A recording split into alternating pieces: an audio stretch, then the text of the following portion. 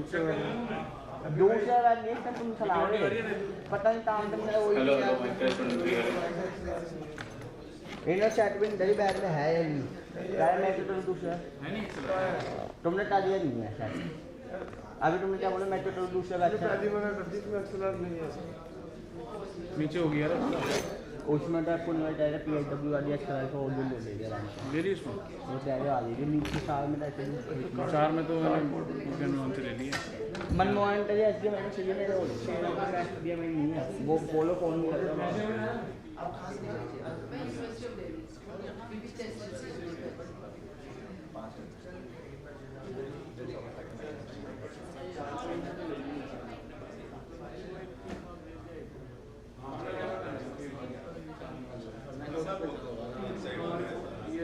अपनी कॉपी में तो नहीं आई ना ये इनके पास में यहाँ से ठीक है जो उन्होंने एक्सचेंज किया वो इंडियन काउंटर पार्ट है वो का कस्टडियन कौन रहा है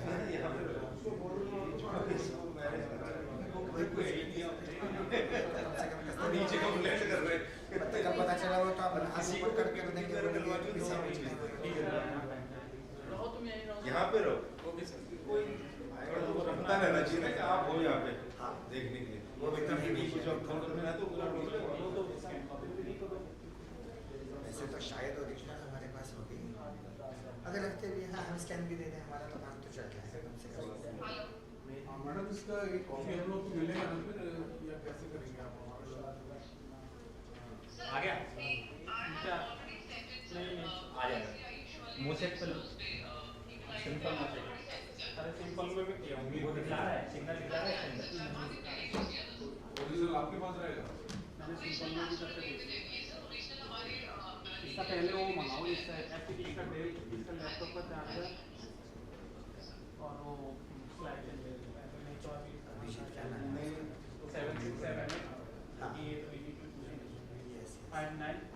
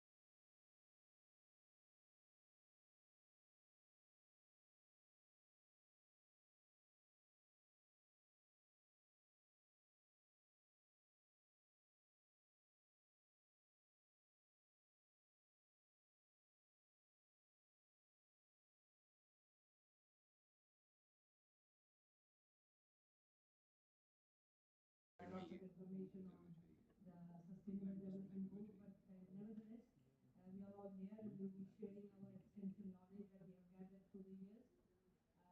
hello Today's topic is moving PPT towards भी शेयर होना है sustainable development goal 3. नहीं नहीं ऑनलाइन है Now, how traditional systems of medicine can जो help us डिस्प्ले to होगा webcast Hello? move towards that How are goal, you? achieving the goal in 2030. That's the time frame given by United Nations. Now, what was the idea and how did we get to this? I have a few slides for that. Audio input ठीक है कर दिया This was actually done by United Nations. It's an international organization okay, founded in done. 1945, post Second World War, and there were 51 countries initially for maintaining international peace and security, promoting better living standards and human rights, developing friendly relations among nations, and for social progress. हाँ वो तो कर दिया मैंने audio में पता India नहीं was a चलेगा founding, India is a founding member, having signed the UN Charter in San Francisco on 26 June 1946. नहीं Currently, जाने there में are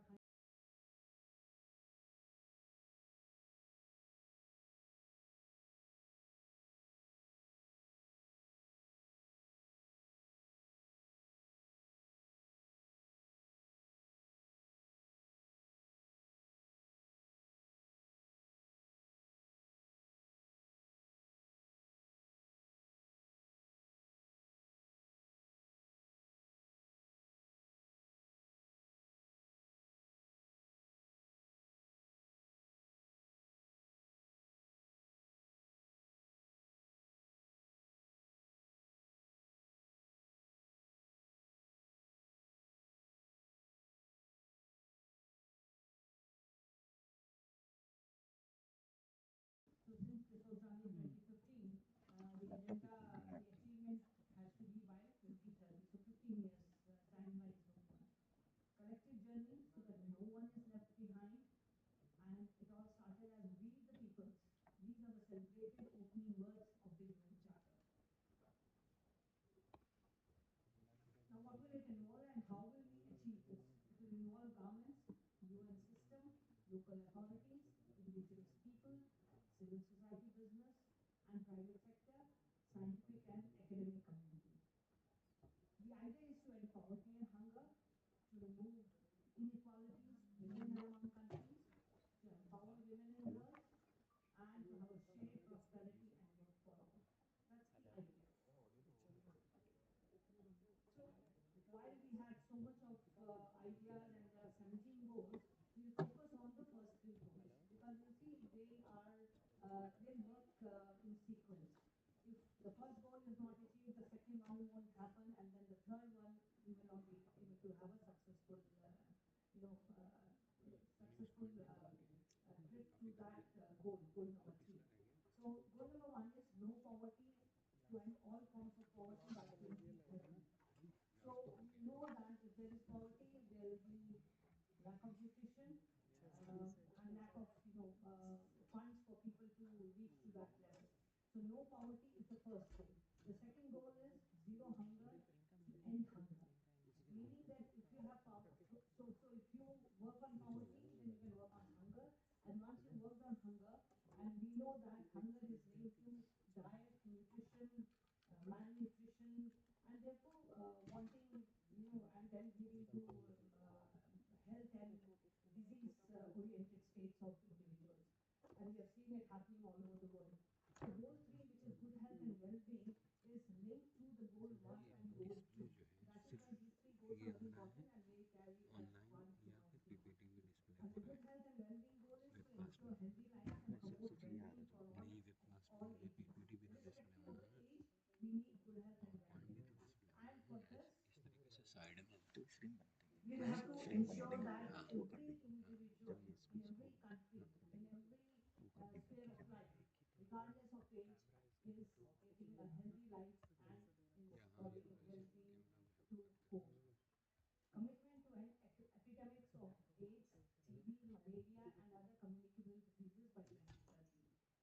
Aims to achieve universal health coverage and provide access to safe and effective medicine and vaccines for all. Now, these are all agendas to achieve that goal. Reduce maternal and child mortality, promote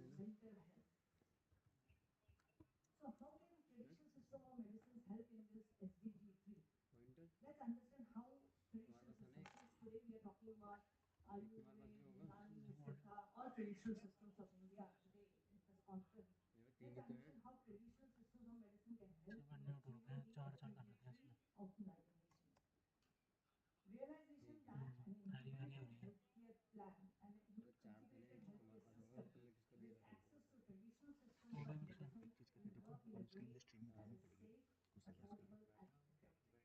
So I think that realization has come very soon, rather not late, and that understanding has led to that the traditional systems of medicine should be a part of this SDG Goal 3. All traditional systems offer a holistic approach, which is Ayurveda, Unani, Siddha. If you look at the principles that we follow, there is a holistic approach. Integrated healthcare will address all disparities and provide a more personalized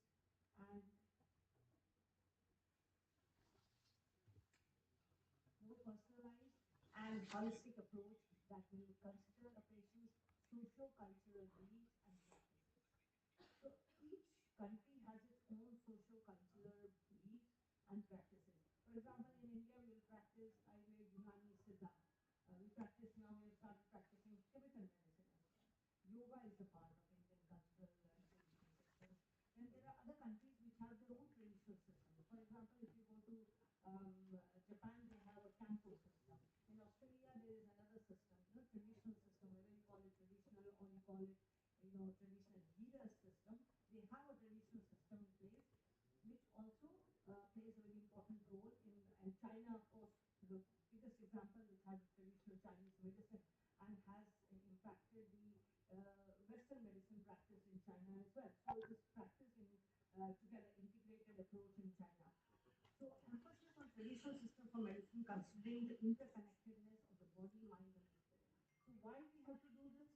Because you see, if a person is healthy by mind, would think in the right direction.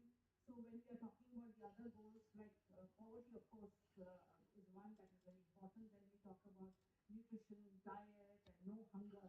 So all these are linked. If the person is healthy in body, mind, and spirit, will think in a healthy way and will be able to, get to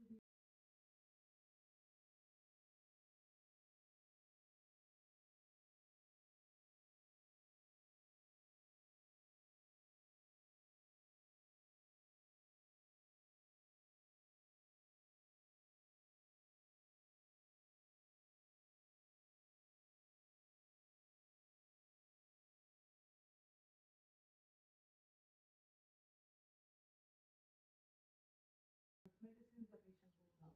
But now, everyday realization has happened with physicians, with people in healthcare system, that they are talking about holistic approach. You are spending time with your patient, talking about what's your diet like, what's your lifestyle like, what's your family history. So I nearly spend about 30 to 40 minutes with my patients every day. Whether it's 3 or 4 or 10 patients, I would like to spend that 30 minutes. So it's very important that we understand that there is something that we have to live in harmony with the universe, whether the patient is living in harmony with the universe or not. And I think a couple of years ago, there was this circadian rhythm, and a Nobel Prize was given for that, biological clock. So therefore, it is very important that we realize the importance of these factors that are considered in traditional systems of medicine. I mean, modern medicine, of course, has picked up very fast because of the technology, and that advantage it does have. But then the traditional systems, though we are talking about traditional methods, traditional systems, or we are talking about biological clock, there's nothing traditional about biological clock. It's something that one must understand, that I have to live with the circadian rhythm. Now that is a very important aspect. This integration will help to achieve the SDG 3 commitment. And I think there could be many other factors. One another important important point that comes to my mind right now is, which I think I have just on writing in the slide, is the traditional systems of medicine getting into evidence-based space. So there is a lot of clinical study happening, because everybody is asking, what is the evidence that this works? Where is the research that this works? So I think we have gone into that space as well, and there are huge number of trials that have happened in the last 50 years. While traditional system of medicine do have a long history of use, And that's how they are registered and licensed in other countries because they respect the long-standing history of use of the medicine. But leaving that apart, many research, clinical research, all these things have happened in the last couple of years. And I think we also will fit into that evidence-based space that we are talking about today. So to prove to the scientific world, you don't have to prove, but definitely people do ask what is the evidence. So we have that aspect also covered in traditional system of medicine now. So therefore, I think it would be great if we can, incorporate and integrate these traditional systems to achieve the SDG 3 of the United Nations. Thank you very much.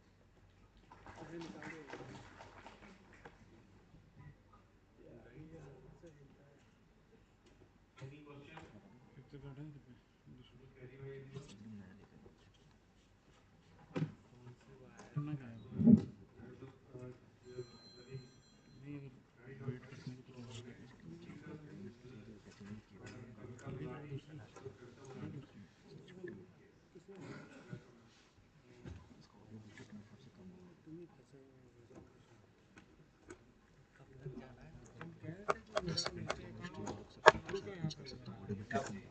कहते मेरी duty नीचे लगी registration पे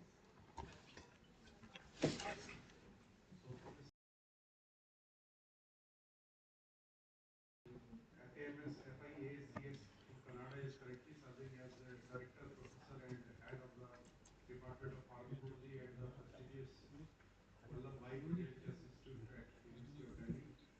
Mr. Gulati is also the Nodal Officer of the MRUH, DPCI and Coordinator of the Adverse Drug Reaction Monitoring Center and Medical Devices Monitoring Center of the Ministry of Health and Family Welfare. During the course of her illustrious academic career, spanning of the over 30 years, she has made significant contributions to teaching and research in basic and clinical pharmacology and toxicology at undergraduate, postgraduate and doctorate levels in reputed universities, institutions in India and outside of Bharat. She was honored with several national awards. The correcting area of the special her correcting area of special is in integration of traditions and modern medical concepts of rationalization of drug therapy in respiratory disorders. She is life member of several professional bodies, societies relating to the pharmacology and direct medicine. She is an expert member at different institutions and government organizations globally. She has published over 200 publications extensively in national and international journals and co-authored several chapters in reference and textbooks of some pharmacology and co-editor of four pharmacology books. Welcome, ma'am. Thank you, sir. I would just like to do so. At the onset, I thank for the kind introduction to the speakers and I thank the organizers for giving me the opportunity to share my experience about integrating Unani medicine with modern medicine for sustainable management of drug-induced liver injury. So, like Dr. Deepika has mentioned, that it is the traditional system is serving most of the population in the developing countries, but we need to validate so that it also comes in the main healthcare system. So we have worked on the validation of the Unani medicines, and I will be discussing in specific reference to drug-induced liver injury. How to move? Which side? Right side. Right, yes. मैं तो पिछले 3 सालों से देख रहा हूँ साहब वो वर्क नहीं करता। क्या आप ये फैसिलिटी दे सकते हैं? मैं अपना कंप्यूटर लाया हूँ कि घर पे रख के डाइस पे हैं तो फिर आप ये देखिए ये प्रॉब्लम होता है। मैं आपसे कह रहा था सारा टाइम तो उसमें चल जाएगा, उसमें 12 से कम लेक्चर कर देंगे ये तरीका सही नहीं है। सब 2 साल पहले विज्ञान में मैंने ये बात रखी पिछले Next slide. अब वो आप करेंगे जाति की बात है किसी हाल में नहीं है। 6 नंबर में है ये facility.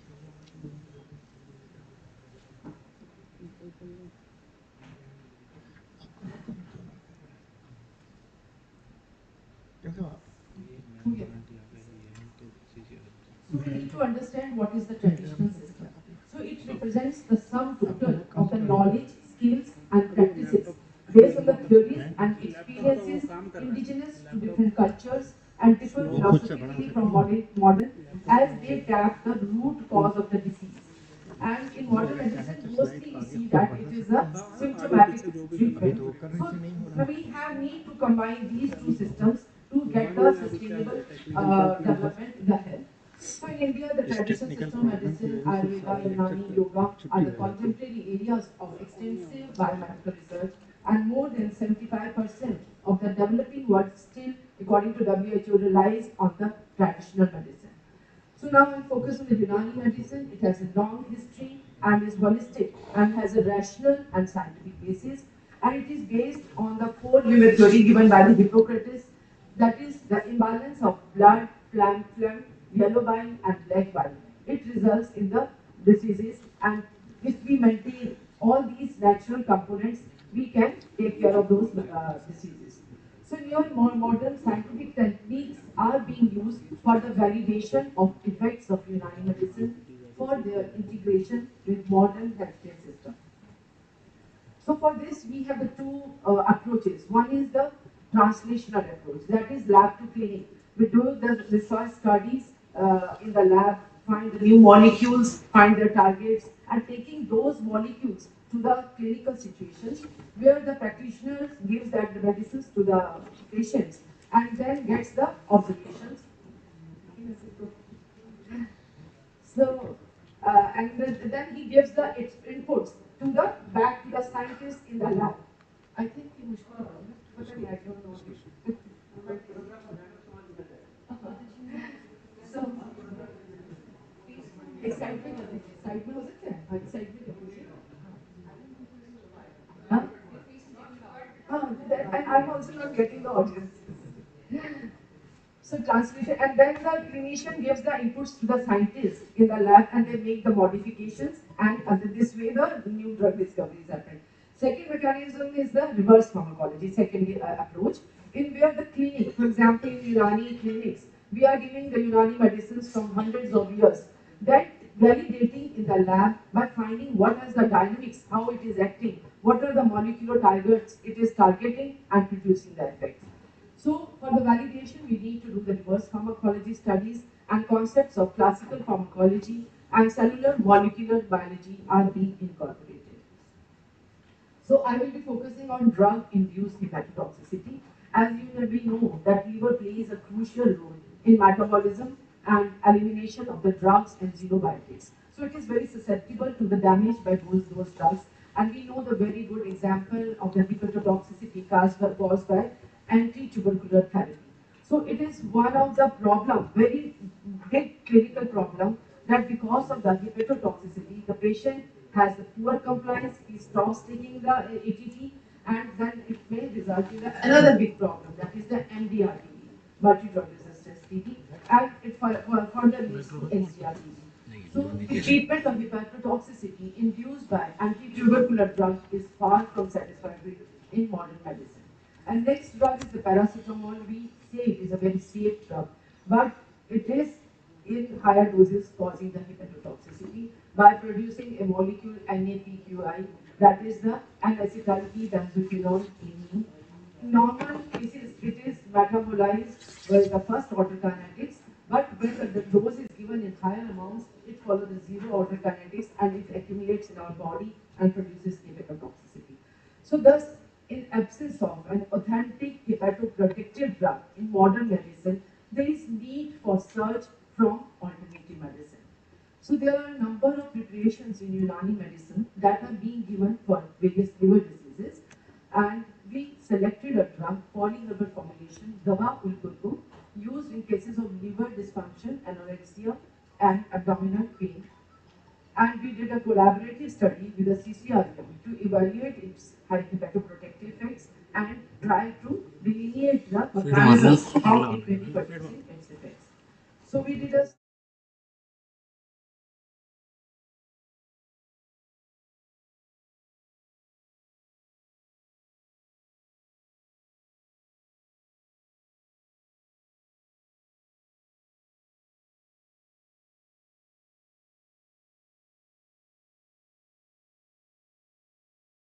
assessing the humoral immunity and cell-mediated immunity by measuring various immunoglobulin levels and cell-mediated immunity by delayed type hypersensitivity and cytokines levels which are specific to inflammation and Th1 helper cells and the Th2 cells.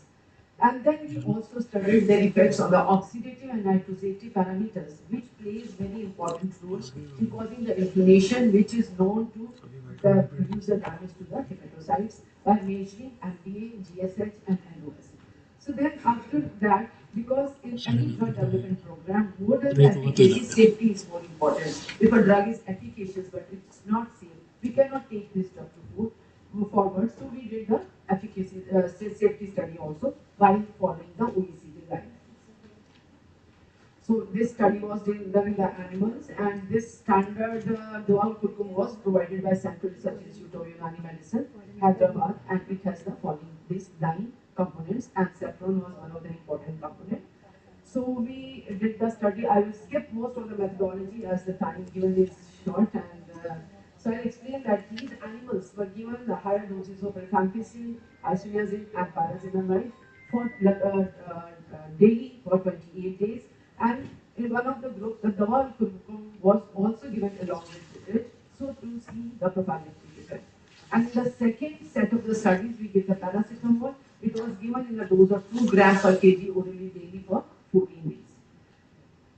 So after 24 hours of the last administration, all the animals were sacrificed, blood was collected for doing all these estimations, and all the indices of liver function tests, that is AFT, ALP, AST, bilirubin, proteins, and the body weight of the animals and liver index all were measured.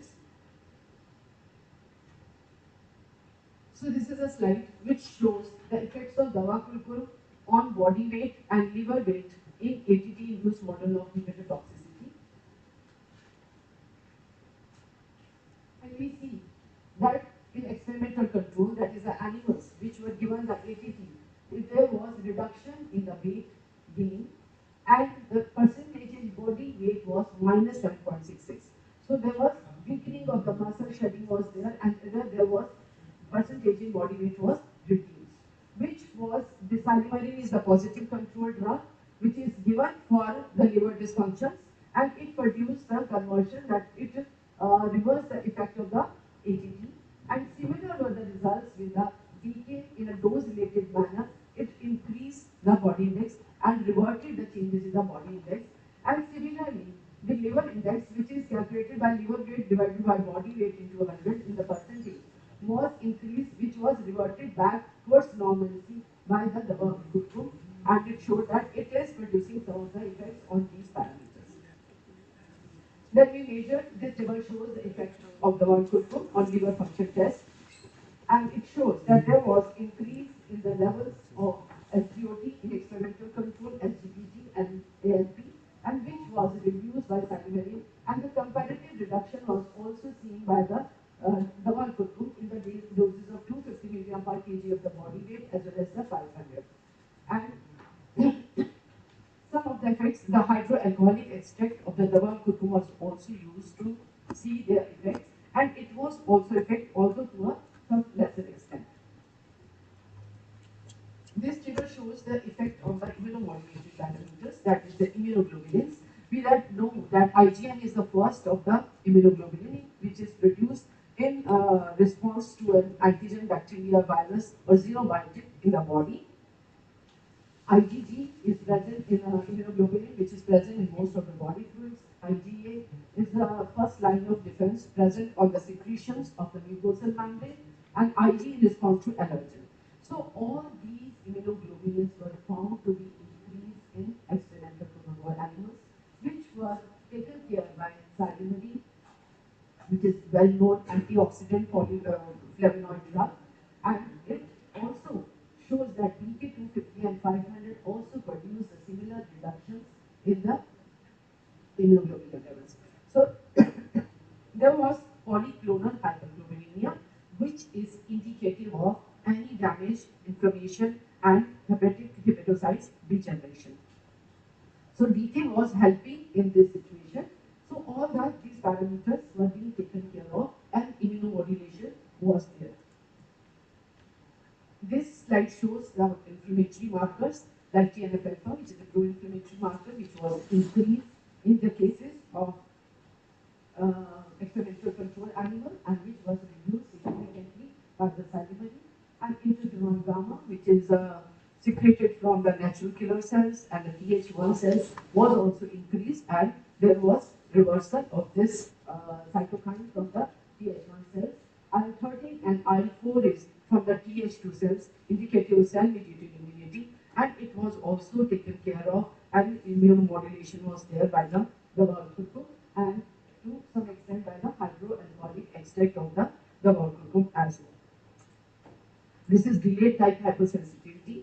It shows the cell-mediated immune response, mainly immunoglobulins. You know that is indicative of the humoral immunity, and the cell-mediated immunity was shown by the delayed type hypersensitivity response, in which the animals were given the KLH, which antigen producing agent, to the animals, and after 14 days they were given the challenge with that drug. In the rat paw, one of the paw, it was injected KLH after the 14 days, and after 24 hours the swelling in the foot was measured. So that was calculated, the percentage increase in the paw in which the antigen challenge is given versus the group in which the control placebo normal saline was given. So it was compared and showed that there was reduction in the delayed type hypersensitivity response, which was reverted or attenuated by salivary and higher dose of Bhawan and a higher dose of hydroalcoholic extract of Bhawan as well. So this slide shows the effect of the oxidative and nitrosative parameter. As we know that oxidative radicals and nitrosative radicals, they play a very important role in critical balance of the oxidative stress. So whenever there is an imbalance between the two, it results in the pathogenesis, like osteoarthritis or the liver dysfunction or something. So we measured both the nitrosative as well as the oxidative parameters, and we see that NOx, because nitric oxide has a very short life of 5 seconds, we measured the stable metabolites of nitric oxide, and we see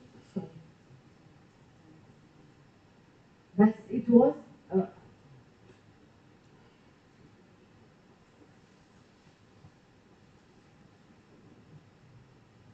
increased, and because there is induction of the inducible nitric oxide synthase enzyme, which causes the extra synthesis of nitric oxide, and there is increase in the metabolites of nitric oxide.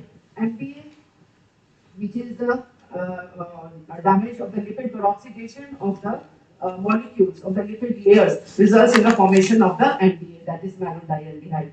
So these levels were also increased in the experimental control animal when the this hepatotoxicity drug-induced liver injury was there.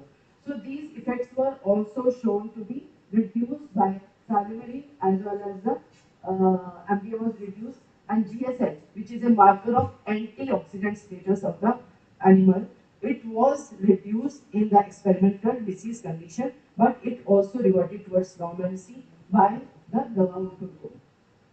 Although it was effect was observed in the higher dose only. So it was effective because the oxidative nitrosative parameters are the last one to be raised, the basic which were causing the disease. Then this situation was further confirmed by the histopathological studies, and it shows that group 1 is a control in the animals which were given the normal saline, second is the silymarin. And in the silymarin there was the degeneration of the hepatocytes, and which was reduced by the silymarin as well as the 2 doses of the Bhawan, and there was hepatic tissue showed fairly preserved globular architectures. So I think I will skip the results with the parameters of paracetamol. With paracetamol model also, the Bhawan was found to be effective in causing, in reverting the changes of the liver enzymes and liver functions induced by the ATT or the paracetamol.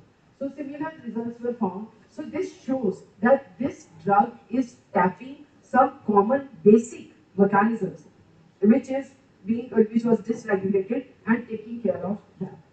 So SGOT, SGPT levels, immunoglobulins, the markers of inflammation were also taken care of in this model also. This confirmed that Dawal Kurkum is effective in any kind of drug-induced liver injury as it was effective in reverting the changes produced by paracetamol as well as ATT. And most probably, subchronic toxicity studies, I won't go in the details of the OECD guidelines for 408, but we continuously gave the drug for the 90 days, more than the drug which is given in the Unani clinic from the patients. So the dose was calculated, higher dose was calculated, and it was given daily for 90 days. And it was found that this drug did not produce any changes in the SGOT, SGPT, or did not alter the body weight of the animals. So it was found to be because initially we did a limit test. Limit test we do 2000 milligram per kg of the dose, and if the animal survives, we go for the subchronic toxicity studies for 90 days. So all the parameters were found to be normal and comparable with the control. So the histopathology of the heart, ovaries, spleen, stomach, so all the vital organ was similar in the two groups, which were given normal saline for 90 days or the dawa ulkunkum or the hydroalcoholic extract of the drug. So histopathological examination again confirmed the safety of these drugs. So we can summarize that the research showed that dawa ulkunkum significantly reversed changes in body weight, liver index, and all the liver function parameters. And administration of the Dawal significantly reverted the immunoglobulins and cytokine levels, that is a marker of inflammation. It also raised, had a protective effect against raised levels of reactive oxygen and nitrogen species. And histopathological examination confirmed all the above changes and the changes in the oxidative parameters and all the parameters. So thus the results showed that it is effective as a hepatoprotective agent during ATT and paracetamol-induced liver injury in rats. And the 90 days subchronic toxicity study in rats also showed that it is effective in the 500 milligram given in for the long duration. So it also indicated that it is safe in these doses in the long-term administration. So we can conclude that it is found to be effective against all the microscopic, macroscopic, and biochemical parameters of drug-induced lung injury, thus validated its hepatoprotective effect using modern scientific methodology and thus using the modern scientific parameters. And the protective effect may be mediated through immunomodulation, that is a cell-mediated immunity, and humoral immunity, where the liver plays a very important role, and maintenance of the oxidant antioxidant homeostatic balance. The subchronic toxicity showed the safety of the drug. So such translational studies where we create the evidence using the reverse pharmacology approach could help in integrating traditional and modern medicinal concepts for the sustainable management of drug-induced liver injury, where in the modern medicine we are great need of such drugs. So with this, I show the publications out of this work we have done. So I thank the Ministry of Ayush and the Center Council for Research in Unani Medicine for the collaborating in this research project and funding this project. CRAUM Hyderabad for providing the standardized Dawal Kurkum. Professor A. who was the co-investigator in this project. Professor Rajkumar, who is the director of the Institute of Vigyan Institute in the University of Delhi. And Dr. Muhammad Rafi Reshi, who did PhD on this topic. So I'm thankful to all of them. Thank you so much. Yes. Yes.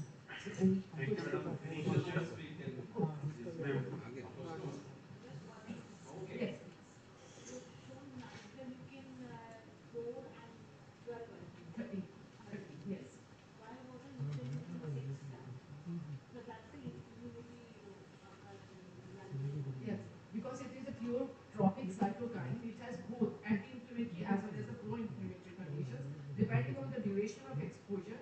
So India could have also be done because already in the aims and objective we tackled all the things like reduced glutathione mediator, so which is a antioxidant. So we have maintained a balance between measuring the oxidative, but that could also be done. Actually, some of the other experiments we have done IL-8 also. So some of there are many other cytokines which can be done. Okay, yes.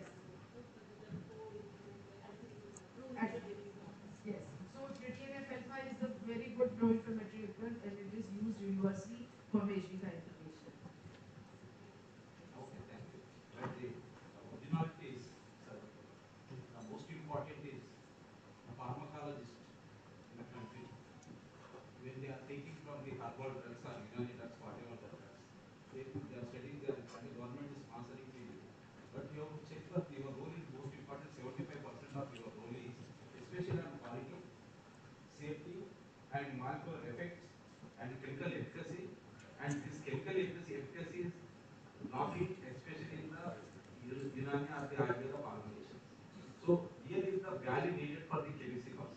Yes, yes, very true. And this is this scientific evidence data of Prime Minister expecting from the NIH. Yes, yes. So this is message I want by combined by both are the pharmacologists.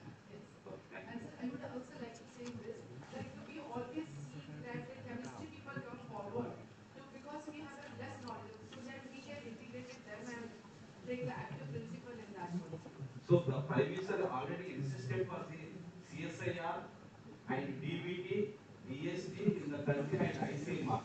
These people are having the lot of infrastructure for the which value needed for the IMC itself. So director is doctors are not coming. Doctors is having the only for the clinical and that so that our Prime Minister Narendra Modi is insisting to teach both the department to go people where they are working the doctors. That is the role and responsibility of CSIR, DST and DVT and ICMR. So this is going on. Thank you, sir. Thank you. Next speaker is Dr. Manish Pandey. Welcome. Dr. Manish Pandey currently serves as the Director and Head of the Project Analysis and Documentation Division at Quality Council of India, which is an independent autonomous body set up by the Government of India. He is a sustainable practitioner in leadership roles for over the 2 decades. Dr. Pandey has been the first chair of the multilateral NPIC movement network of the UN access. Dr. Pandey holds doctorate from the Indian Council of Forestry Research and Education. Furthermore, he has authored numerous studies and research papers in peer-reviewed journals, including the UNCTAD research papers on India's landscape concerning voluntary standards at QCI. Okay, then, please go ahead. Right. Let me first thank the Ministry of Biosphère for the council for this presentation. My presentation is, kind of a reflection of what we do as the Quality Council, and we are speaking about conformity assessment for strengthening the Unani system. Now, for us, if we talk about international systems, the international systems are available, be it product, be it process, and be it personnel. And if you see, there are examples of various categories. The categories could be food, could be pharma, could be automotive, or anything. That in each sector, we see that the conformity assessment can be done either through certification, through inspections or testing. And since this is the structure that we have, the country also has a matching structure where we have these 4 or 5 pillars, which is which will tell you that the country has the national standards body, which is the BIS.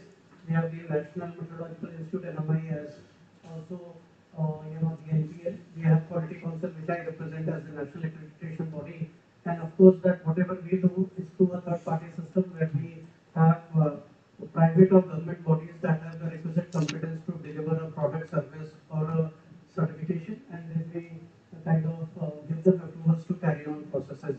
The last pillar is the government.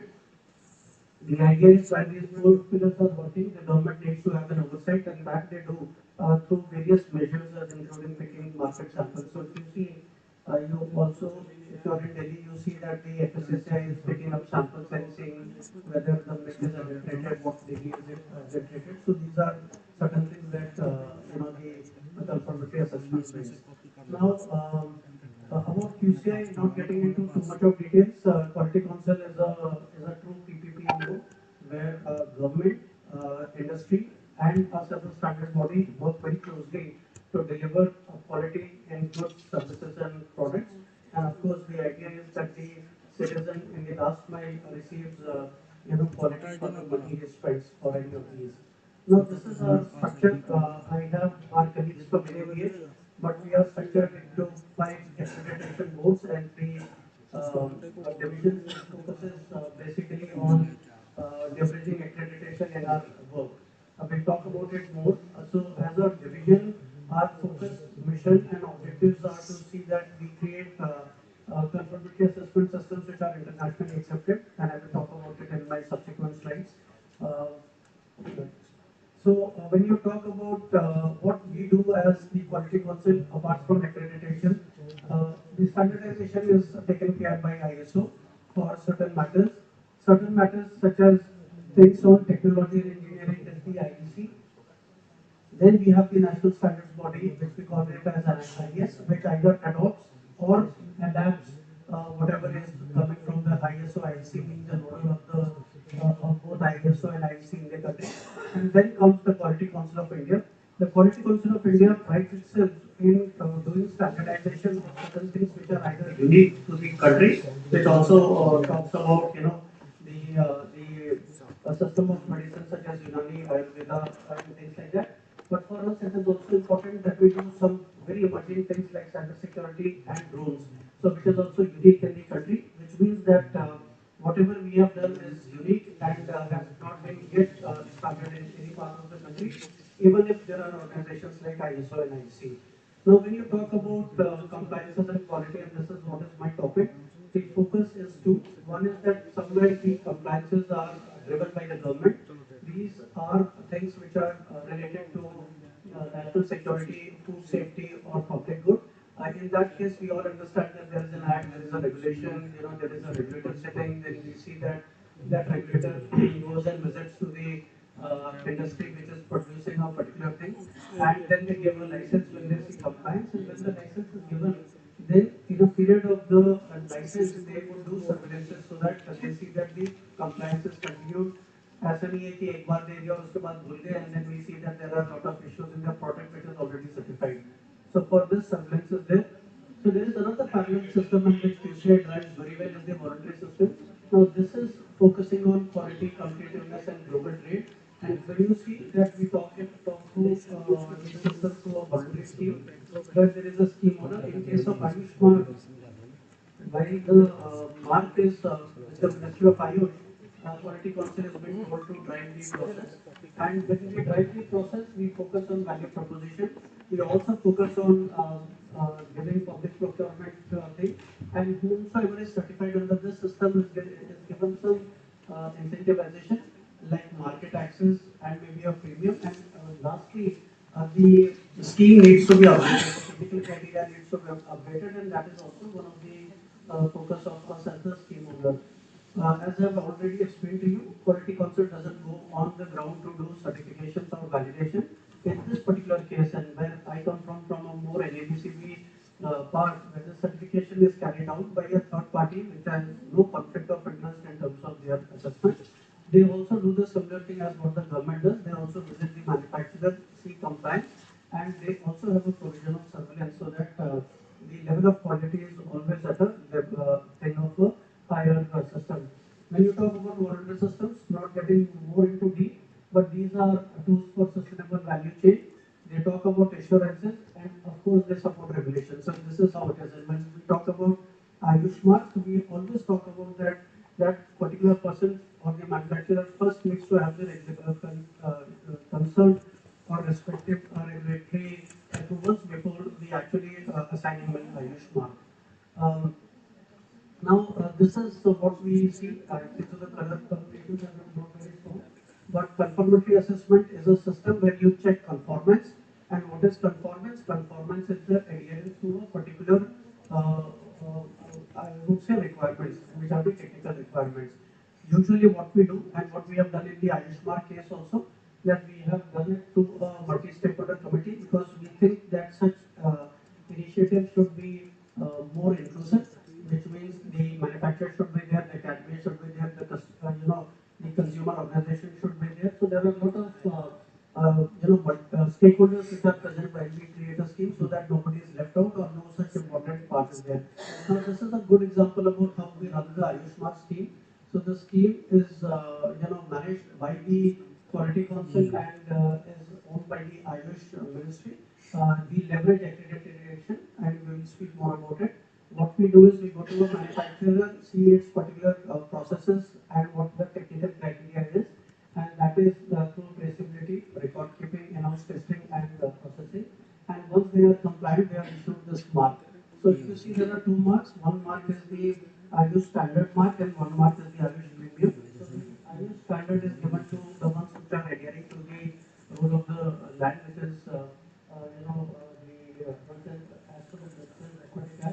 premium is over to that, which means also that they are compliant to WHO GMP. So this is what we do, and this also is for Unani system. So when we talk about Unani system, this also we have seen our earlier speakers talking about integration, not only local but also global integration, and we also want to drive synergies between the contemporary system versus the traditional system. The benefits I don't have to speak, you all are come from that background. But the point about having a certification system in place would drive not only standardization, regulatory compliance, it would also involve enhancement of research and development, and at the end of the day, it is the consumer that would trust the system when he wants to opt for a particular kind of a healthcare. So this is what we also do, is that we focus on sourcing. We talk about cultivation because everything mostly is plant-based. I understand that there are also animal-based components in it. We talk about R&D, we talk about manufacturing, and this is what we do. We talk about consistency, compliance, and consumer confidence, because ultimately quality is all about confidence that the consumer would want before he wants to use. The current scenario, I'm not going to get into this, but the scheme that we run has these components, which is one certification criteria or the technical requirement for the manufacturers to follow. The third-party systems talk about a process where they have to be first approved and then they go to the manufacturer's facility. We leverage accreditation, which means the ones who are going to come to the manufacturer's facility need to be accredited. And of course, there is a governing structure where there are roles and responsibility defined of each, including the Ministry of Ayush. It could be the regulator, it could be the quality council, it could also be NABH, and of course, the assessment bodies will do it. So these are two marks, as I just explained to you. We are talking of a higher standard mark and a premium mark, and very clearly we are telling about what is that what we check in that, and once we check and they are found compliant, then they are awarded this mark. And these marks are product can be applied on the product, and therefore they are also called as the product certification scheme.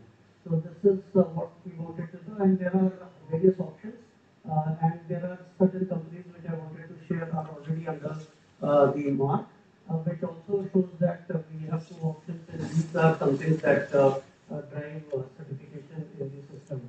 There are two bodies which do the certification for us. One is the IIT class and another is the external, and they are taking the accreditation of NABCB. NABCB is one of our accreditation board that stands for National Board for National Accreditation Board for Certification Bodies, and they not only do IELTS but also do a lot of certification. When I talk about benefits of accreditation, the only one thing which I want to say in one word is trust. Trust to the regulators, trust to the government, trust to the consumers, and trust to the manufacturers that they are practicing quality in their production system. This is last 2-3 slides. When you talk about traceability and when you talk about the IU systems, the raw materials are something which needs to be focused clearly. And in this also we do two kinds of certification. One is that when the medicinal plants are cultivated, we have one standard, and when they are collected from the forest or wild, we have another. So it is called the GAP and GFCQ certification. And this is all about quality. This is again things which I have told. The focus is on traceability and on the product being free of contaminants. And of course, this also has two levels. You can certify your raw materials to a certain standard, but you can also go to the level 2 certification, which talks about the API content, which also would give you a good price when you are talking to your client. I'm not going into this, so this is the part of technical criteria. And these are two, again, marks which have been already trademarked under the Indian Patent Act, where only the persons who are certified can put those marks on their products. So the upper one is something to do with good agriculture practices, and the below one is to the products that may come from the forest. Last two slides. So as accreditation, we are key-based. Out of the 120 countries, we stand at number 5. We continue to have this position, but somehow we want to now go to number 3 and eventually number 1. These are some of our international interventions where we have developed an entire system for the SAARC countries. We have a MOUs with Mexico, Brazil, and others in terms of our certification. We have done a full report for the United Nations conference consolidated development, which is altered, which is referred widely. So this is what we are doing. The last slide is this. So we only don't do Ayush or traditional formulations, but we also do drone certification for the civil aviation ministry. We also do cyber security. We also do Ministry of Ayush Mark data code. We cater to government. We also cater to industry association. It is not that the QCI will only look for and work for the government. If an industry association has a problem, we can tie up with them to make a scheme. We have also done quite a bit of international projects. These are our affiliations with a lot of UN and international bodies.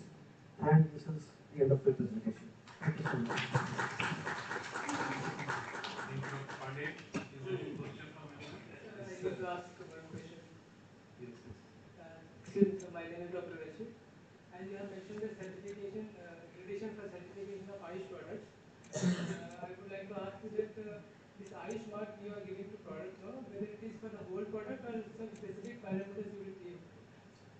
The way it is designed, when I talk about the technical criteria, it talks about the whole product, and it is not only through a process that we check, but also we check the product during the formulation and when it goes to the market.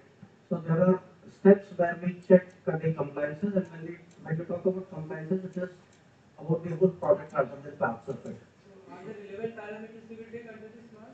Sorry? Any specific parameters you will take, or all the parameters relevant to the product you will take? We will take all the parameters that are relevant to the product. And that is why when I talk about the certification body who does it, so we will have people who come from the background who understand the entire formulation methodology of that particular product and makes checks on those issues before they actually give the statement of compliance. Okay, thanks so much. As a institute director of the quality QCA, and the government is expecting from this department, especially for the Ayush mark when it's starting in Gujarat.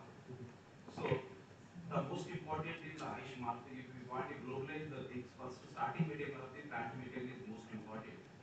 So in your consider when you are giving the certificate to any Ayush formulation in the country, because you want from the this Ayush product or the quality. When you are giving the certificate, the expect to the people is the it is a quality. So you have to check from the starting from the plant material to the phytochemistry and pharmacognosy, whatever the physicochemical parameters, along with the pharmacology,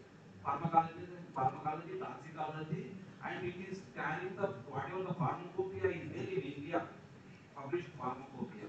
So this full data is expected from the government of India, from the QCA. When you are talking, whenever you are talking the Ayush mark and Ayush mark is nothing but the collective effort of these people, doctors and administrations and the scientific community. So this is my. Right, sir. So you are right. So the second part of the presentation was on the quality of raw material. So there is a certification which is called voluntary certification scheme for medicinal plant use. It is under the National Medicinal Plant Board, and Drugs and Cosmetic Act somewhere Article 157 talks about raw material traceability and its inclusion into the Ayush mark system. So you are right. It has been taken care. And if there are more comments, she is our expert, Madam Deepika Unani. She can brief you more. You have been great. So if it is an Ayurvedic product, Ayurvedic product, then it has to comply with all the API parameters plus their parameters. So already taken care. The thing most important because audience has to know. When I am sitting for the NBA, National Biodiversity as expert member, I am sitting in the NIPER, I am sitting in the Ayush.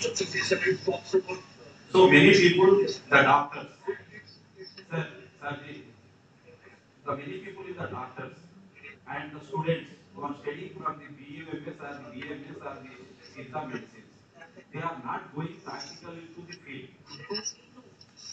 And many people don't know, and we are depending on the suppliers.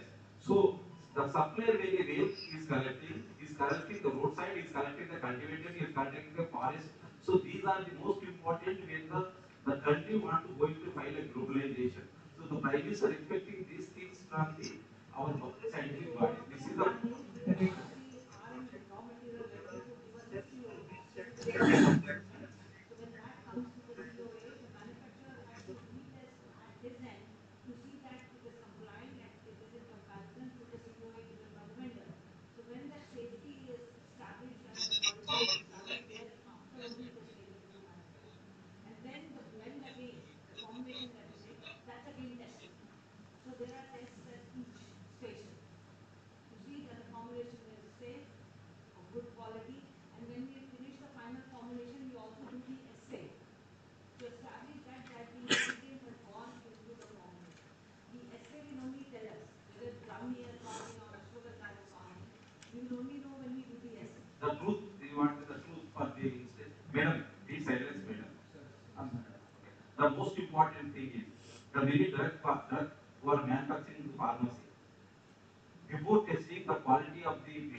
correct or not, nobody is checking.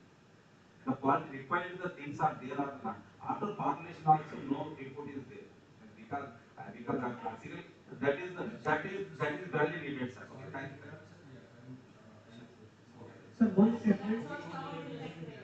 Sir, one statement what madam says was the process under the factory. There is another check which is there where market samples are picked so that we don't see something which is there and something which is going to the market.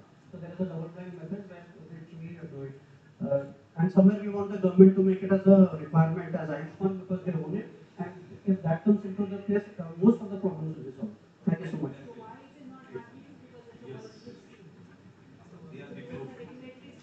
Dr. Nandya, we will discuss the issue in the tea time at lunch time also, okay? Because already we are very, very late. So maybe our next speaker, Dr. Kashifa Parit is there, yeah?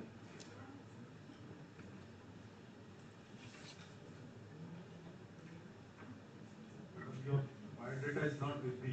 I don't have a bad data.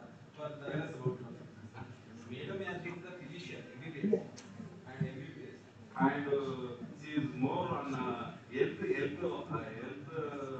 that is whatever the health related aspect for the hospital. She is doing a very outstanding contribution for the interest of the society. That's the best thing. Dr. Manish Pandey is because going for a meeting in the ministry. So before going, we wanted to honor him.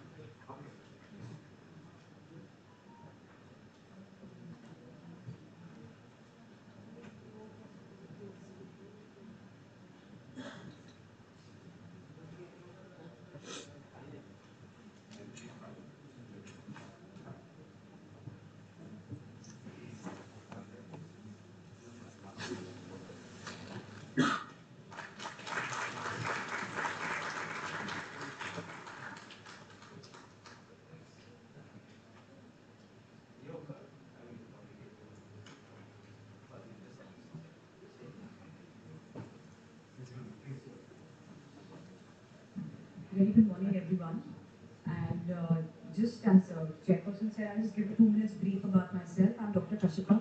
I'm a Deputy Director at NABH, and I've been working in NABH for the last 12 years and have been part of various projects. And by qualification, I'm a medical doctor at NABH, and my post-graduation is in public health and in hospital administration as well from All India Institute of Medical Sciences, and MBBS is from Lady Harding Medical College. And for the last 12 years, I've been handling hospital accreditation, the SHCO program, and the full accreditation of the modern system of medicine.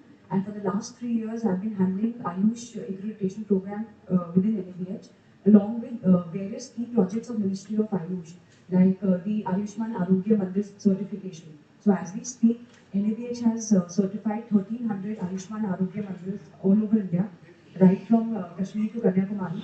And these Arogya Mandirs are located only in the rural area. There are 12,500 villages in the country.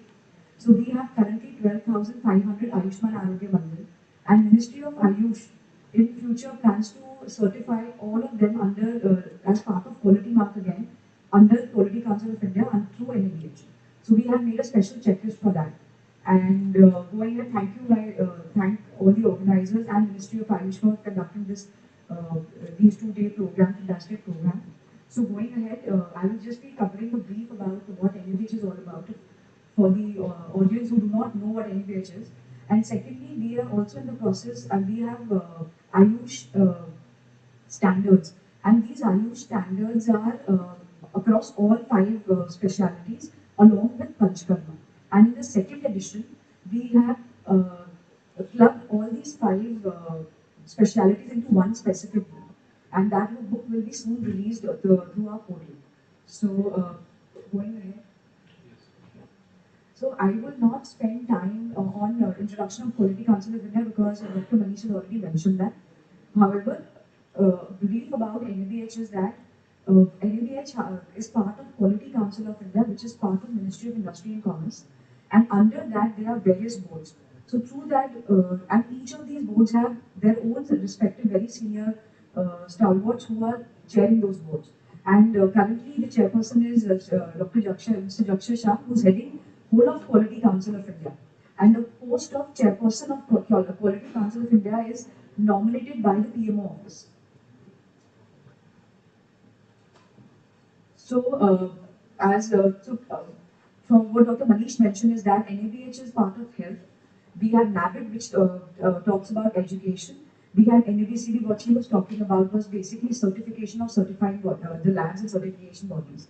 So NABH was conceptualized in 2005.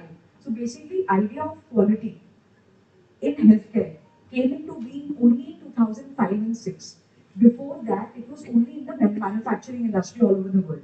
And only in US and Australia and Canada, we had the concept of quality in healthcare delivery systems. That was way back 30 years or 40 years back. But in India, we are only 18 to 19 years old. So, and here the whole process of healthcare delivery system, as we understand, we are all medical professionals. We are only taught about how to treat the patient, prescribe the medicine, and only talk about the prognosis, and that's it. Whereas healthcare quality system does not only talk about what the doctor has to prescribe, they also talk about the system and the area under and the environment in which they are providing the service. So that is important, right? If you do not have a good clinic, if you do not have a proper calibration of your equipment, like BP apparatus is not well calibrated, the blood sugar monitor is not well calibrated. So even if you are a best doctor and giving the correct medicines, but because your readings are not correct, your lab reports are not correct, you will not be able to provide correct medicine. So keeping all that spectrum and spectrum of healthcare, this concept of quality in healthcare was envisaged in 2005 and 6. So in 2005 and 6, only we spoke about quality in the modern system of medicine. And then later we introduced the quality in Ayush system of medicine as well. So here, this is the overall secretariat that we have. We have accreditation committee, we have technical committee within NABH. So accreditation committee accredits the hospital. The technical committee drafts the standards. So unlike the other boards of Quality Council of India, we have our own standards in the country. And we are also present in 8 other countries. So we have our own standards. We assess the hospitals and the healthcare organizations against our own standards that we draw. So, as a brief mission and vision of NABH is basically to become the apex body healthcare organization in the country. However, we have presence in more than 14 countries. 8 we already have certified, but we already talks of in more than 6 countries now, as I shared that news with you. So, besides accreditation, NABH also has international recognition. So, the way we are an accreditation body, NABH is also accredited by the ISQA. ISQA is a world body which accredits the accreditation body out in the world. So, currently we are accredited as the organization. We are also accredited our 6th edition allopathy medicines, allopathy standards, and in future, in next 1 to 2 years, we also plan to get our Ayush standards also accredited by ISQA. So ISQA accredits the standards and it also accredits the organization. This is our certificate which is valid, and we are, so that means as an organization, our quality systems are also in place because we are also answerable to ISQA. And we are also undergo the complete assessment. So, I don't know how many of you actually know about NABH, so I just thought of putting 2 to 3 slides that what overall activities we do. One is accreditation. Now, this accreditation is not only limited to the Indian system of medicine or the modern system of medicine. We have other aspects also. We have dental, we have MIS. The MIS is radiological services. Then we have MLP program, which is for the labs. So, besides these accreditation certification, we have certification programs as well. We have training programs. And then we have empanelments. And we do various projects, as I mentioned, as and when the various ministries approach, we do various programs. So like Ministry of Ayush, Ayushman Arogya Mandir. Then we are also in talks with Ministry of Social Justice and Empowerment, where we have to certify 600 to 700 drug de-addiction centers in the country. So anything which is related to health and their certification and the maintenance of quality, NABH works in tandem with Ministry of Ayush, Ministry of Health and Family Welfare, and other various ministries as well. So, this overall activities of Ayush standards were very recently launched. So Ayush standards, the Indian system of medicine was launched in 2009. And we, after 2009, we had full accreditation standards. So on the request of Ministry of Ayush, we developed entry-level standards under the prerogative of Ayush standards only. So there's a difference, which in my subsequent slides I will cover. So NABH accreditation gives the healthcare organization a stronger foothold. And as we speak, and my previous speaker also mentioned, the overall role of accreditation or any certification is basically to build about the trust, to bring about patient safety, and also some sort of validation. In every food and every gold that we buy, we look for a uh, hallmark as a mark on gold.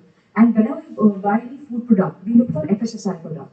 So similarly, for any healthcare organization that you enter, NABH tends to be right now touching more than 20,000 healthcare organizations in the country, which have either NABH mark as part of their entry level certification, or they are empaneled with us, or they are part of full accreditation. So the role of any accreditation or certification is basically to bring about the trust in the society. So to ensure why Ayush programs were launched was basically to ensure quality and brand building, and obviously to strengthen the Ayush systems. So this slide is little important, which I want to spend one more minute on this. So it is not just overall Ayush standards. So under the green category, you may see that we have yoga and naturopathy, we have Ayurveda, we have Unani, you have Siddha. So these are our first edition standards, and now we have only very recently, as 6 months old, we have clubbed all these standards in one common book. Earlier we had 6 separate books, but now we have clubbed these standards, similar standards, in in one common group, and along with that we also have Panchkarma clinic standards. We have entry-level Ayush standards, and these Ayush standards are catering both to the hospitals as well as the centers. So when it comes to the hospitals, the hospital has to have an IPD. The center does not have IPD, there is only catering as an OPD centers. And we have more than 130 uh, Ayush centers in entry-level Ayush, which are basically only having OPD. And we have Ayushman Arogya Mandir scheme going on, and we also have integrated Ayush hospitals. So as per Ministry of Ayush, they have 104 integrated hospitals. So they have given us, so NABH also has been given a task to develop the standards for the integrated hospitals and also certify them. So NABH is already in the process of doing that. So, Ayush consists of all the 5 specialties, and the accreditation program began in 2009. That was a full accreditation. And if you see the first, we have homeopathy, we have Panchkarma, we have Siddha, and the second, third, and fourth column talks about the number of chapters. So, since it's a very detailed program, when we conduct the program on implementation, but just for the knowledge sake for all the healthcare providers here, all these standards have objective elements. Like how you achieve that standard is divided into those categories of objective elements. And under those objective elements, all of these standards are now structured in a very structured manner in these 10 chapters. So all of you are healthcare professionals, and I would just tell you that it appears to be 10 chapters. However, when you go through these individual objective elements, you will realize that as medical practitioners, we are already fulfilling more than 75% of the compliances. Like as simple as that, the first 10 chapters focus on patient compliance. How do we treat the patient when the patient comes to your hospital? जब patient अपने अस्पताल के अंदर आता है तो उसको who attends to that patient, उसको registration देते हैं नहीं देते, patient को OPD में कौन attend करता है, IPD में कितनी देर में attend किया जाता है, कौन सी दवाई दी जाती है. All those aspects in a very structured manner are given in these chapters. Then the last 5 chapters are focusing on the basically systems or your hospital or the organization, that the hospital in which you are working in, the hospital in which the patient comes in, what are the systems? Is the hospital clean? Do you have a mechanism? Is it fire, like just to prevent any fire or any disasters? Is there any fire compliance within the hospital? There are a lot of detailing in that. I'm just giving a very simple brief. So the last 10 column you will see about the 10 chapters that we have. So all of those Ayush standards are very nicely described in these 10 chapters. So all these aspects, Dr. Manish already also mentioned, these components are already covered in all our chapters, which talks about patient care. The first 3-4 chapters talks about patient care. We talk about infrastructure and the facilities. We talk about human resource. Human resource is primarily the doctor who's giving the treatment. Is he qualified enough to give the treatment? उसकी degree है या नहीं है as per the law of the land. Similarly, medication and its procedures. Patients' rights. Continual quality improvement talks about the surveillance mechanism. It is not just that only once you will come, when the NABH comes and you will prepare your hospital as per the exam that day. So what is the mechanism adopted by the hospital to maintain the continual quality improvement and the ethical practices which are followed? So around these aspects, all the 10 chapters are basically envisaged and structured. This are not this. So subsequently, I will just touch upon what are basic aspects which are covered in this accreditation program. However, just for the knowledge, since we are shifting from the first edition to the second edition of Ayush standards, there are certain changes that we have made, and those changes are basically based how those standards are made is. Firstly, after every 5 to 6 years, NABH thinks about revising those standards. And those standards, there's a very structured process that we follow for revision of the standards. We take the feedback. We have more than 300 and institutes, national institutes of Ayush, which are accredited with us. All the senior faculty from those institutes are either part of our accreditation committee or the technical committee. At the same time, when our assessors also go on site for the assessment, so all these feedbacks are taken in last 5 to 6 years based on our objective elements. And also the feedback is taken from the Ministry of Ayush.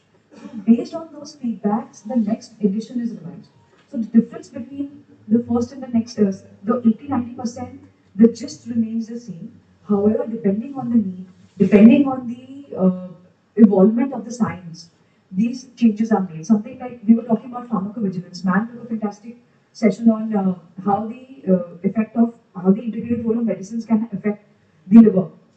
So the role of pharmacovigilance is added in these standards, that the hospitals have to mandatorily report now under the scheme of pharmacovigilance in the modern system of medicine, which is already integrated in a very structured manner.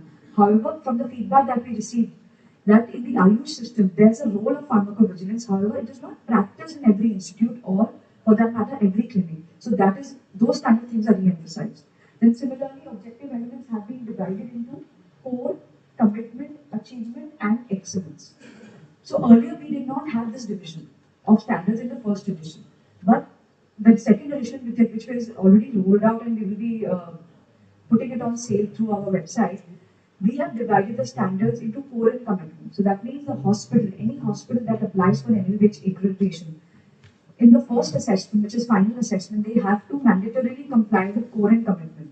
In every assessment, the hospital has to comply with core standards. And there's a percentage of compliance given to them. So for core, there's a percentage of 100%. For commitment, there's a percentage of around 80%, like that. So that calculation is being done. Similarly, the standards which are part of falling under achievement. So achievement standards need compliance when the hospital applies for surveillance, which is the next level of assessment. Similarly, excellence standards. The excellence standards are basically for the compliance when the hospital applies for renewal assessment. So it's a graded manner of assessment now. So it is not just that. So very high tertiary care hospitals which are already into teaching may have something like a research, something like compliance, the green hospital initiatives. All those aspects are part of achievements in the newer standards. Then earlier, our accreditation cycle was only for 3 years, but now it is for 4 years. Then, as per the requirement of Honorable Prime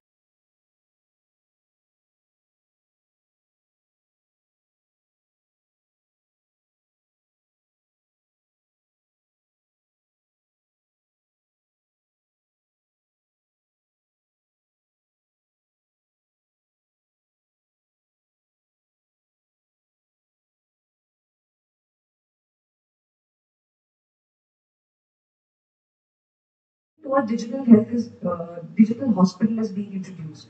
Similarly, we talk about standard treatment guidelines in these newer standards. We talk about Namaste portal. We talk about pharma.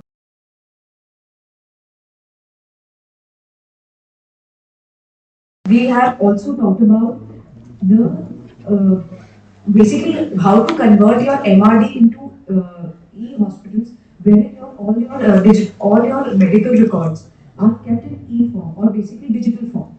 So that aspect is covered in our IMD last chapter. So that way, a lot of changes have been incorporated, but the basic gist of the chapters remains the same, which is the 10 chapters. And these are also same thing like we have removed modular OT as a mandatory requirement. However, and also anesthesia and sedation is also being removed from the current newer standards. We have the role of HIS, role of LIS and lab information system, radiological information system is also being introduced in newer standards.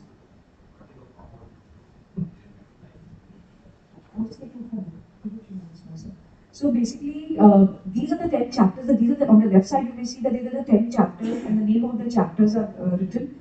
And the first 5 are focusing only on the patient care, and the last 5 chapters are focusing on your infrastructure, on the management, on your human resource, how do you maintain the medical records within the hospital. So all those aspects. Then earlier standards had around 650 objective elements. However, the newer standards have around 477 objective elements. But the structure of the standard remains the same. And as we speak, I can just brief you that as the name suggests, access, assessment, information talks about the access of the hospital from the patient's perspective. Care of patient is a completely clinical chapter which talks about care of patient within the hospital by various specialties within the Indian system of medicine. Like we have covered specifically about pediatric patients, the patients, mother and child centers within the hospital. Also, specific importance is given to the patients who are they are catatonic patients. They do not have their mental well-being and who will be attending to them. So rehabilitation of the patient, all those aspects are covered there. So overall, these are the details of the chapters. I'm not going to get it because of the paucity of time. But as NABH, we have also expanding in our IU system, and we have all the regional institutes, all the institutes of the national importance, all India Institute of Ayurveda, both Delhi and Goa, are all being included under NABH. And once again, I thank you all the organizers and the chairpersons for giving us and calling NABH for giving us this session. Thank you so much. Thank you. So, because time is very less, so our next speaker is Professor Mushabir Sudhisa. He is the former head of the Department of Pharmaceutical Science in the University of Kashmir. He earned his empowerment PhD in Pharmaceutical Chemistry from the Jamia New Delhi, and later he completed the postdoctoral fellowship in the National Center for Natural Products, Research University of Mississippi, USA in 2013-14, and he has more than 24 years of teaching and research experience. Now over to Dr. Masood. Thank you, Professor Singh, for the introduction. Respected chairperson, professors, participants, friends, ladies and gentlemen, a very good morning to all of you. First of all, I would like to thank the CCR for the opportunity to be a part of this mega event. The title which I am talking is the traditional medicine reimagined, a pathway to ethical greatness. Well, I have curtailed my PPT a lot and I will focus on just one aspect because of the paucity of time. So, a little bit of background that when we talk about the traditional medicine, basically, so in this era when we see that there are tremendous health challenges and they are becoming increasingly complex, the integration of traditional medicine into modern healthcare system is a uncovered opportunity for the treatment of diseases. And since it is a century-old wisdom, like the traditional medicine, and it has been a cornerstone of healthcare for diverse cultures and this of communities from Methodologies. So, as a researcher, I find it very important to remind you that we harness this rich heritage and to just reimagine its role in contemporary health system by ensuring the safety, efficacy, and accessibility. So, when you talk about the integrated health system, we see that the holistic approach is the amalgamation of conventional modern medicine, it's the amalgamation of complementary and alternate medicine, and besides, we have also to take care of the self-care. So holistically, it is the whole system that we are talking about. But I will discuss the slides. I will go towards the quality control.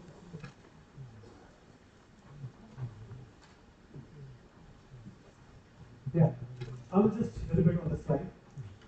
So both the traditional system of medicines and the modern development system of medicines, the idea is that a healthy lifestyle of a person. So when we talk about the slide, then showing the reverse pharmacology of these drug development, as Professor Kavita was also telling about the reverse pharmacology. The traditional medicines we are blessed with that we have already the formulation in place. Like the modern medicine, where we start from the scratch, and it takes about 10 years for the new drug development and more than $2 billion. But it is not the case with the modern this traditional medicine. Because in Ayurveda or in Unani, we already have the formulation in place. Just what we need to do is the reverse pharmacology, and that's going to save us the time and the money. In case you can see the slide here, so again we do some certain parameters, and the cost of a new formulation has been reduced to 4 to 5 years, and also same lot of drugs. So this is a slide which integrates the traditional medicine with the modern medicine. So when we have the herbal medicine in place, we step back, go for the standardization, quality control, and then we perform the clinical trials, preclinical trials, and other studies, and last we have the herbal formulation. But here comes to play that the role of modern medicine is very important, because once we integrate that thing into the traditional medicine, then only it can be standardized, it can be authenticated, and it can be now accepted widely and globally. So here when we see the traditional system of medicine or the medicine plan with polyherbal or monoherbal formulation, we always miss this part. And this is the modern part. That is the isolation of the active constant. As second, Professor Saab, he was saying that once you procure the raw material in case of Unani medicine, that time also it needs to be checked and sterilized. Ma'am was saying that once we have a formulation, we do go for the test and all the prerequisites, and we say, okay, it's fine there. But in case of modern medicine, whenever we procure a raw material, we go for the quality testing and quality assurance. We see whether those impurities or whether the content is as per the Indian pharmacopoeia. Indian pharmacopoeia has a limit, which we call the IP limit. If it is below that IP limit, this API or this any kind of additive which is used in the formulation, it is not fit for the formulation. We discard it. So same holds true for the Unani medicine formulation as well. Once we procure a plant and then we formulate it as a single mono formulation or a polyformulation or a formulation, that time also this criteria should be in place. That is not only to standardize it in terms of the organoleptic properties, aflatoxin, microbial load, etc., but also the biomarker, which is an important aspect of that particular plant. Because we feel that every plant which we have, it has got a biomarker. That is a cornerstone, this is more concentration. So this is where the chromatography comes in. Chromatography is basically a technique and in which we can separate the entities. It not only identifies a particular component, but also gives the quantification part. When you talk about the quantification, it tells us what it is, and more important is how much of it is present there. So chromatography, when we see the biological research, more than 60% of work is done by the chromatography. The modern being the HPLC, LCMS, or ultra high pressure chromatography. So I was very much happy to learn yesterday from the Ascent that the CCR is also encouraging this PK studies, bioavailability studies, bioequivalence studies. They are very important. If you want to standardize your formulation, this is the best part you can do so as to make it global. So ultimately, sir, with this technique also in modern medicine, we get the compound and we can have a chance to exploit it, see what kind of activity it is, and also with the synthetic chemistry, we can derivatize it. So here is an example of morphine.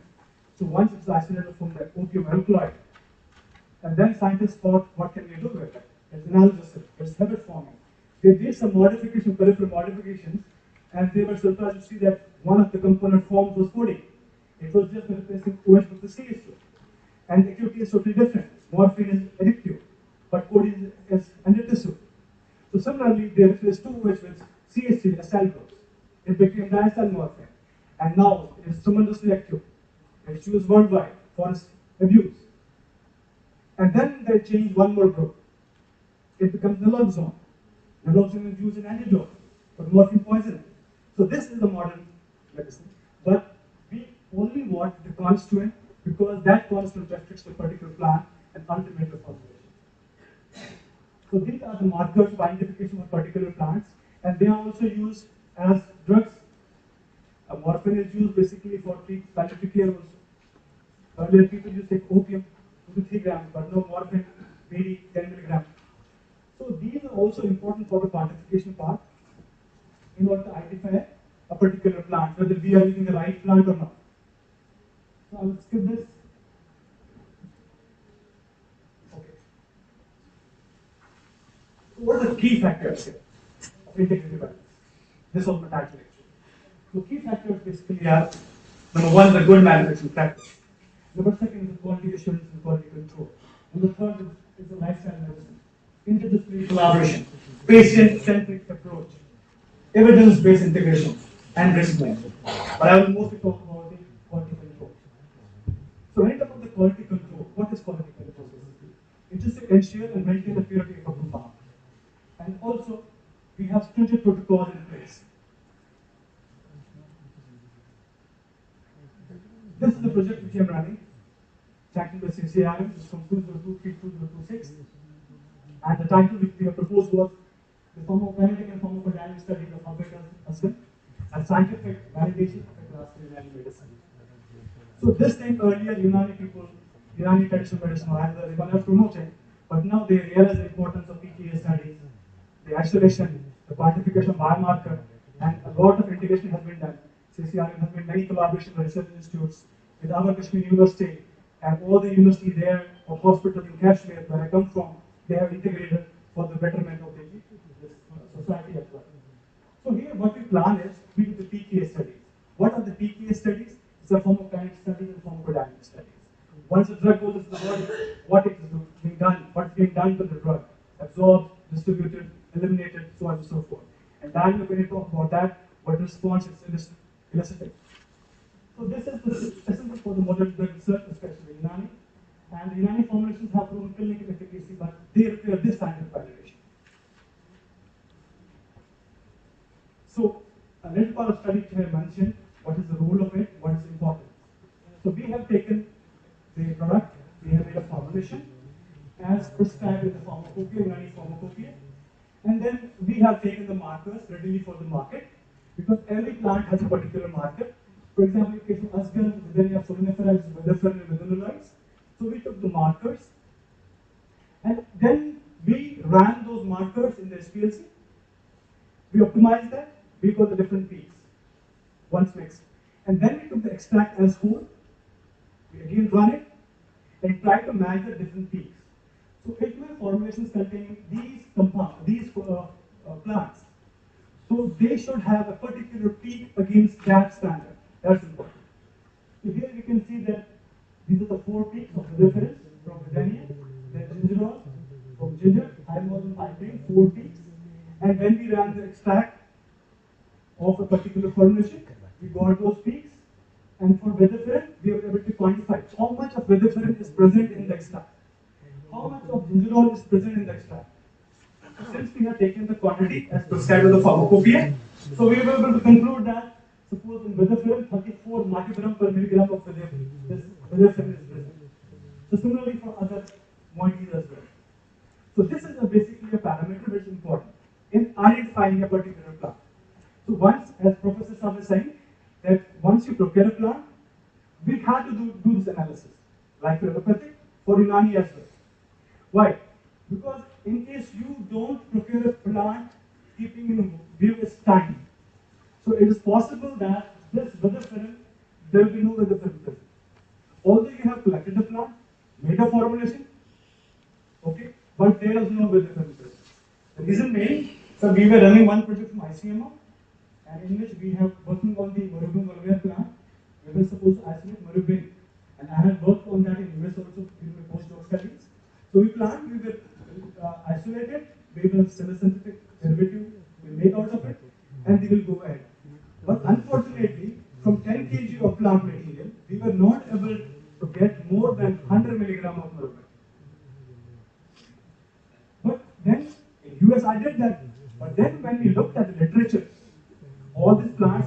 secondary metabolites, alkaloids, terpenoids, they're all secondary metabolites. And they have synthetic pathways. They are being synthesized in a particular manner. It's not random.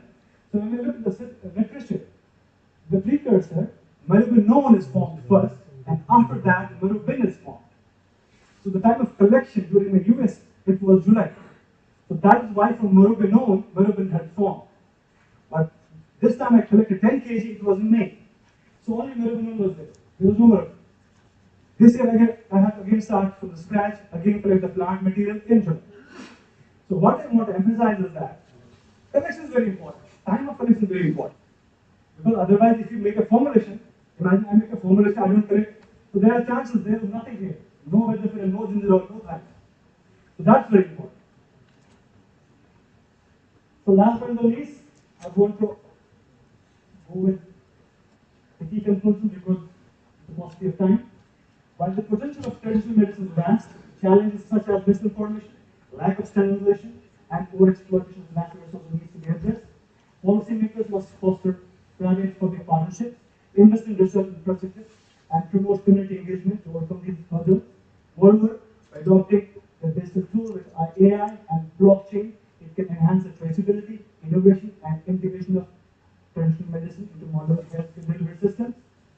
And last, concluding my slides, the reimagining traditional medicine is not merely about revisiting the past, it is about forging a future where healthcare is inclusive, sustainable, and patient-centric. By embracing integrative wellness, we can create systems that not only treat illness but also promote lifelong health and resilience. The time is right to position traditional medicine as a vital player in global health, ensuring this legacy is preserved and its potential fully realized for generations to come. Thank you, ladies and gentlemen. Thank you, Dr. Masudi. Now I invite this session's last speaker, Dr. Azhar Parvez Ansari. Azhar Parvez Ansari ji, who is MD in Unani Pharmacology and is currently serving as a research officer, Unani. Yes, so you can go ahead. Sir, before one minute, I want to take from the audience only one most important part of presentation. The most important to conducting this specialized thing, the Prime Minister is expecting from the Unani without disturbing any Unani formulations or Ayurveda formulations without disturbing the formulation, the modern people of the chemistry people and pharmacology people not going to reverse pharmacology.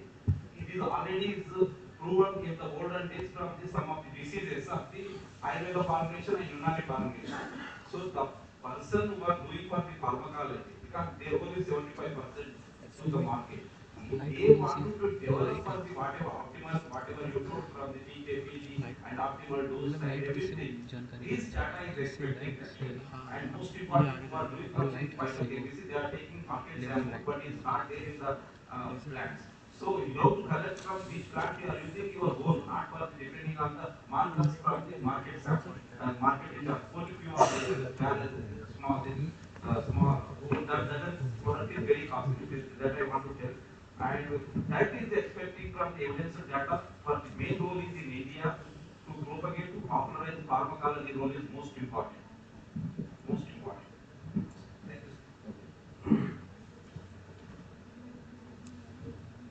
Thank you, sir.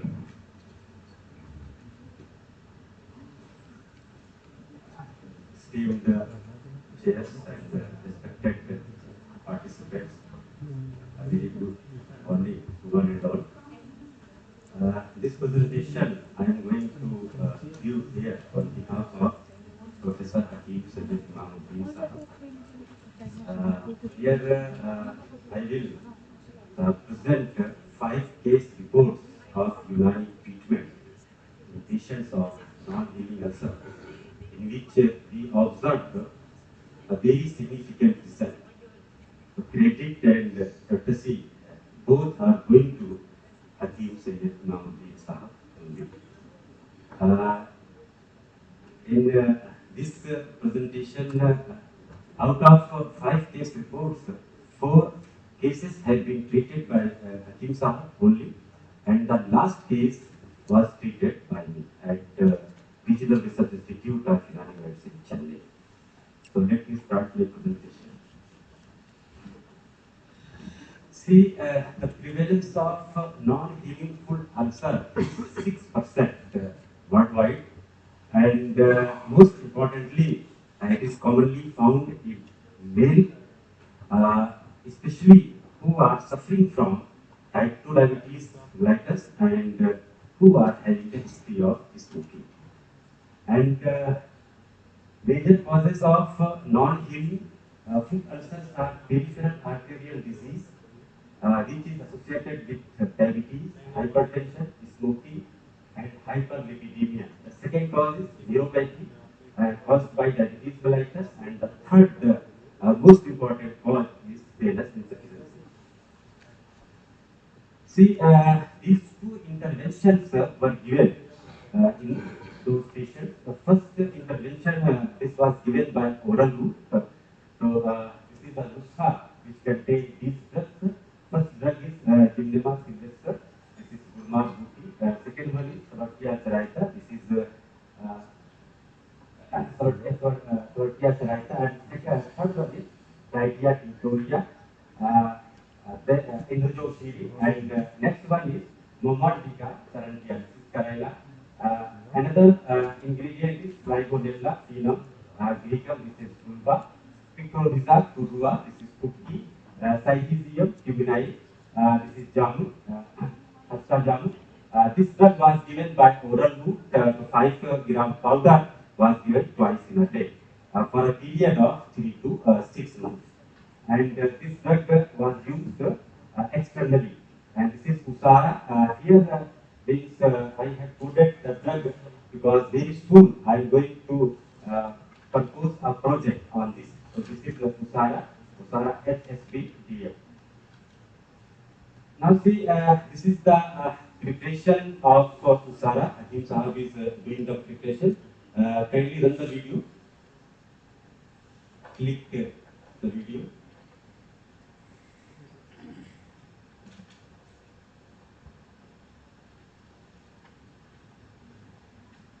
Okay, leave.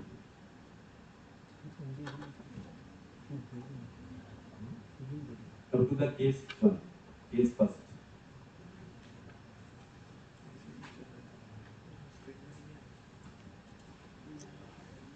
So in a traditional manner, this Usara was used in patients with non-healing ulcer. You can watch.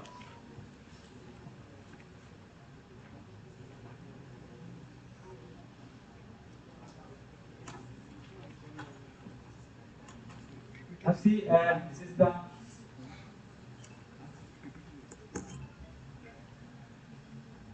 please come to the slide.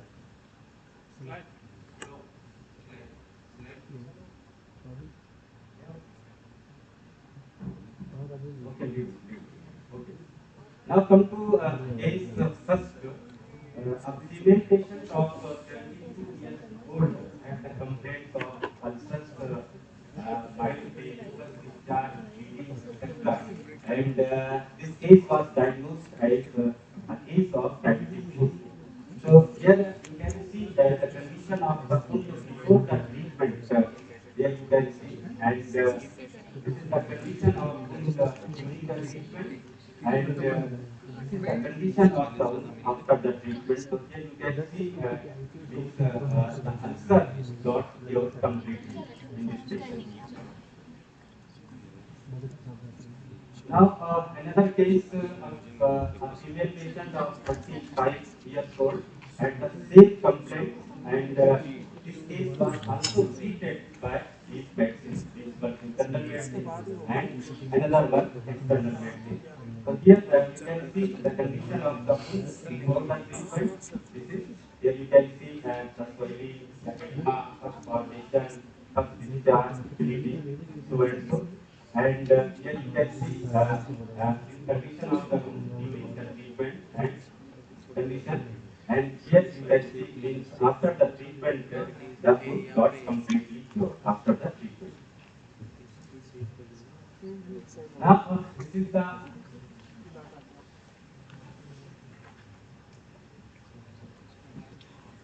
third case. Another patient, a male patient of 56 years old, had the same complaint, and this case was diagnosed as non-bleeding ulcer due to diabetes. And here you can see this condition of the wound before the treatment and depth of the ulcer.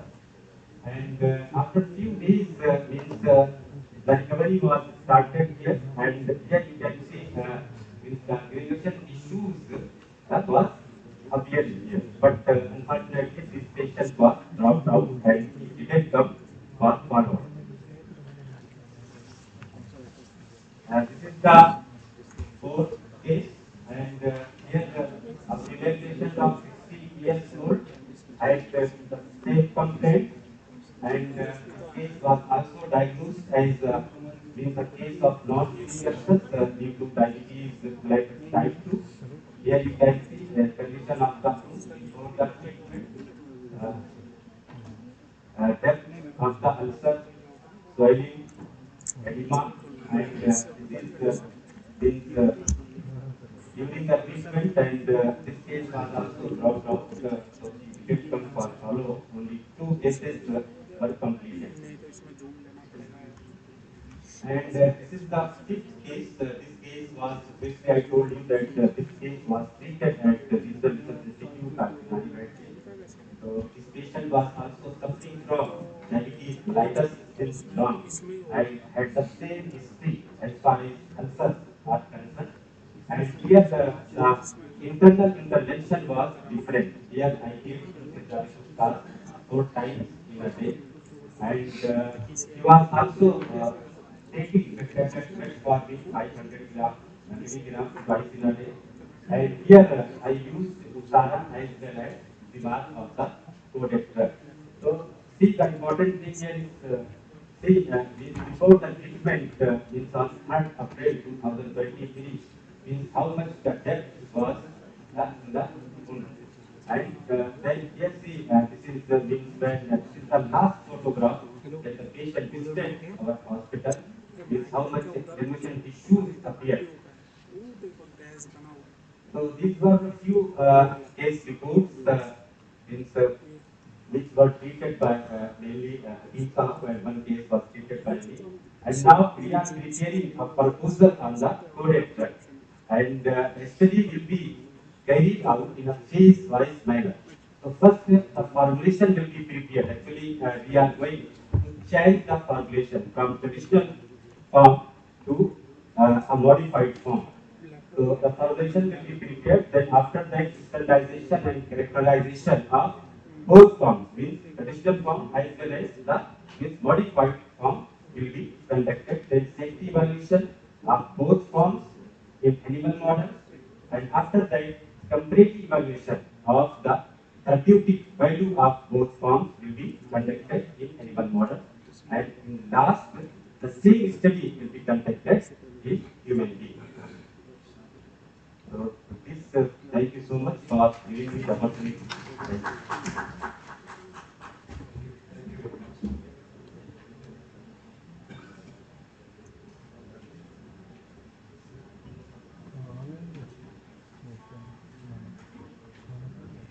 Very good morning to all of you. As far as this session is concerned, really I am glad to see the presenters. A lot of efforts have been taken. And in Unani system of medicine, there is a concept of usure adviya, procurement of raw drugs. In which season, which plant, which part of the plant has to be collected. Root when has to be collected, bark of the tree when has to be collected, seeds has to be when has to be collected, fruit, flowers, everything. So if we can follow that, really you will get fantastic results. It is around time-tested medicines which heals the disease like anything. So the part of that Usure Agriya concept, that studies is there in the Unani literature, that part can be taken, it can be very, very helpful to all of you. This was my submission to every scientist. Thank you for the all the audience, and most important, the aim of object of conducting this section is morning. I am very thankful for the 5-6 speakers, especially two pharmacologists in the country that oppose pharmacology and one phytochemistry, two MBA people and all these things. But the sustainable development, the sustainable development for the people bottom line. People of bottom line means as a scientific community we are not industrial people. The government wants a first piece of the thing is society. Number two is the environment. Wherever we are environment. The third is financial. So these three factors are most important in the sustainable things.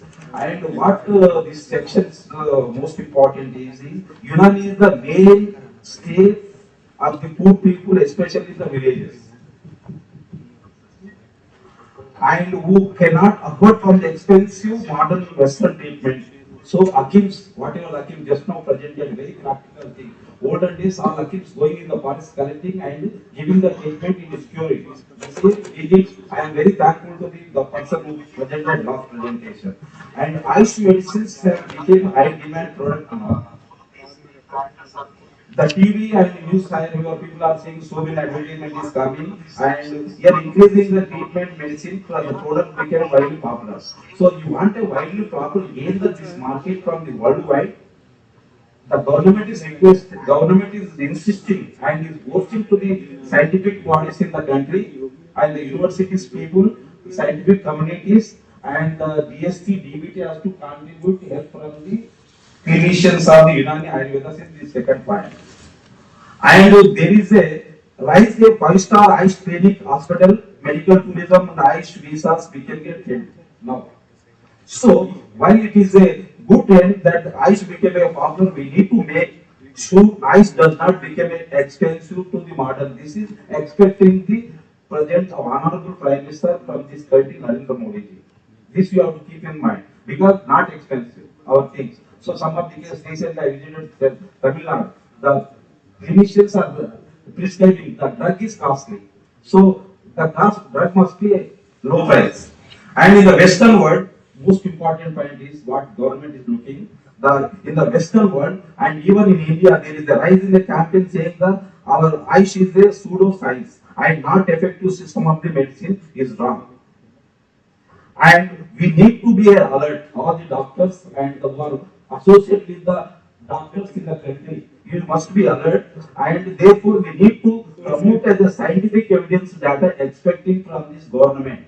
The scientific expecting government means already literature it is there, but you have to whatever the models for the pharmacology people are taking. The pharmacology role here, the chemistry role 15%, by the traditional people 5%. 20%, but 75% your contribution, your things is most important. The pharmacy people. So this is expecting, and then if is taking very much interest and is giving the funds also very favorable to our prime minister. There is no doubt at all, but you have used properly. Finally,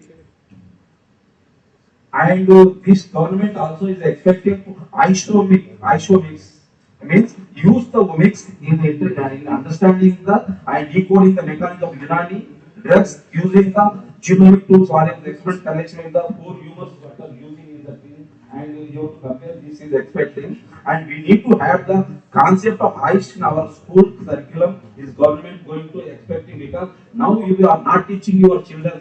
Tomorrow you don't know what is Ayurveda, what is Unani, what is Siddha.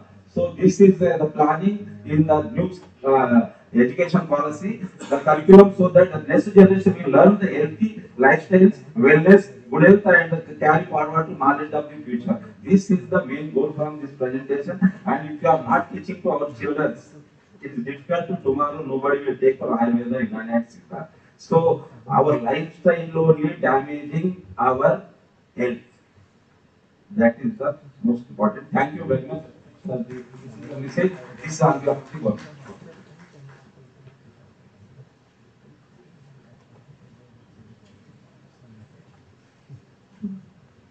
Now it's time to felicitate our speakers, and may I request Dr. Raman Mohan Singh to present the mementos to our speaker. First in the row is Dr. Deepika Gunawat.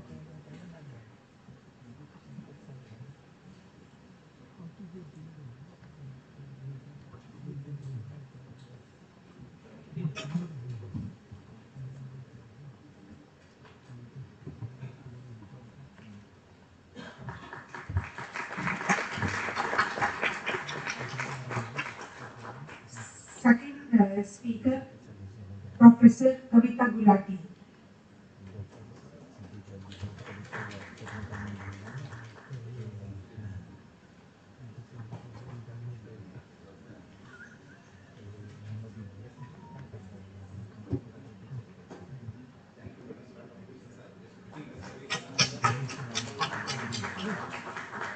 Our third speaker was Dr. Manish Pandey. And fourth in the row is Dr. Kashipa Harit.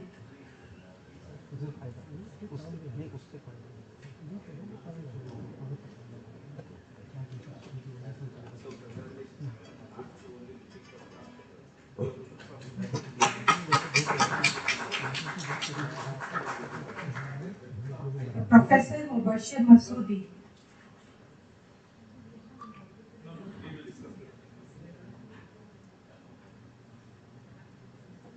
And Dr. Athar Parvez Ansari.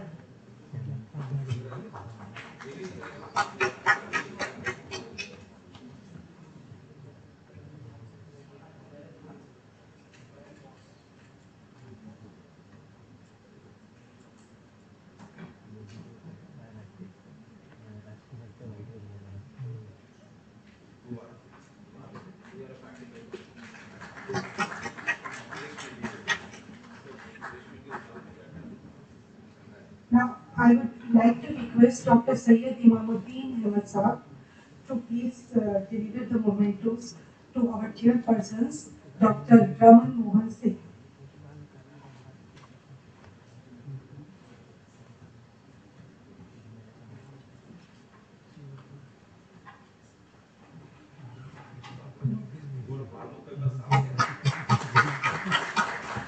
Second chairperson was Dr. K. Nagaya.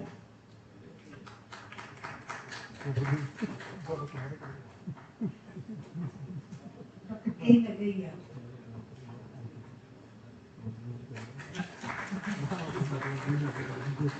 Another chairperson of this session was Professor Arman Zakara.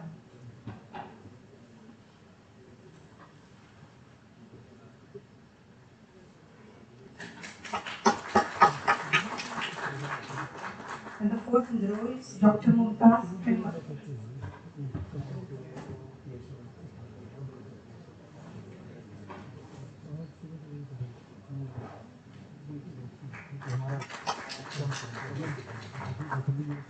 Now I would like to request Dr. K. Nagaya to present the memento to Dr. Syed Imamuddin.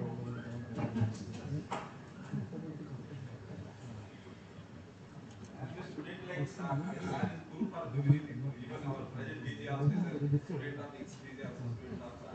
So he's a great man and a practical man and he's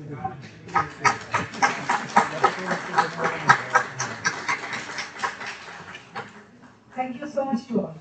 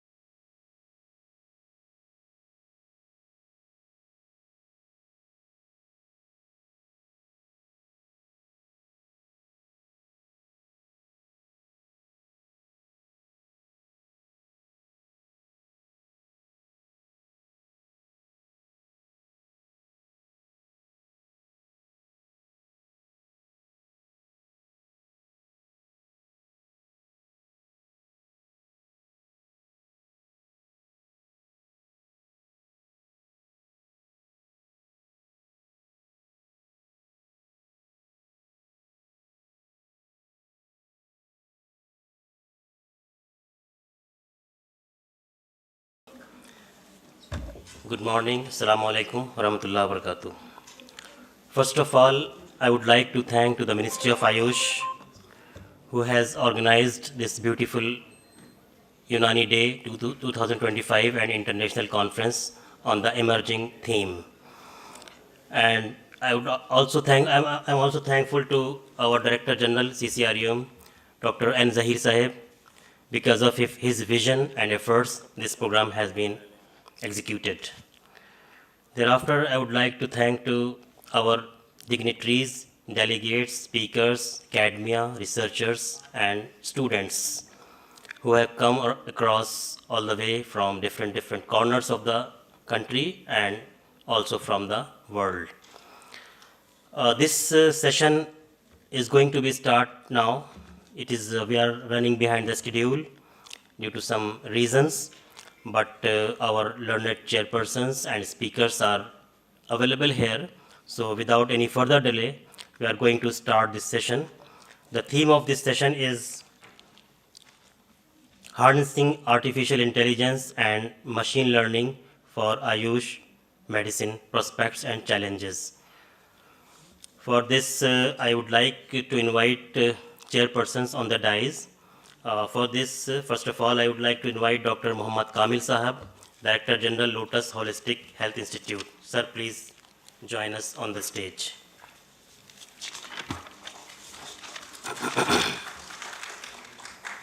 Professor Kamil Sahab is a distinguished scientist with a stellar academic background, holding degrees in MSc, PhD, MPhil, PhD, DSc, and a Chartered Chemist, UK, and Fellow of the Royal Society of Chemistry, London.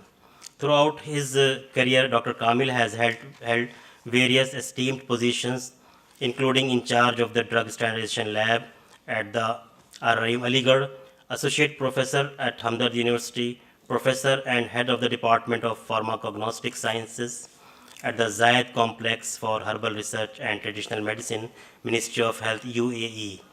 Dr. Kamil served as the focal point of the WHO Collaborative Sheikh Zayed Research Center, Abu Dhabi, for 8 consecutive years. Currently, he is the Director General of the Lotus Holistic Healthcare Institute, Abu Dhabi, UAE, since 2021, and the Secretary General and Head of the Scientific Committee for the Sheikh Zayed International TCAM Awards. Dr. Kamil was awarded the first Sheikh Zayed International TCAM Award in Herbal Research in 2020. He has published over 700 research papers in reputable journals and has presented at numerous international conferences. Welcome, sir. Our second respected chairperson is Dr. Ziaul Haq Siddiqui Sahab. May I welcome you, sir. Please join on the stage.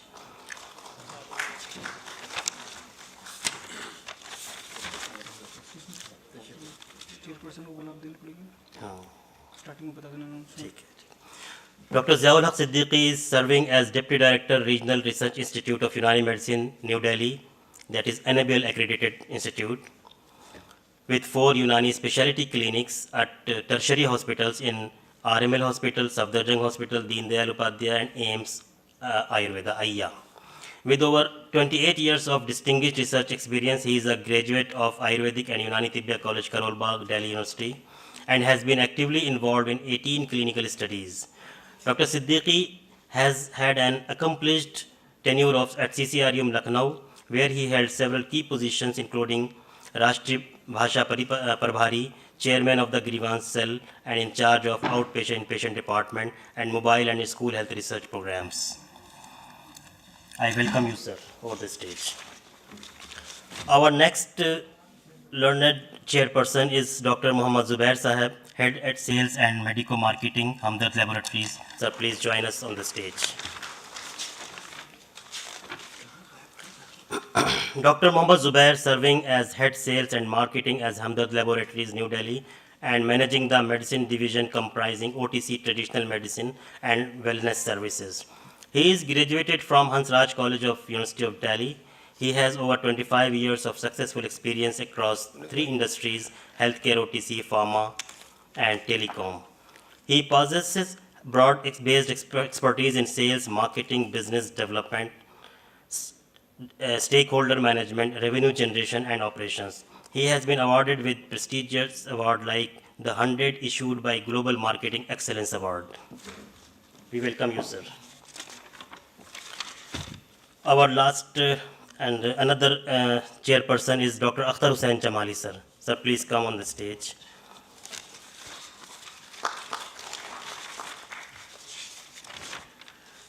Dr. Mohammad Akhtar Hussain Jamali, BUMS MD, is a dedicated professional in Unani medicine, currently serving as the research officer in charge at Regional Research Institute of Unani Medicine, Silchar, Assam.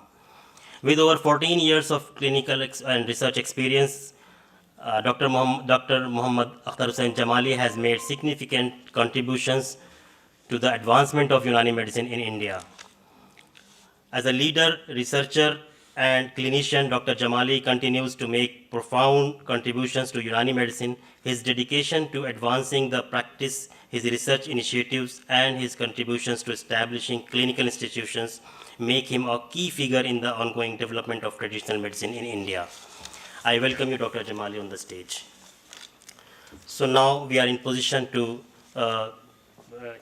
welcome our chairpersons with the roses. I would like Dr. Professor Muhammad Kamil Sahab to kindly felicitate our chairpersons with the rose.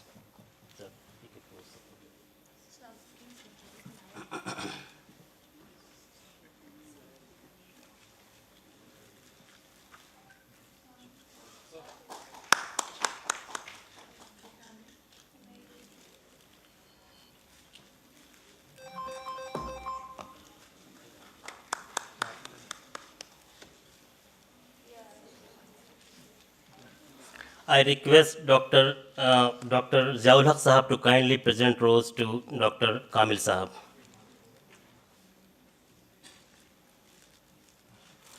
Thank you very much, sir. Now we have in this session total 5 speakers, learned speakers from different parts of the country, from different backgrounds, but related with some IT, intelligence, artificial intelligence, and ML. First speaker is Dr. Khalid Raza, another one is Dr. Saeed Ahmed, Dr. Sandeep Chaudhary, Dr. Kushagra Khanna, and last speaker is virtual speaker. He will give his talk on virtual mode, Dr. Saket Ram Trigulla. So I request Dr. Kamil Sahab to kindly proceed the session. Over to you, sir.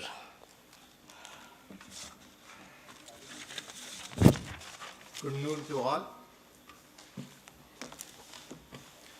As told, there are 5 speakers in this session, and may I request to the first speaker, Dr. Khalid Raza Sahab, to come over here and deliver his talk.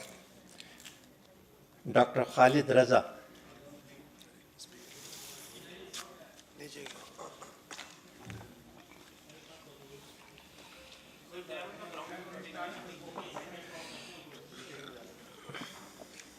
I will call Dr. Saeed Ahmed Sahab to come and deliver his talk. Dr. Saeed Ahmed Sahab is the head department of Food Technology, SIST, School of Pharmaceutical Education and Research, Jamia Hamdard, New Delhi. Welcome, Dr. Saeed. May I request to all the speakers to please take care of the time according to the schedule. Thank you. Thank you very much, sir, for your introduction. And thanks to Ministry of Ayush and CCRUM for organizing this program on Unani Day. And secondly, for inviting me here as a speaker. So can you give me mic? Hand mic, collar mic. So usually I speak from, not from the podium.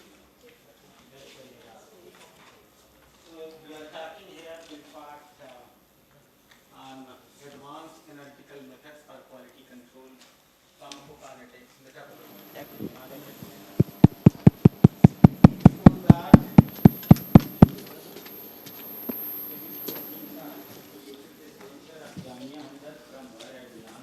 So, yes.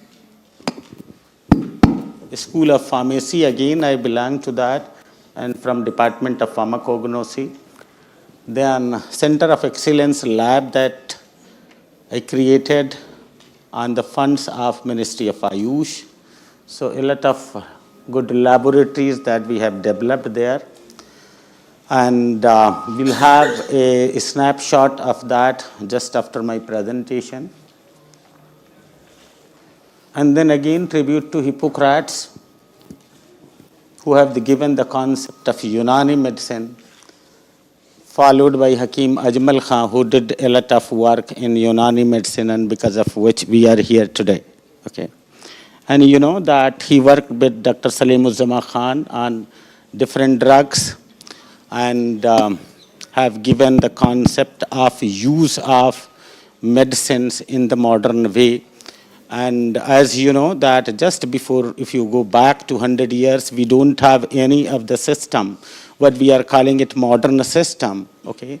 Nothing was like a modern system. So each and everything was what we are calling it right now, traditional system. And that was the mainstream only. And right now, we are at this time alternative system of medicine, okay? So the mainstream becomes in 100 years only the alternative one, okay? So harnessing to Ayush, what is the market that already you have listened since yesterday? The right now it is 23 billion, last year it was 18.1, so it is growing very faster. Not going much in very detail, but little bit, okay, because of time, but still I am thankful to Dr. Khalid Darwaz Sahib is here, okay. So still, but we are here right now only 3 speakers, so we have not much, at least 15 minutes we can speak, okay. So, and we'll try to finish in 15 minutes from right now, okay. Talking about herbal and natural products as drug, okay. So what are those things? We have 2 systems of medicine in India. One is called as modern and second is ASU system, okay. In modern, we have, whatever we have, that is completely chemically characterized, okay. What we have in Ayush system, that is not characterized chemically, okay. A lot of other things that we are using, but here main concern is that we are using only aqueous and hydroalcoholic extract. Lot of questions regarding use of markers and other things are there, but still that is the talk of another day, okay. Talking about something, few slides are there in which you can get bored, but not more than 1 minute, okay. So global relevance, you know, that increasing interest in natural and alternative medicine right now because of recognition of traditional medicine by WHO, and then rising demands of natural products and even integration of yoga and traditional medicine in the Western country, okay, that is prompted well, and there are challenges by which we cannot globalize. So what is the challenges? Limited global acceptance. Why? Due to regulatory and scientific and cultural barriers, okay. Few 1 or 2 slides on this. Key challenges for the global acceptability of Ayush medicines. What are those? That is lack of standardization and uniform regulations that affect the trust of consumers, okay. So when we are talking about that lack of standardization, a lot of challenges, even in last session, Dr. Masoodi told that how we do standardization. So standardization is the main concern. Analysis of each and everything is the main concern, okay, that we are not taking up properly. Then limited scientific evidence or validation leading to doubt in scientific community. Okay, still we do not have much scientific reports and scientific validation that is creating doubt. Then we have cultural educational barriers in non-Indian population. That's why they are not accepting it. Then mispresentation and commercialization leading to loss of trust. So a lot of medicines, many small companies, they are preparing and not taking care of heavy metals, pesticide and other things, and that is making hue and cry. Just one publication, even negative publication, leading a lot of that loss of trust. Then we have infrastructure and global supply chain problem. That is also we have still, we are not reaching here in India in the villages, as our minister yesterday told, that we are making it in such a way so that our traditional medicines reach at least in every village or in the globe and that block level. Okay, so that is one thing. Even if we could not supply it here, then how we can supply it globally? Then what are opportunities? Yes, so strengthening research and development for evidence-based research. So what we have to do, we have to come out in such a way that provide all the research data that is acceptable to globe, not only acceptable to globe, but better than those things what they are accepting to us. If we could not do, they will not have trust on us. Then global collaboration with international health organizations and regulators. So what we have to do, that whoever is the key player in this, like WHO, like NIH, so with them we have to make some collaboration, and so that we can propagate and they can have trust on us, and they should know that what is Unani system, what is traditional system, or whatever it is. Then education and awareness, what is that? That is education and awareness program, like conferences, international conferences, we have to invite them to each and every regulators and the scientific community here, and to make them aware about our system of medicine. That's how we can increase the acceptability, the standardization and development of globally acceptable quality standards of Ayush products. And for those things, we need collaborations, research with global outreach, and encouragement of all stakeholders. That is also important. It should not be like that, just at one community, or like if CCRUM is working, then they have to take care of each and everyone. Whoever is working on Unani medicine, okay, is to work together, for which we need a good leader, visionary leader, that is lacking, like Hakim Ajmal Khan. Coming to our main presentation, that is current market needs. What is this? That is scientifically validated traditional medicine we need. Then we need synergy-based combinations. We have to develop from Unani system of medicine. And then we have to go for phytopharmaceutical, the next, that is category of drug, that is right now for herbals. We have to come with value-added extracts as well. We have to come with some Unani Ahar, we have to come with nutraceuticals and for other FSSI categories, and we have to come with veterinary products also. Okay, so those are the things that we can do, but what is the way forward? So way forward is that we are using hundreds of formulations. Those are containing multiple constituents. Okay, we have to prove that each and every constituent is important, and each and every constituent, you know, is having even multiple constituents. So multiple components in them. Those components, how those are important. If these are present, we have to analyze each and every one of them. We have to prove that these are safe and non-toxic. Okay, and then get lost this trust from the public. Then only we can do those things, and then we have to prove that how these are holistically working. Synergy-based combination or our formulations, how these are working.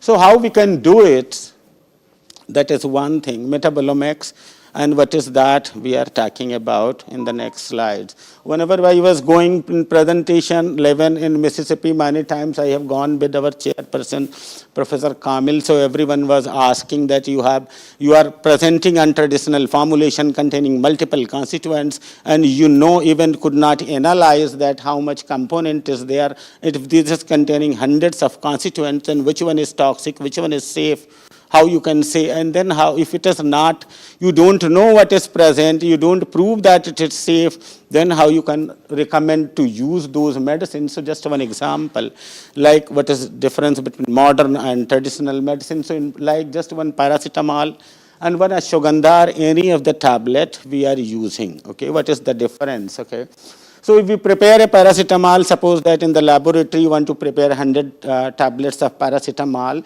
many students of pharmacy or even traditional medicines are there. So if you want to prepare 100 tablets of paracetamol, each tablet contains 500 milligram of paracetamol. So we weigh 500 multiplied by 100, whatever is coming, you are taking that amount of paracetamol and making do with other excipients, and then making the tablet. After making the tablet, then what you do before going it in the market, okay? So it is required that each and every tablet should contain plus minus 2% of paracetamol. So if any tablet, whatever you are going to sell, that contains 490 to 510 milligram of paracetamol, then only it can go in the market.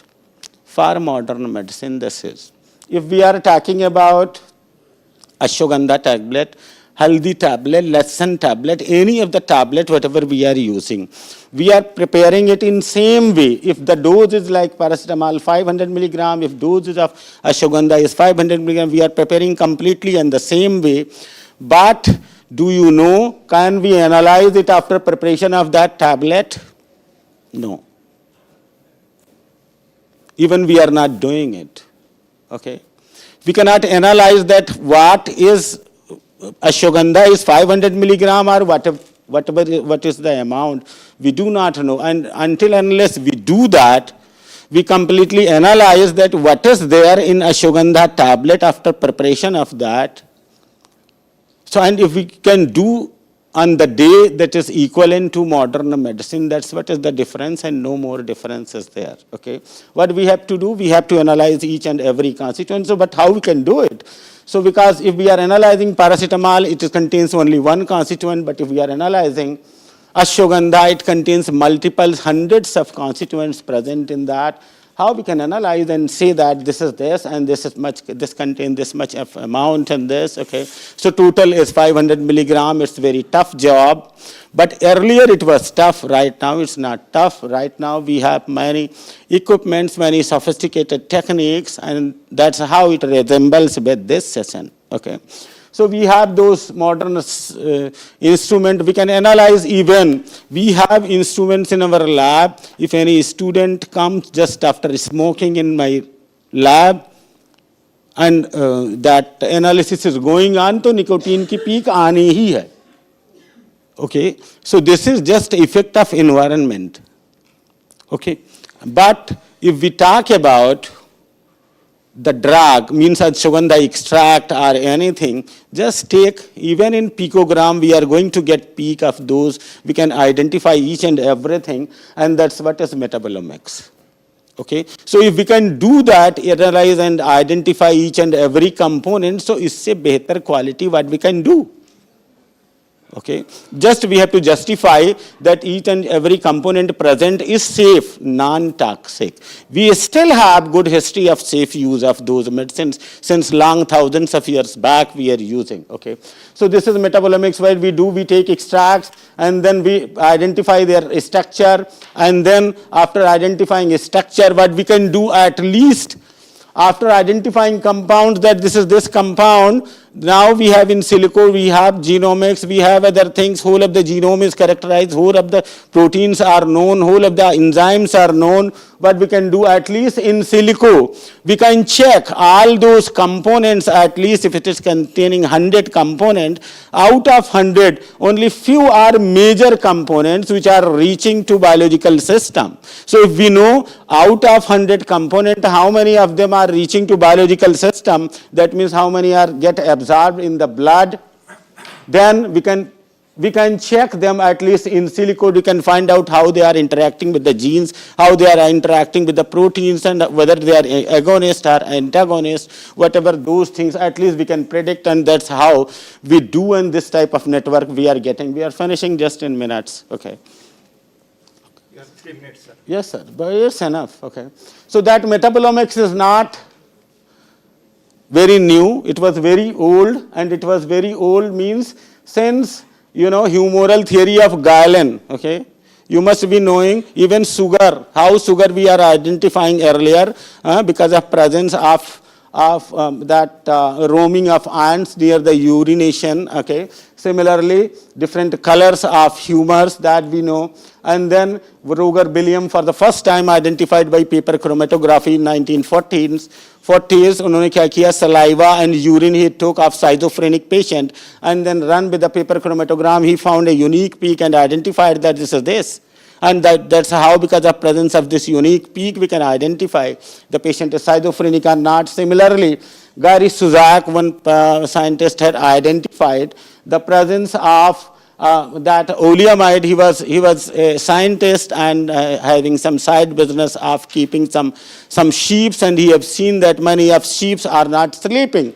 So he took the blood and did the LC-MS analysis and identified a compound which is unique and present in the sleep-deprived animals only, and identified those things, okay.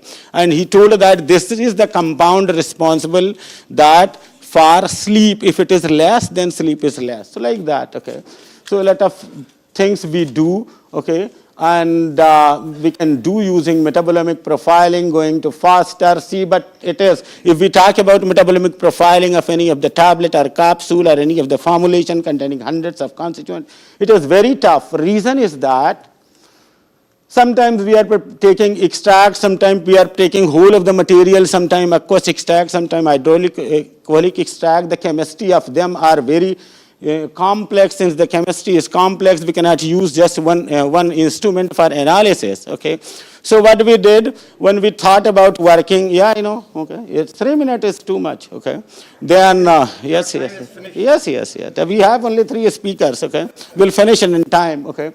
Then we have, There are 4 speakers and yeah. So then we have, like sometimes we are using distillate. I thought for the first time that we are using many of archiyat. Archiyat, how we prepare by distilling it. And we know the chemistry of those archiyat. They are containing only aromatic waters, aromatic compounds or sesquiterpenes. Those can be analyzed only by using one equipment, and we have gone through that, okay.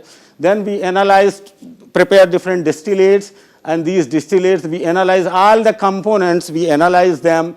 Then pattern recognition, we find out how many of them are bioavailable. And then we did the stability analysis, we did the pharmacokinetic analysis. Just one example is that, like Archimacoi contains 56 components in one dose, okay. Out of 56, only 38 is bioavailable. Out of 38, only 5 are major components. That means if we do the in silico analysis of 5 of those major components, we can predict the biology and give the scientific validation of those things. Similarly, we did for etrifol, many of the etrifols we prepared in our lab, did the different analysis, fingerprinting, then quantitative identification, LC-MS, and then identifies each and every component in at least all the etrifols which are mentioned in the pharmacopoeia as a part of project. Then stability analysis of those things, then pharmacokinetics of the major components, and then in silico as well, then pattern recognition, the bioavailable metaboloids, and then identified their compounds which are responsible for biology, and we have predicted their traditional claims. So like this, we do a lot of studies in our lab, but very faster. Bioprofiling. So what we do, even in the lab, just on TLC plate, we can identify the active components. We do different synergistic combinations, and not in much detail, but some example, like what we do in our lab is here. Once again, yes, here, see. So this is like zebrafish. We are working for toxicity. This is 2.25 hours post-fertilization, 4 hour post-fertilization. You can see the embryos. And then here it is 14-hour post-fertilization. Here you can see 36-hour post-fertilization, 48 hours. We can see the heartbeat. So this zebrafish is unique at having 70% genes resembling with the human. And then what is unique that in 96 hours is equivalent to 9 months of human pregnancy. So we can observe and see each and everything going on. Like if we are putting a drug, if it is toxic, we can see where and how it is going to toxic, which organ it is going to affect. Okay, so like this in 96 hours, we can scan each and everything in the microscope. Similarly, we do the toxicity. And here you can see one more just example, like normal zebrafish is moving in this like this, and here you can see if you are going to put a glass rod and shake it, then it will be depressed. It's over. It's over, sir. So it is here only having only on the periphery. Agar depressed ho jayegi fish, okay. And if you are having any antidepressant drug, just adding a drop of antidepressant drug, it will behave like normal. So that's how we check on different models. Just check. See here, that's what we developed our laboratory. Okay. Thank you very much. Thank you very much.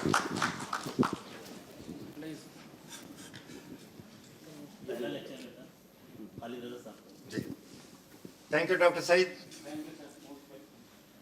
Our next speaker is Dr. Khalid Raza. He is Associate Professor, Department of Computer Science, Jamia Millia Islamia, New Delhi. Please, Dr. Khalid.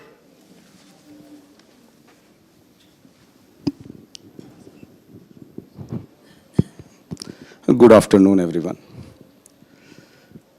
Myself, Dr. Khalid Raza. I'm a man of computer. My PhD is in bioinformatics. So basically, I work in the area of bioinformatics, especially computer-aided drug design. My talk is related to artificial intelligence. I think you must be knowing that AI has become a buzzword today, and every industry and research is trying to integrate it. Right, so I was given the topic that how AI can be useful for Unani system of medicine. So the title is Empowering Unani System of Medicine with AI and Machine Learning. I will talk about some of the prospects and the challenges in that. Pointer. Pointer.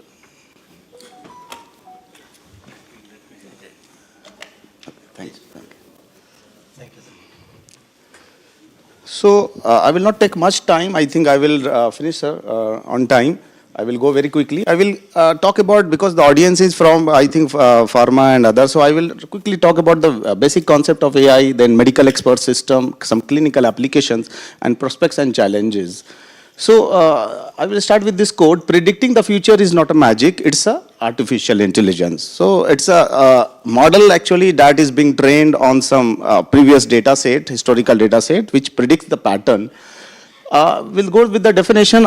Intelligence, the term intelligence means, as per the Oxford Dictionary, ability to understand, learn and think. And artificial intelligence is something that can simulate the human intelligence inside the computer. So if a computer can think, can take decision, can learn, can evolve, we can say that those systems are actually artificial intelligence based system. So basically it is a branch of science, computer science, and there are some code from different pioneers like Sundar Pichai tell that AI is the main tool behind new age innovation and discoveries like driverless car, or similarly very early stage drug prediction. Similarly, Elon Musk, AI will be vastly smarter than any human being and would take over by 2025, right? And also by Jeff Bezos. These are some of the, like here you can see Albert Einstein brought back to life. This was a news that in the form of AI avatar. So I think you must be knowing AI avatar is coming, you know, that will behave like some people, right? So you can train a model that can behave like a person. These are some of the milestones that, you know, AI is going to achieve. In the future, you can see today generative AI, large language model like ChatGPT and DeepSeek and many, those are actually coming into market. That is actually building the trust. So earlier the people don't used to trust on the AI, right? But because of this groundbreaking research and a product, now we are trying to actually adopt it. Daily life example of AI, you can see manufacturing sector, self-driving car, smart assistant, health care management, automated finance, virtual travel, marketing chatbot, right? Lots of products are already there in the market, and it is increasing day by day. So here I will talk about some of the subfields of AI. You can see machine learning is the main player, is speech recognition system, computer vision, NLP, expert system, planning optimization. These are some of the fields that comes under the artificial intelligence. Here we can see one of the diagram, like When we talk about artificial intelligence, it is an umbrella term. Machine learning is one of the unit, one of the subset of the AI, and similarly, deep learning is a new word today that comes under the machine learning. Now, the large language models that we have like ChatGPT, DeepSeek, and Bard, Meta AI, these all comes under the generative AI. Now we can see a bit of history. So history, the credit goes to one of the scientists, Alan Turing. In 1950, he has written one paper, Computing Machinery and Intelligence. There the research question was that can a machine think? So Turing has made some test. And that test is very popularly known as Turing test. And the computer actually machine passed that test. And that was the era from where the AI actually came into existence. Although the term was not coined that time, the term AI was coined later on in 1956 after 5 years by some of the other scientists, McCarthy. This is history. I will not go much detail, but I will talk about here the medical expert system. There are many systems where AI can be applied. One of the expert system is that, is it possible that we can make a system and we can call it as an expert system, and expert system should be able to actually answer our queries like a doctor, medical expert system or something. It looks like very simple that we have some knowledge base. Like a database, we store a data. Here we have to store knowledge. Knowledge will be given by the human expert to some engineer. That will be knowledge engineer, will take all the human expertise and convert it to some format, and then it will store it to some computing system. Now there will be another component, that is the inferencing engine. Inferencing engine will be able to interact with the knowledge-based system, and there is one interface. Any user who is not expert in any field can interact with the knowledge base through the interface. And the interface actually interacts with the inferencing engine. So whatever the question will be posed, that question can be inferred from the knowledge base. So medical expert system will look like this. So there will be query answering kind of interface. Somebody can pose a query. It will go through the user interface to inferencing engine. And in the background, there is a knowledge base, which is periodically updated by experts using books, using some human intelligence or anything. So this knowledge base will keep on enhancing day by day. So it will evolve. But here in the front end, there will be some, any user who is not expert can take advice and take some kind of decision. So now the things are moving to the cloud-based platform. So we can say a remote medical expert system where we can develop some cloud-based environment, and that may be accessible throughout the globe. In this particular field, I have listed some of them. Like Mycin was one of the oldest expert system, which was designed at Stanford and capable of diagnosing infectious diseases in the blood and prescribing appropriate antibiotics. Now we can see, I have listed just 5 just to show you, but if you will see, there are hundreds of such kind of medical expert system which is being increasing day by day. Like one of them you can see Oncocene. Oncocene is an expert system for oncology protocol and management. Now today we can see this is the era of large language model and generative AI, right? Means where there are some interface, we are interacting with text, audios and videos. And we are trusting that if we will write some query, it will give us some content, right? So we can also develop very smart kind of, such kind of expert system, very much like a ChatGPT is a very generic, DeepSeek is a very generic, right? We can create some very specific for a particular kind of problem that can have a query answering kind of system. This is the third part, clinical applications. So AIM, artificial intelligence in medicine. So is it possible that we can integrate AI in computer-aided drug design? Computer-aided drug design is having very established, field. It's having established pipeline, right, where we go for virtual screening, we go for, different kind of analysis, lead optimization. So the quote that I will start here, AI is neither good or not bad, it is a technology, right, that we can use, that can be used. So here, computer-aided drug design, we go for target identification, like target discovery, then we go for lead generation and lead optimization. We do virtual screening, QSR study, de novo design, and then we go for some preclinical development like physiochemical property, ADME property, and many other kind of studies like molecular dynamic simulation. We go for water map analysis, right? Lots of analysis are there. That is a very standard, drug design pipeline. But the thing is that can we integrate artificial intelligence here so that the precision that we get can be enhanced further? So yeah, there are many evidences. One of the paper here you can see in 2021, AI in primary and secondary drug screening. So what the people has done, they have taken all proteomics, genomics, and clinical, preclinical data, and RNA-seq and microarray data, and those are stored into some central repository, and they are calling it as a big data. And then those big data is being processed, and it is being given as an input to some AI system. So this box you can see is an AI system where all the methods and algorithms, whether related to machine learning, deep learning, and some other clustering are there. And then that can be further utilized in the drug design and drug discovery pipeline. So here you can see this is a pipeline that we follow, and it can be integrated for various purposes, like for screening the hits, identifying the disease, hit to lead optimization, evaluation of pharmacokinetics, and experimental validation as well. The other is like big data for drug design and discovery. This is also a very good paper. As you must be knowing, there are many chemical databases like PubChem, ChemSpider, Campbell, Zinc, right? Can we integrate all this together? So yeah, we have today the methods to handle big data. We can store at one places. Then we can process it. We can extract the physiochemical properties and pharmacological properties from here, and then we can go for further analysis like filtering of compounds, and then going for traditional molecular docking and analysis, and then we can, after that, we can go for a training a machine learning model. The purpose is that it can learn and it can predict some of the activities. So this is another study, AI-based QSAR and drug repurposing.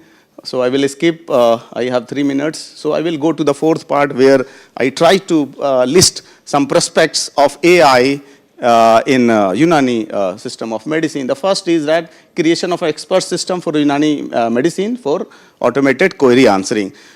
like traditional Chinese medicine, TCM, those people has created some kind of system, expert kind of system, which is there free for use. You can interact, you can ask question, right? It can answer like a expert. So in the same way, we can also go for creation of such kind of system for wider publicity of the Unani system.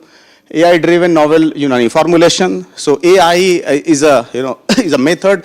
Wherever there is a hit and trial based approach in any study, the AI can solve that particular problem, right? Like if you have millions of drug compound and you wanted to filter one of them or want to identify lead and all, the AI method can explore all the possible combinations, and then it can give you the best drug, optimized drug to you. So AI can be used for the designing of the novel formulation. It can also be used for the validation of some existing formulation for which the evidence is very less or very narrow.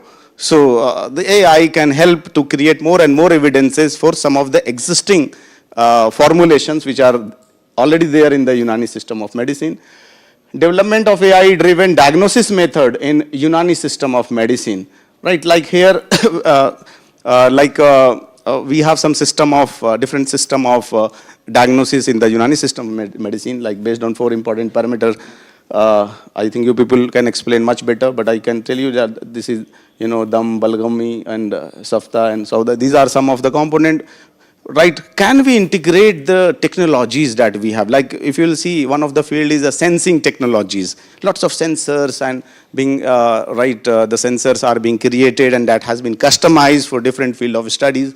Can we integrate all those technologies for development of some diagnostic tool based on the philosophy of the Unani system of medicine?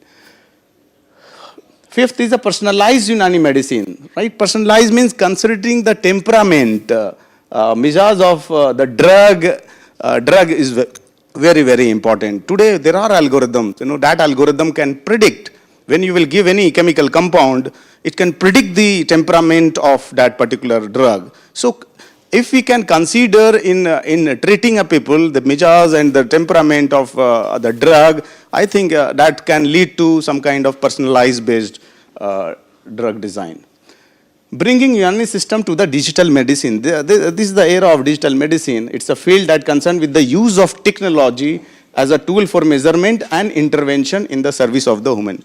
So the other system of medicine, they are much utilizing digital medicine. So is it possible for a Unani system of medicine to move forward and to adapt these particular technologies? So these are some of the reference. I hope that I have not taken, sir, much time and some acknowledgement. So I can conclude that artificial intelligence is a buzzword today, and that is being utilized in each field of studies because of its wider acceptance and very promising result. I think this is the era where the Unani system of medicine can also look forward and sanction some project, can expend some funds in promoting AI application in Unani system of medicine. Thank you so much. Thank you very much, Dr. Khalid. I am not opening the lecture for discussion since we are running almost half an hour late in this hall. So all the questions, if you have, it will be in the last. Thank you very much. Our next speaker is Dr. Sandeep Chaudhary. He is the Dean, Associate Professor and Head of the Department of Medicinal Chemistry, Bangalore. Chemistry, Bioactive Heterocycles and Catalysis Laboratory, National Institute of Pharmaceutical Education and Research, Raebareli. Thank you, Doctor. So good afternoon, everyone. Thank you very much, all the chairpersons on the dais, and thank you very much to the CCRUM team, organizing team, for organizing such a nice conference in this Vigyan Bhavan. Title of my today's talk is Artificial Intelligence and Machine Learning Assisted Drug Discovery in Ayush Traditional Medicine, with special emphasis on virtual screening challenges and opportunities. Since time is less, I will try my talk to skip to wrap up in 15 minutes. Okay, the content of my talk is given here.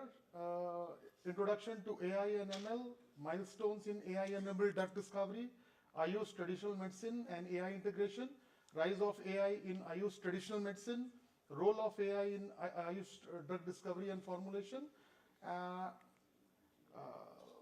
AI enhanced patient care, treatment planning in Ayush, treatment in the Ayush traditional medicine systems, and so on.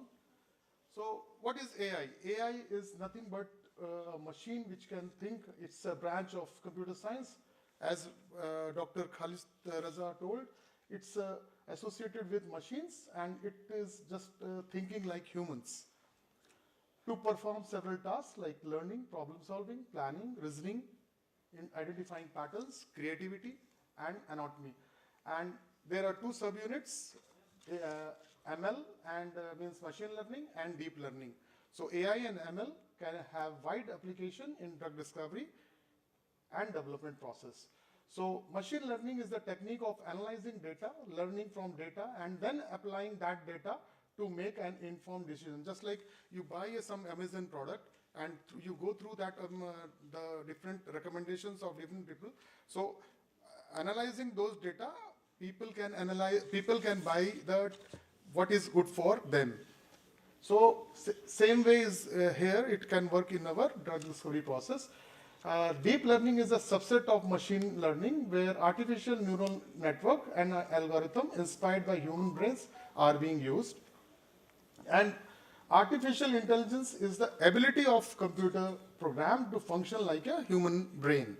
And machine learning and deep learning are actually the subsets of artificial intelligence.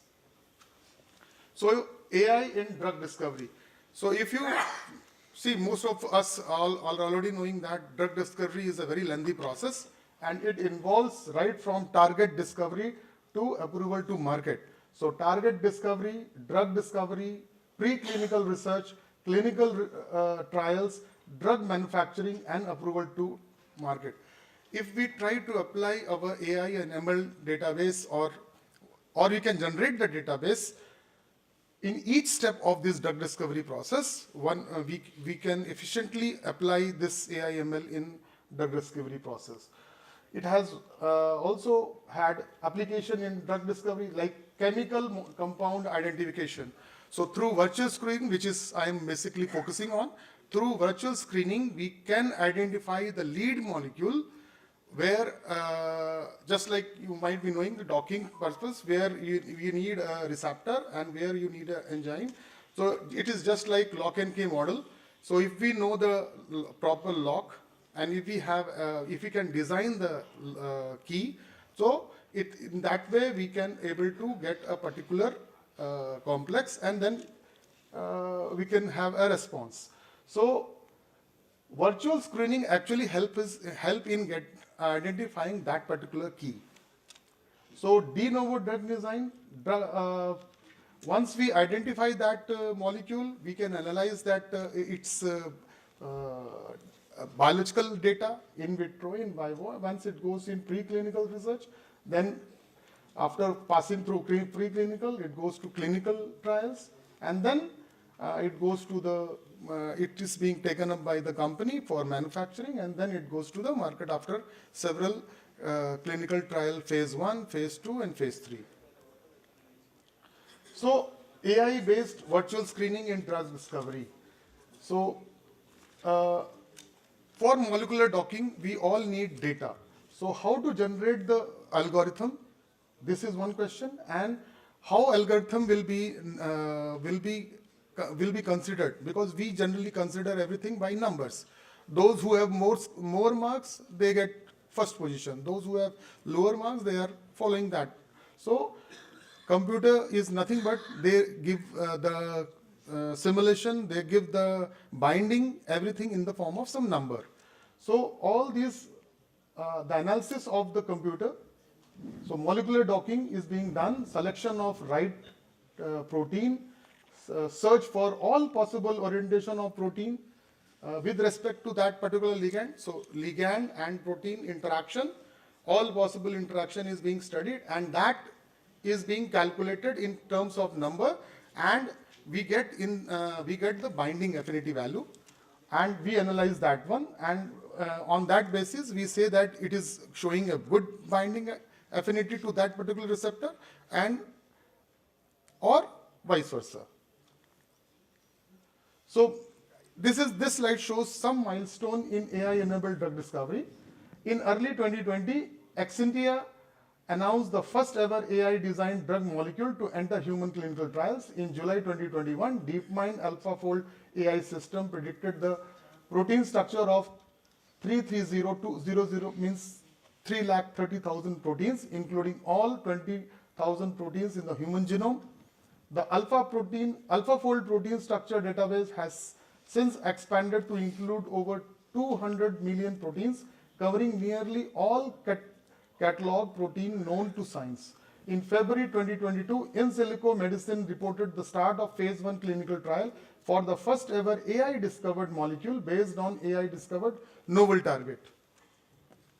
In January 2023, EFSI became the first entity to create and validate de novo antibody in silico using generative AI.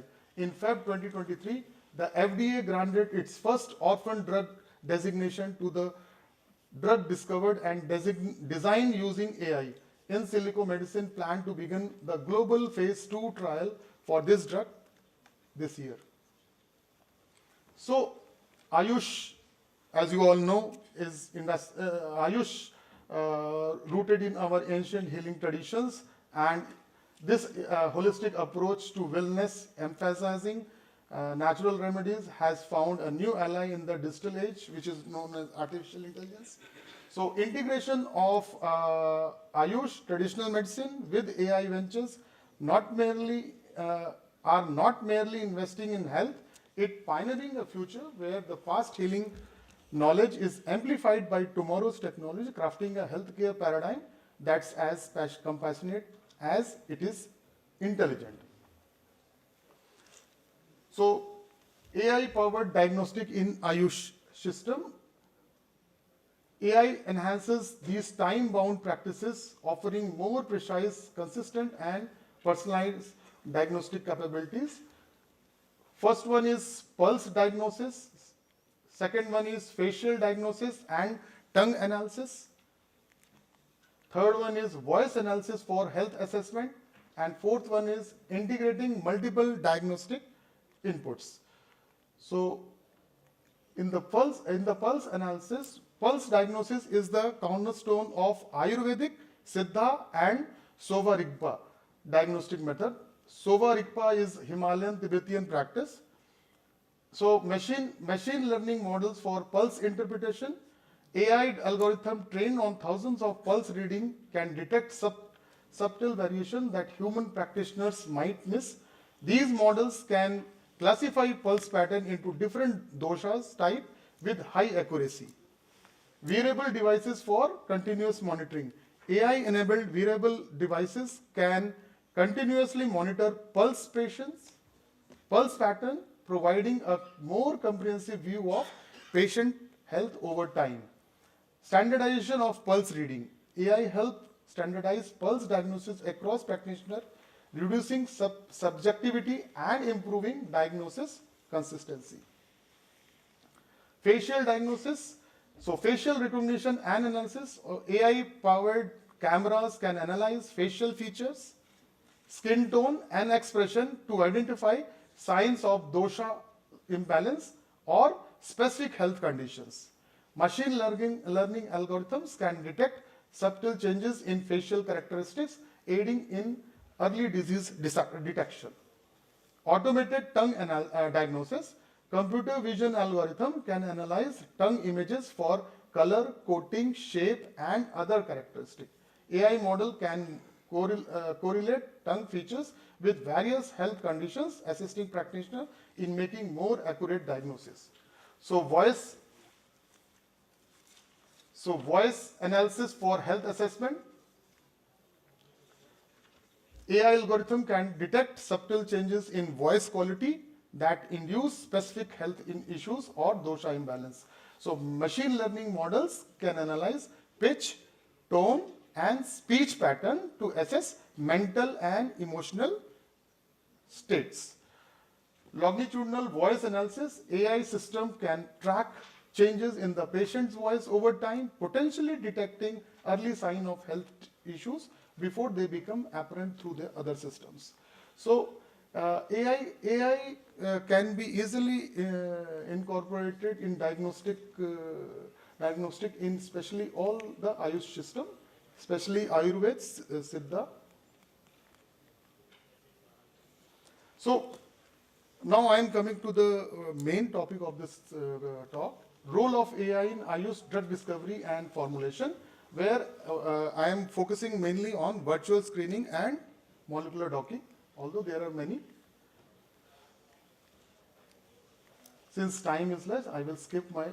So, as you all know that artemisinin is the anti-malarial drug compound isolated from Artemisia annua, and malaria is being caused by Plasmodium, and artemisinin is the drug responsible for curing the malaria, and the Nobel Prize has been given to the artemisinin, the discovery of the artemisinin in 2015. So, to whom? To Professor Tu Yu, Chinese professor, Professor Tu Yu. So if we can build up a model of, if we can think of analyzing the various components through in silico docking of various components of Artemisia annua, in which one of the component is artemisinin, and if we dock it into the specific pocket of that particular protein, and so it was analyzed that this molecule shows 6.73 kilocalorie per mole. More negative value of the docking score, as I told you previously, the computer read or gives you the value in terms of some number. More negative value, better is the binding affinity with the ligand protein interaction, right? So similarly, anti-inflammatory drug like Amblica officinalis is amla. Everyone knows that it has anti-inflammatory potency. And if we analyze the various components of these plant, Amblica officinale, and docking scores were calculated on human 15 lipooxygenase 2 having PDB-ID 4 NR. PDB-ID is protein data bank. All the structures, the data is actually getting from protein data bank. And if we dog these molecules, which are the various components of Amblica, and it has been observed that docking scores were found very good. So the herbal extract of this plant is being used in treating anti-inflammatory effects, infections. Or similarly, these are the various docking scores. Similarly, Rauwolfia serpentina is being used to treat hypertension, and the risk factors are basically with unhealthy diet, obesity, genetic, age, stress, certain chronic conditions. So in Rauwolfia serpentina, these are the various compounds which are being found, and if we do in silico docking of all these components of Rauwolfia serpentina, metoprolol is the drug which is being given for the treatment of hypertension. So as compared to metoprolol, which is showing the docking score of 6.7 kilocalorie per mole, all the components of herbal extract of Rauwolfia serpentina is showing very good docking score, which clearly indicates that it can be used as a drug. The herbal extract can be used as a drug. So these are the various docking scores, molecular docking interactions of each component of Rauwolfia serpentina. I am skipping this portion. Next one is Kala Azar, Leishmaniasis. It is being, the Unani treatment is Artemisia absinthium, and in this plant, these compounds are present. And if we carry out the docking of each component of these component of Artemisia absinthium against crystal structure of Leishmania NMT PDB-ID 6QDF using Pyrex Python prescription 0.8 software. So all of the compound, all of the component is showing a very good docking score except ferulic acid. So if we can, yeah, please, yeah, thank you. Within 2 minutes only. No more 2 minutes. 1 minute, okay. Conclude. Okay. So similarly, natural products can also be used for the treatment of various diseases like Cygrigium caudatum against Mycobacterium tuberculosis. So all these components are present in this plant, and isoniazid is the drug for the treatment of tuberculosis. As you can see, isoniazid against this PDB-ID is showing docking score of 4.7. All the components are showing. So this herbal extract can be easily given to the patient for the treatment of this Cygrigium caudatum for the treatment of tuberculosis. Thank you, Dr. Sandeep. Thank you very much. Thank you very much. Our next speaker is Dr. Kushagra Khanna, Head Research, QS Coordinator, Industrial Coordinator, Assistant Professor, Department of Pharmaceutical Technology, Faculty of Pharmaceutical Sciences, UCSI, University of Kuala Lumpur, Malaysia. This will be a talk absent. Our last speaker is Dr. Saket Ram Trigula. This will be a virtual lecture. He is Research Officer Ayurveda, National Institute of Indian Medical Heritage, CCRAS, Hyderabad. So please start it without any delay.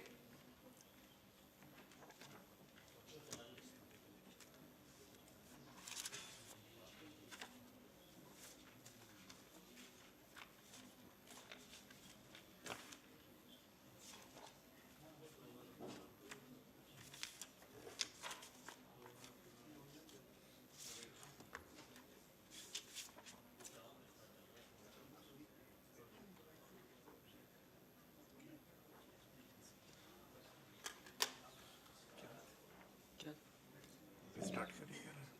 मैं sir वो audio check कर रहा हूँ।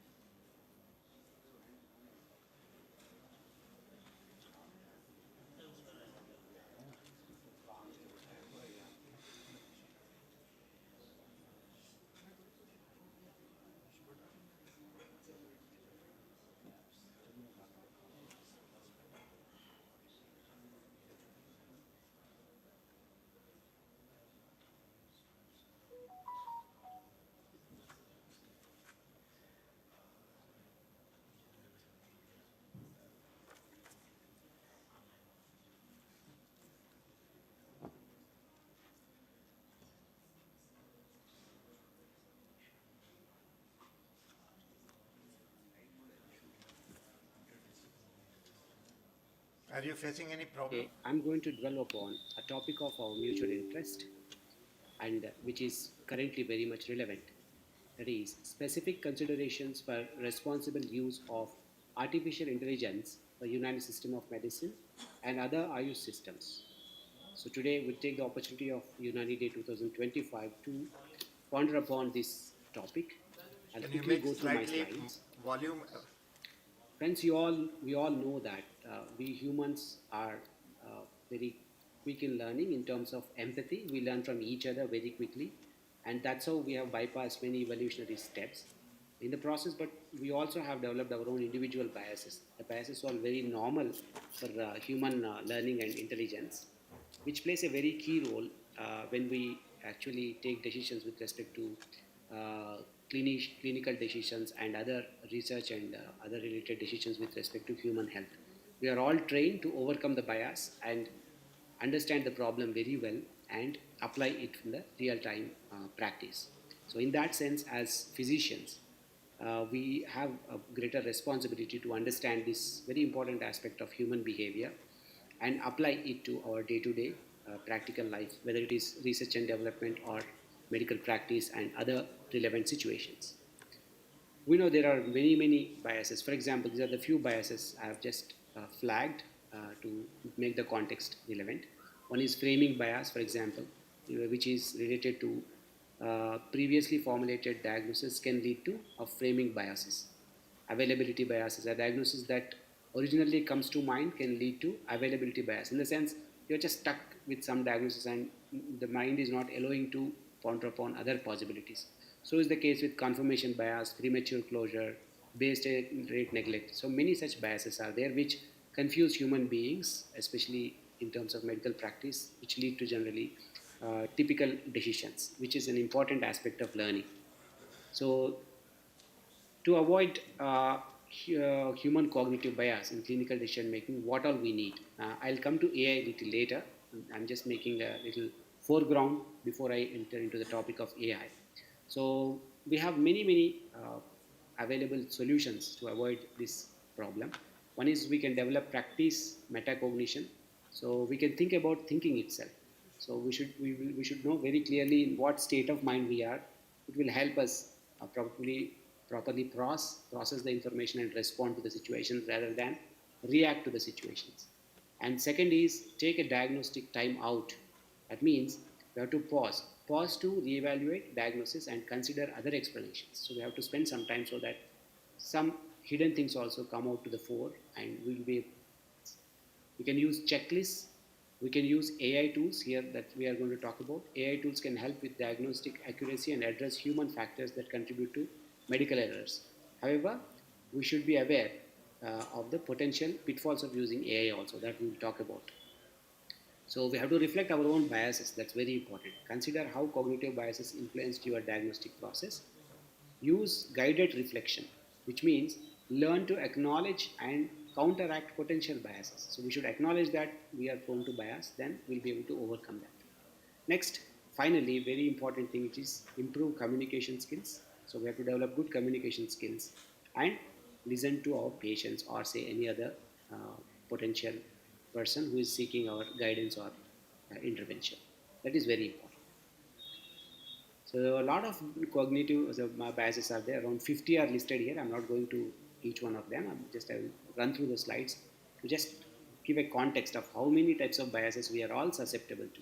For example, here in this slide you can see fundamental attribution error, self-serving bias, in-group favoritism, bandwagon effect, groupthink, halo effect, moral luck, false consensus, course of knowledge, spotlight effect, ability heuristics, defensive attribution, just world hypothesis, naive realism, naive cynicism, Forer effect, Dunking-Kruger effect, anchoring, automation bias, Google effect, digital amnesia, reactance, automation bias, backfire effect, third person effect, delete bias, availability cascade, declinism, status quo bias, sunk to cost facility or escalation of commitment, gambler's fallacy, zero risk bias, framing effect, stereotyping, outgroup homogeneity bias, authority bias, placebo effect, survivorship bias, tachypsychia, law of triviality, Zernist effect, IKEA effect, Ben Franklin effect, bystander effect, suggestibility, false memory, so on and so forth. So, what is artificial intelligence? What is the relevance of all those biases and artificial intelligence? We will ponder upon. Artificial intelligence is a branch of computer science focused on creating systems and machines capable of performing tasks that typically require human intelligence, such as learning, problem solving, and decision making. What are AI applications? AI applications refers to the diverse range of technologies and systems powered by AI that can perform tasks typically requiring human intelligence, although they still require large amounts of human supervision. AI applications span industries including health and have the potential to enhance decision making by enabling new evidence. AI applications are typically technologies embedded with machine learning, natural language processing, but also deep learning and other techniques.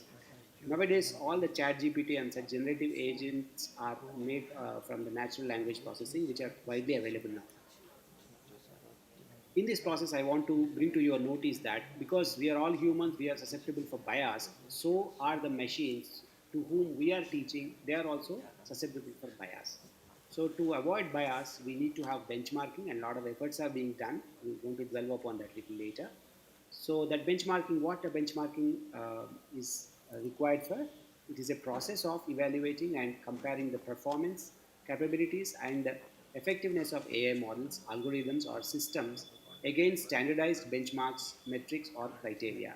Benchmarking AI involves conducting experiments, tests, or competitions using representative datasets, tasks, or challenges to assess the performance of AI applications in specific domains such as image recognition, natural language processing, and autonomous driving, of course, the healthcare. There are many tools. So some of the examples which I'm going to show are from Ayurveda domain, but such solutions are available for Unani also. So this one of the early interventions for Ayurveda. I have gone through this particular site. Very interesting observations which demand us to look at the solutions very carefully, because this is a very early solution.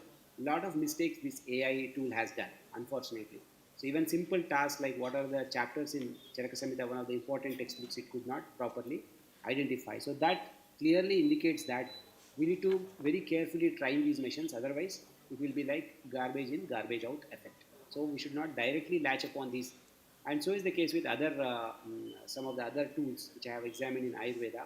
So they are still in the very nascent stages and they are not giving proper responses. So what is the solutions?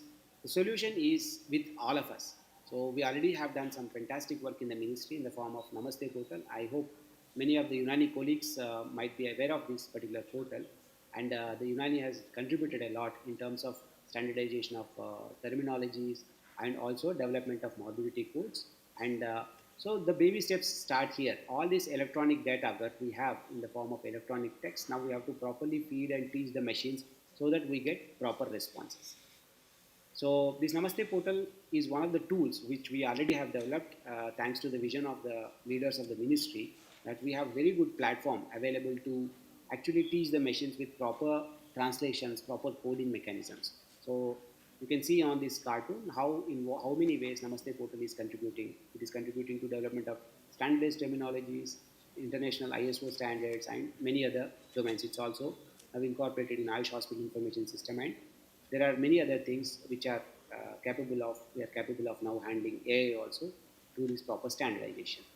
So I'll just quickly skip through these slides. You know, these are all already available. Now, with the help of WHO, we also could add the common codes in the ICD-11 browser.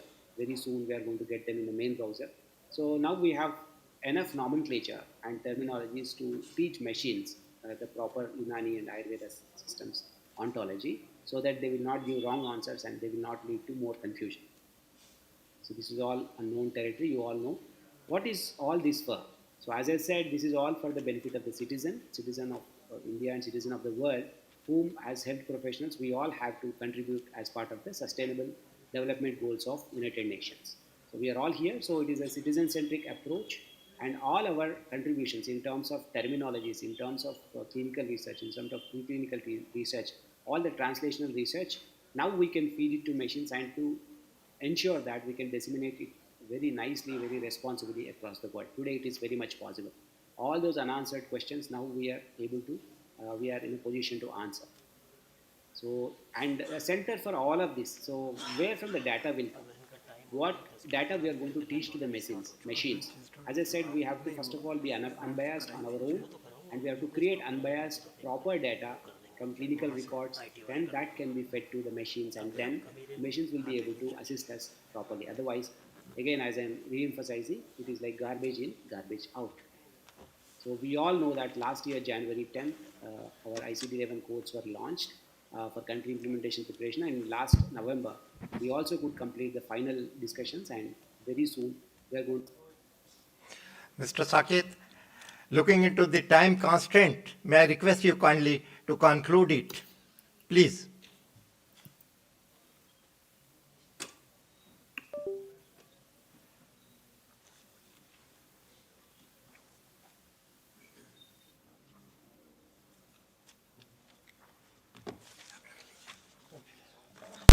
Thank you very much, learned chairpersons and speakers who have given us a roadmap to go ahead in the field of AI and ML, and also to integrate Unani system of medicine with AI and ML.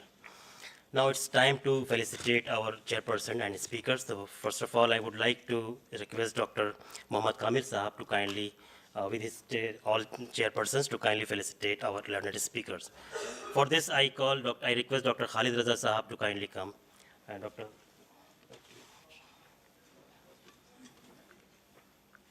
मैं देता हूँ किसी को sir वहाँ से करवा दें sir कल अंदर आ जाए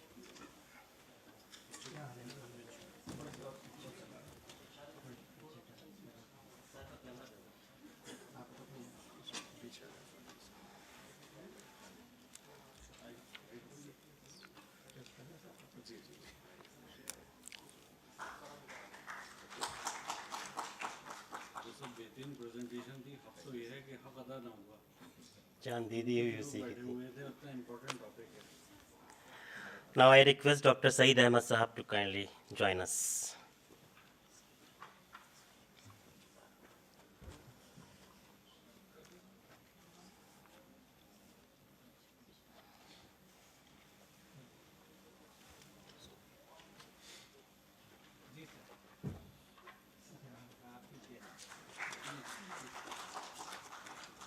सब वक्त नहीं दे पाए हम डॉक्टर साहब को और इस momentous work is seeing and believing. Our next speaker is Dr. Sandeep Chaudhary Sahab.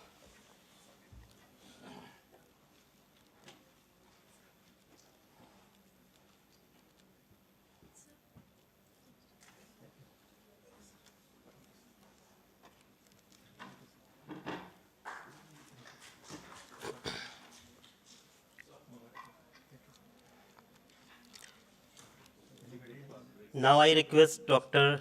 Kamil Sahab to kindly felicitate our learned chairpersons. For this, I request Dr. First of all, our chairperson is Muhammad Zubair Sahab to kindly felicitate him, sir.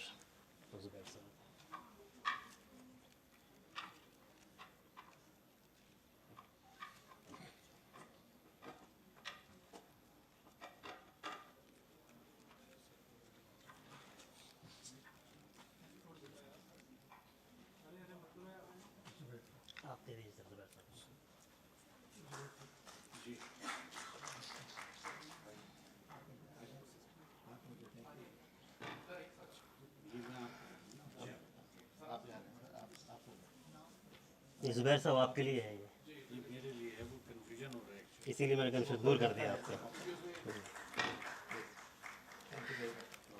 Now I request Professor Kamil Sahab to kindly felicitate with the token of appreciation to Dr.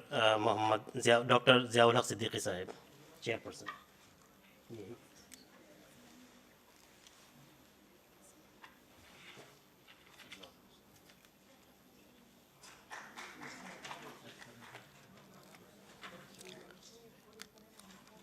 I once again request Dr. Kamil Sahib to kindly felicitate Dr. Akhtar Hussain Jamali Sahib, Chairman.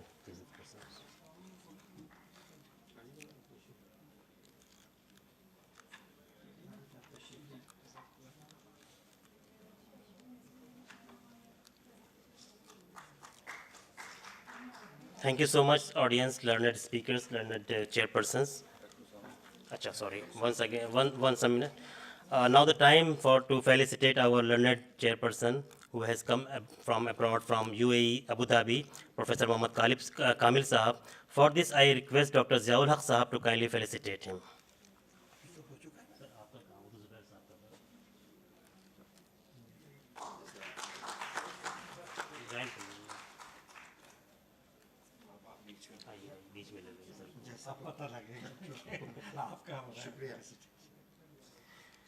Thank you. With the permission of chair, I would like to wrap up this session. Chair, wrap up. Okay, okay, sir. And proceed for lunch. बस lunch ही और तो कुछ नहीं ना. Direct lunch. I'm sorry, due to the late session, you people are probably missing the lunch, so it is already started at 1:30, and I have been communicated several times to make it, to conclude it, and that's why I wanted support of the speakers. So please join the lunch. Thank you very much.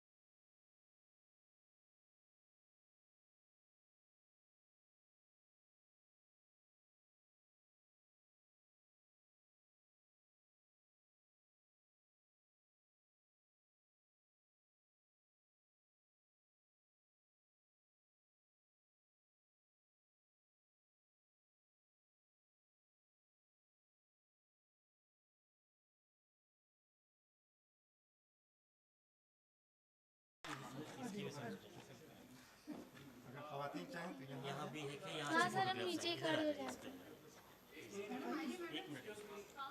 आगे आते हैं. Photographer साहब, कुछ लोग अगर आगे आ जाए तो कैसा रहेगा? ठीक ठीक, that's fine. सर आगे. सर आप वही नहीं है. आप इधर. माइक नीचे कर दीजिए बस.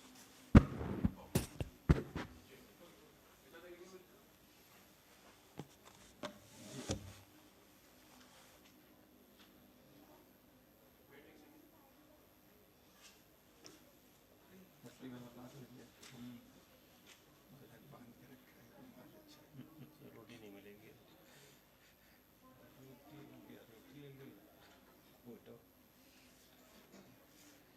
छूटा जाए. फोटो तो मिली जाएगा. फोटो भी आप तो हमारे सामने ऐसे ही हमारे दिल में रहा.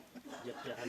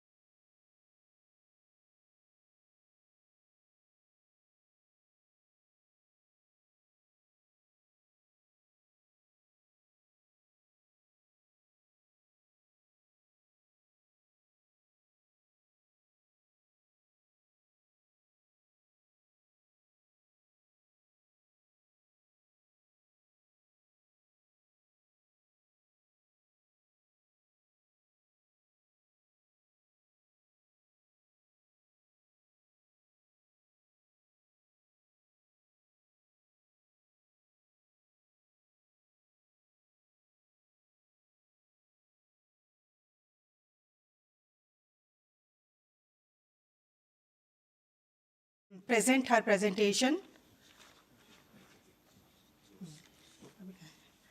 Sorry.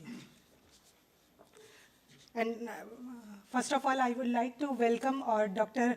Rashidullah Khan sir also by a rose petal from Dr. Novan Anwar. He is coordinating this hall session.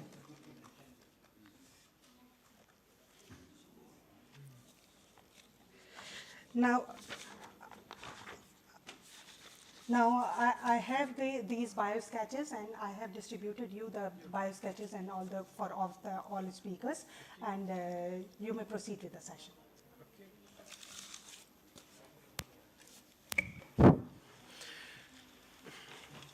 Welcome everyone to our panel discussion today. Thank you for joining us. I hope we have a good discussion. We have an exciting lineup of speakers. And let us start by introducing our esteemed panelists. First of all, we should hear the presentation of Ms. Ghazala Mola, but it seems that Ms. Ghazala Mola is not here, can't come. It was a good topic. Should be. What's your name? My name is Dr. Asif Ansari.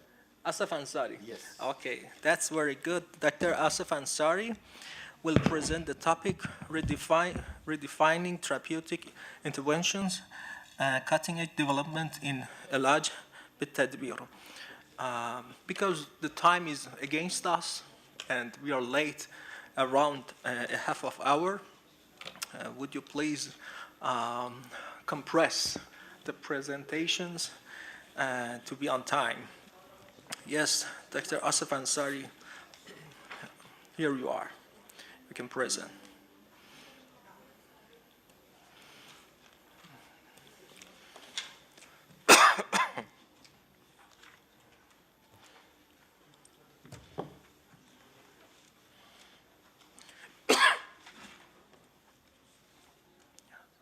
Ghazala Mullah.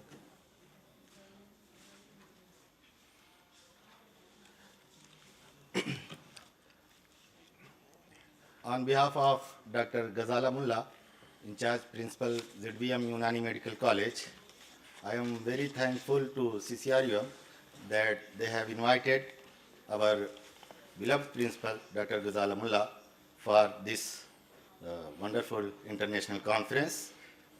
But unfortunately, she is not make his journey possible due to some organizational responsibilities.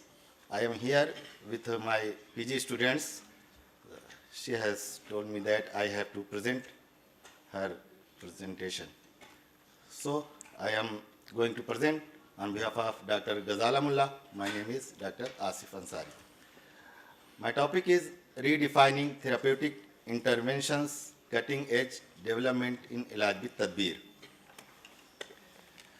Modalities of management of ill health by Unani system of medicine is covered by Ilaj bit-Tadbir, Ilaj bil-Ghiza, Ilaj bil-Dawa. Recent advances, are they really needed, or we have to focus only on classical old? Not. Absolutely not. We have to go through advances, and we need that advances to increase the efficacy of therapies, to make the therapies easy with minimum efforts, to save the manpower, to save the time, to make the therapies affordable.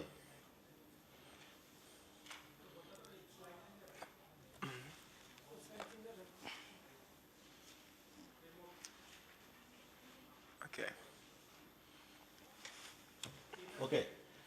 We need advances in Ilaj bit-Tadbir to increase the efficacy of therapies, to make the therapies easy with minimum efforts, to save the manpower, to save the time, to make the therapies affordable.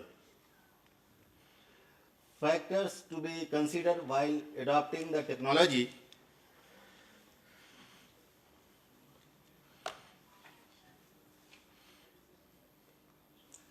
Effectiveness, it should be as effective as classical technology in all the aspects. For example, therapeutic efficacy, easy to handle, economical, it should be safe, having no hazardous effect.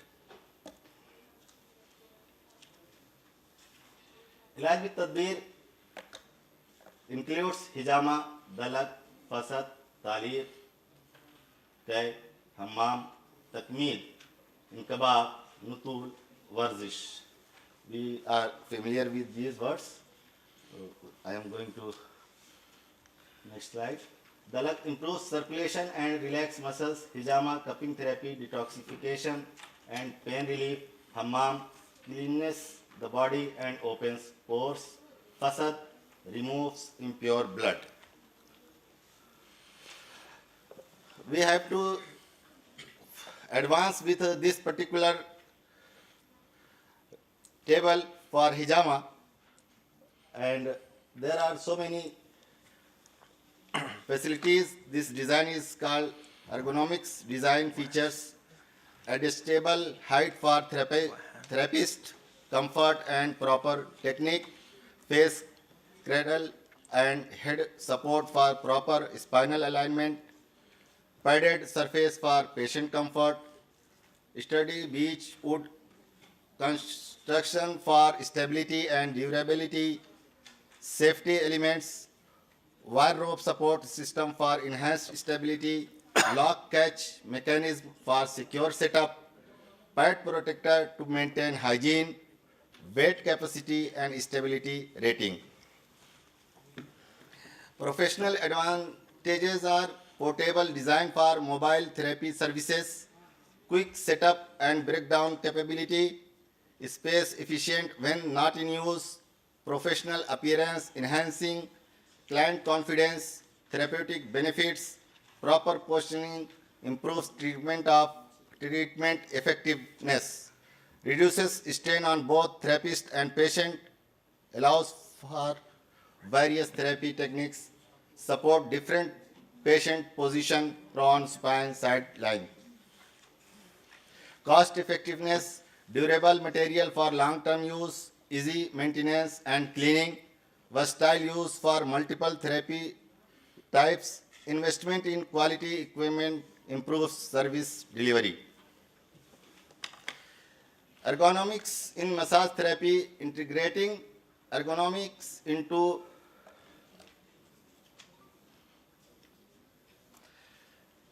traditional massage therapy for musculoskeletal disorders offers numerous benefits, including improved therapist well-being, enhanced patient comfort, and better treatment outcomes. By adopting ergonomic principles, tools, and techniques, massage therapists can provide more effective, sustainable, and patient-centered care. This approach not only preserves the essence of traditional massage, but also modernizes its use to meet the demands of contemporary health care. These are oil heating machines.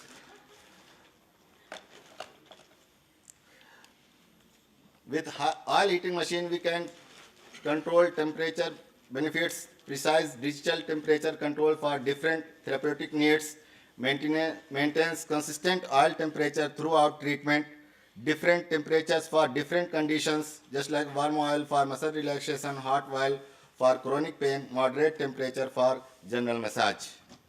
Safety features are electric heating with temperature regulation, automatic shut-off safety feature prevents oil overheating. Oil heating machines, its clinical applications are customized temperature for specific ailments, better absorption of medicated oils, enhanced therapeutic benefits, consistent treatment quality. Modern advantages over traditional methods are no direct flame contact with oils, better hygiene standards, more professional approach, reduced risk of contamination.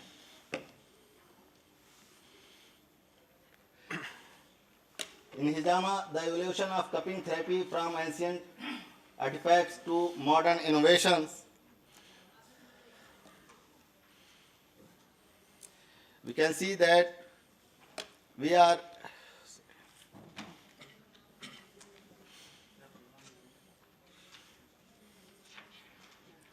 these traditional bronze vessels, masterfully crafted centuries ago, represent the foundation tools of cupping.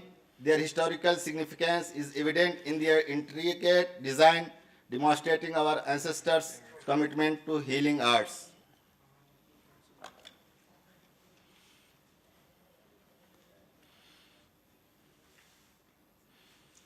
These are cups which are designed in our era, and we are there from that ancient cupping therapy, hijama therapy, to modern machine vacuum and spray.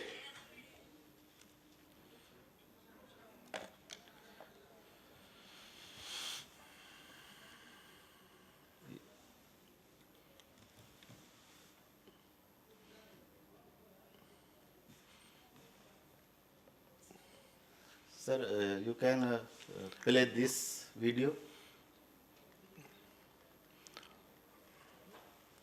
Dr. Asif has a video. Would you please run the video?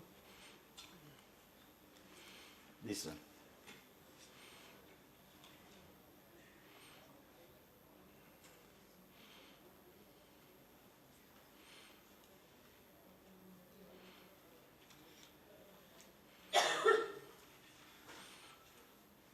This is from ancient era video. We are here with new techniques now, that is a vacuum machine and spray machines.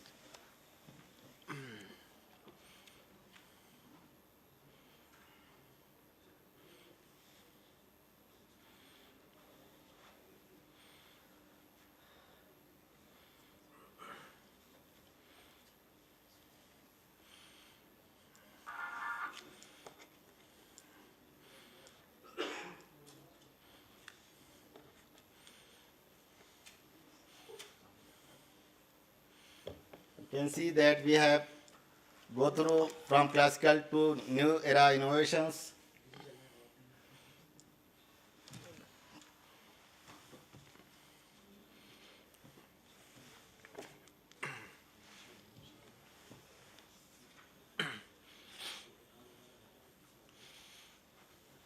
Next.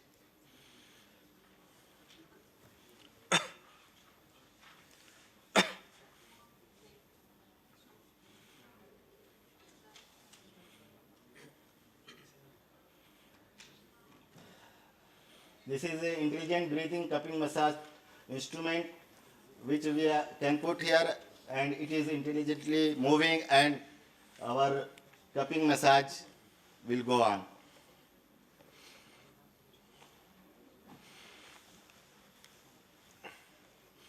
Dr. Asif, you have 3 minutes. Okay. Yeah.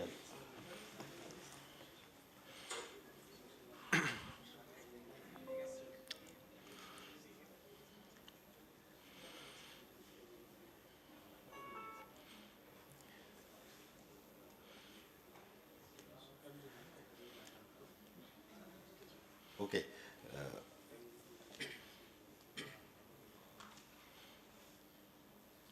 These are large white tube to interface to the cupping cups. These are the innovations. We are in this era from classical and old instruments.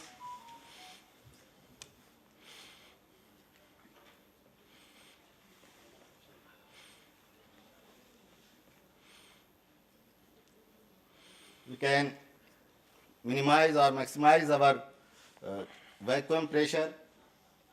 Okay. Today's therapeutic arsenal has expanded to include precision engineered glass cups in graduated sizes for targeted treatment, medical grade silicone cups offering flexibility and enhanced comfort, state-of-the-art suction machines with digital pressure regulation, and so on. This technological evolution has elevated the ancient practice of hijama by ensuring precise negative pressure control, enhancing treatment customization, improving patient comfort, maintaining consistent therapeutic standards, meeting modern medical hygiene requirements. The progression from these historical artifacts to contemporary instruments perfectly illustrates how traditional wisdom meets modern innovation in Ilaj bit Tadbir. Nutul, Hijama, Hammam, and in kebab we have from first to four we have to not going to heat on burner, we have to electrical machines in nowadays, and we can evaporation and we can use our nozzles, not earlier like shamum, which are taken by someone or with help. Essential oil preparation methods are there. We can prepare from now scientific methods. We can use these oils or essential oils.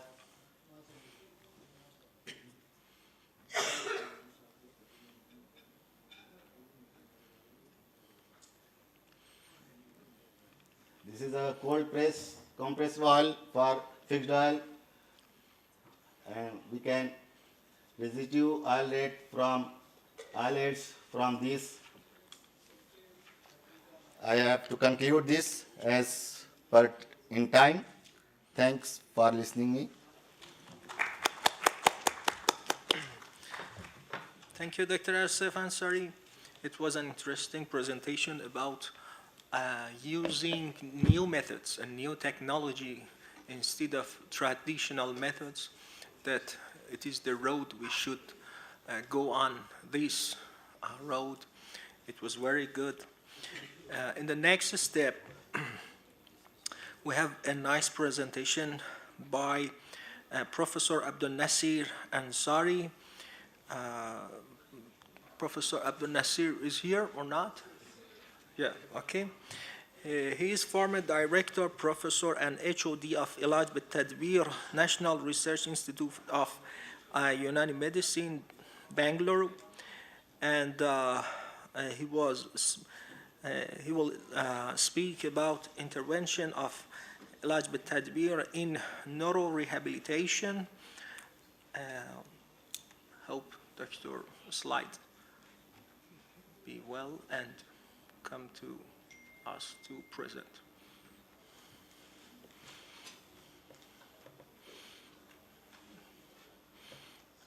Okay.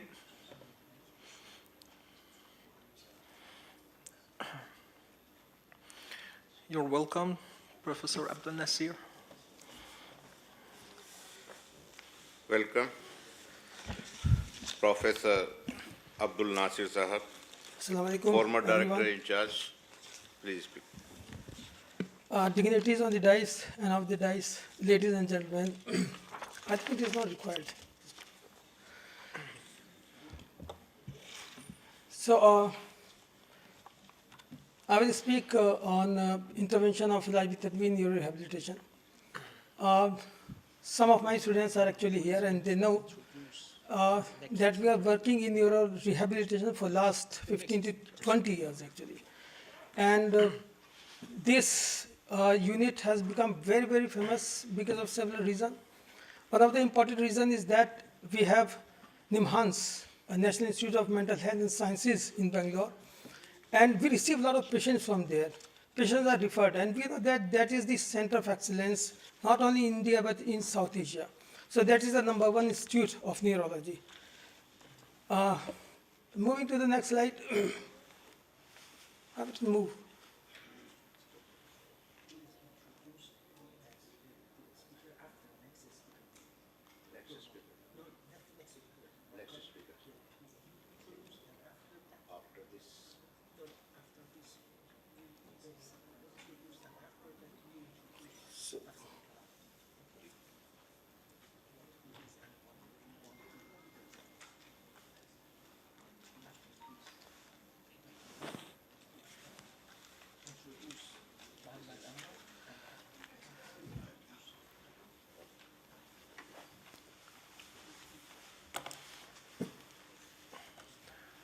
Is there any problem with this?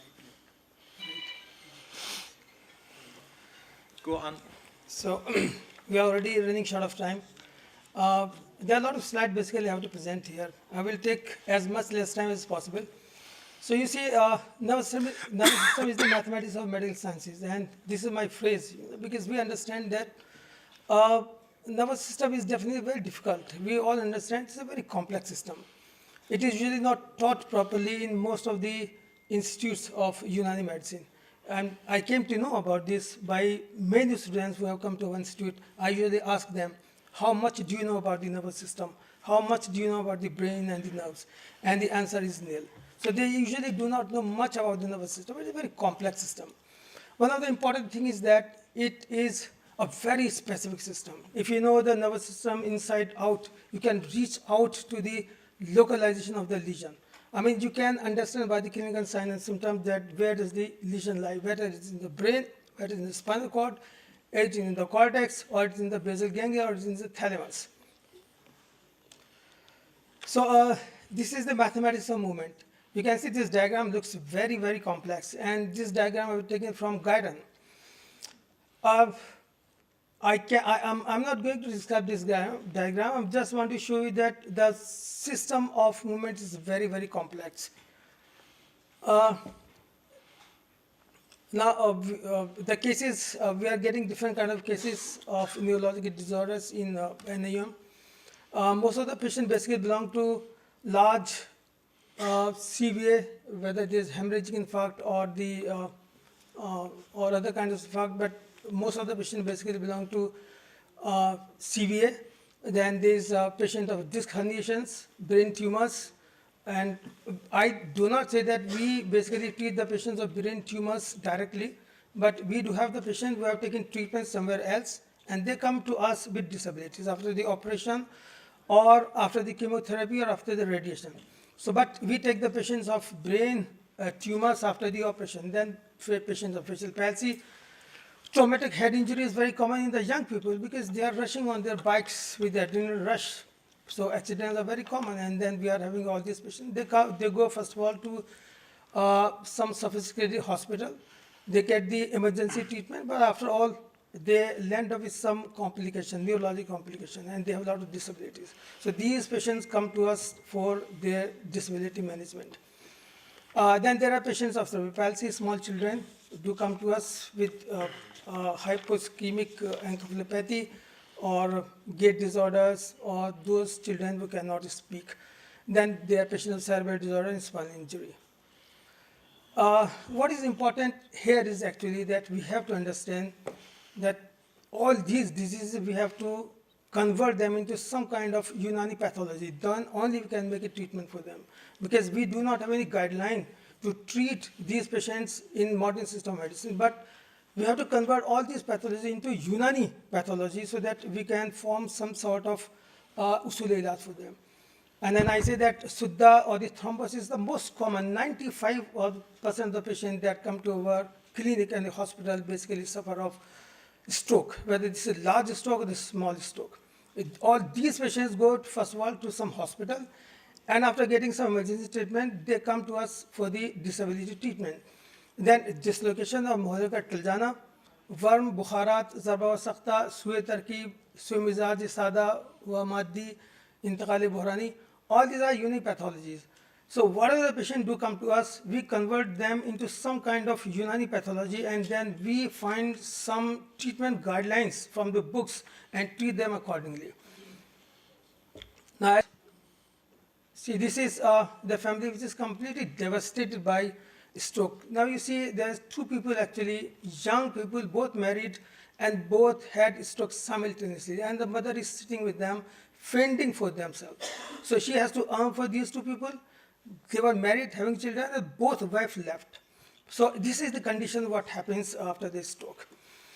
Now this is a patient, a very critical patient and very rare patient also. Now this is known as 1.5 syndrome, where the lesion is the left pontine lesion. And this patient is a patient of contralateral hemiplegia, where the facial palsy is on the left side and the eyes does not move at all. Only it is the right eye which moves just half laterally. So 1.5 movement of the eye is lost. Only one right eye moves a little bit on the right side. So because 1.5 movement is lost, so it is known as 1.5 syndrome. And the lesion is in the bones. So this is again a very complex patient. Now we do have a patient of RTA, a road traffic accident with diffuse brain injury.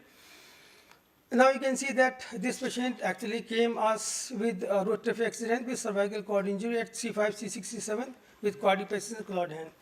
We treated the patient and this patient was able to walk. Now again you see this patient has come from Nimhans, left anterior communicating artery aneurysm bleed, left pteryneal craniotomy with clipping of aneurysm, again extension of craniotomy with augmentative duroplasty was done, and there is a bone flap in the abdomen. We can see the condition of the scalp that is being hollowed out. You can see this patient suffering of motor neuron disease. This patient suffers of left vagal palsy. This patient cannot swallow. And you can see there's a Ryle's tube basically going through the nose, a white piece that you can see is being inserted, and then see another behind the uvula, there's another shadow is there, that belongs to the Ryle's tube. And there's a deviation of uvula also on the right side. So that is left vagal palsy. So, and this is the last diagram. You can see that in CT scan of brain there was large Professor right-sided. you have 1 minute. How much? 1 minute. 1 minute? Yeah. My God. Okay, I will take only 5 minutes. Yeah. Let's ensure that everyone has the chance to present. Okay, definitely. So, I mean, these are the kind of patients that basically we treat. These are complex patients. Now, usually large. Now, we all understand that basically we treat the patient with Munjis and Musil, and after that, we go on to treat with Ilaj bi Tadbir. So, I'll show you that how basically we treat the patients. Now, this is a nuskha for the Munjis, at least to be given for 12 days, then Musil has to be given on the 12th day. And then comes the phase of Ilaj bi Tadbir. And there you can see a lot of Tadbir that we do. And this is the board basically which shows that we have 27 therapies, what we do in our Ilaj bi Tadbir section.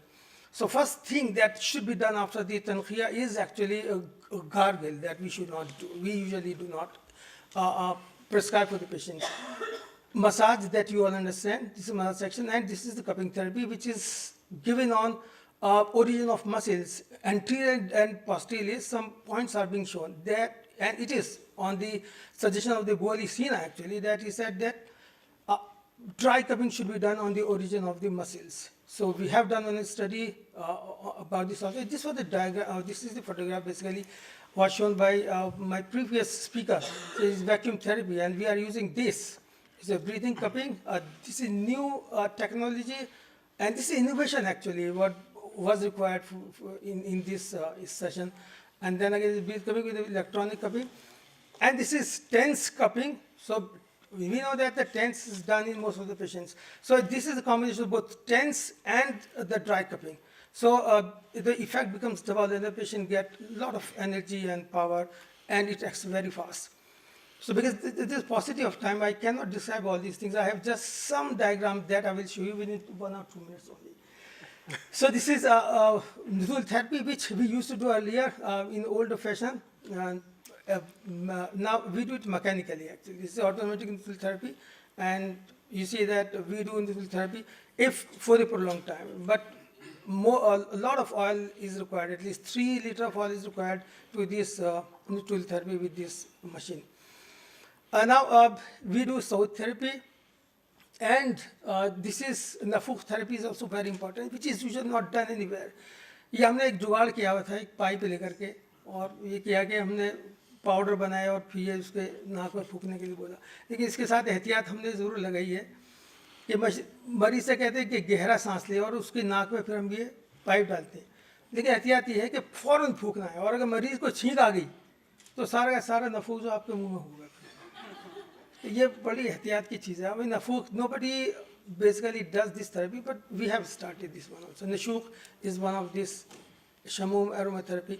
And this chewing drug of the mazu is also very important, because patients will come with aphasia, those who cannot speak. And we have seen the effect of this medicine in most of the children who cannot speak, and even aphasic patients also who have lesion in the area number 44, motor aphasia. It's a very good effect. Then Abzan and Ghusl Zohri, nuskhas are there. This diagram you cannot find anywhere, even on the internet also. I try to find out, and we have produced it for ourselves. So these are the all Berg, Abzan, Gargi, Merchant Bath. This is the original diagram, and nothing I'm taking from the internet. These all diagram photographs are our own. We are doing all this therapy ourselves. So you see, this man is being immersed and being treated for his neurological disorders. And this is how these all they are boiled. Even children and all these patients basically go into this therapy.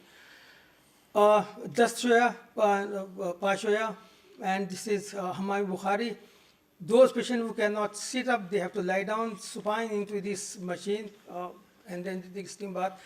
Samad is very important. And this last is caboose therapy. Basically, it's not done anywhere, not even described in most in the textbook also. Tayyab Saab se humne liya hai. I mean, most of the people probably know this incident. Tayyab Saab ne kisi mareez ko ye bataya tha ki sar pe uske wo lagayi jaye. When a patient is suffering of basilar infarction was not recovering, then we had prepared this caboose or mash ki roti, and we applied this on the patient's head for some time, and then patient recovered. Okay, so this is only half from 2 minutes access. Yeah. Okay, then this hammam. Okay, this is only 3 chamber hammam. So you see, this is second chamber, third chamber. All 3 rooms you can see here. A patient is coming out of this, and then hammam mein sab nange aapko dikhai de rahe. So this is important. Riyazat or exercise therapy is one part of this. That's why we have integrated with the modern system of medicine. And this is RPD neurology. हमारे अभी doctor साहब बैठे हुए हैं वहाँ पर. He is there in this photograph. Zohaib is there basically. So whole ward is full, and we have a pediatric neurology section also. Patient of different neurological disabilities basically we admit over there. And with this, thanks very much. I would like Dr. Ansari put these valuable slides in our group in WhatsApp. We can use these good slides. Good afternoon. Before I invite the speaker to come to the stage, allow me to introduce the speaker. Dr. Muhammad Anwar is presently working as a professor at the Department of Large BW, Aligarh Muslim Universities, Aligarh, India. He was awarded the University Gold Medal for his outstanding academic performance. He has been teaching clinical subjects to undergraduates and postgraduate students at several universities and institutes. He also served as head of the departments of Mulajat and RSPW, Deputy Hospital Superintendent, National Institute of Unani Medicine, Bengaluru, and Chairman, Departments of RSPW, Aligarh Muslim University, Aligarh. He has published 91 research papers in various reputed scientific journals and authored 3 books. He served as member of several scientific and research committees, as such as member Institutional Ethics Committee, NIUM, Bangalore. He was conferred with the Best Teacher Award for Clinical Research in Unani Medicine in 2017 by the Ministry of Ayush, Government of India.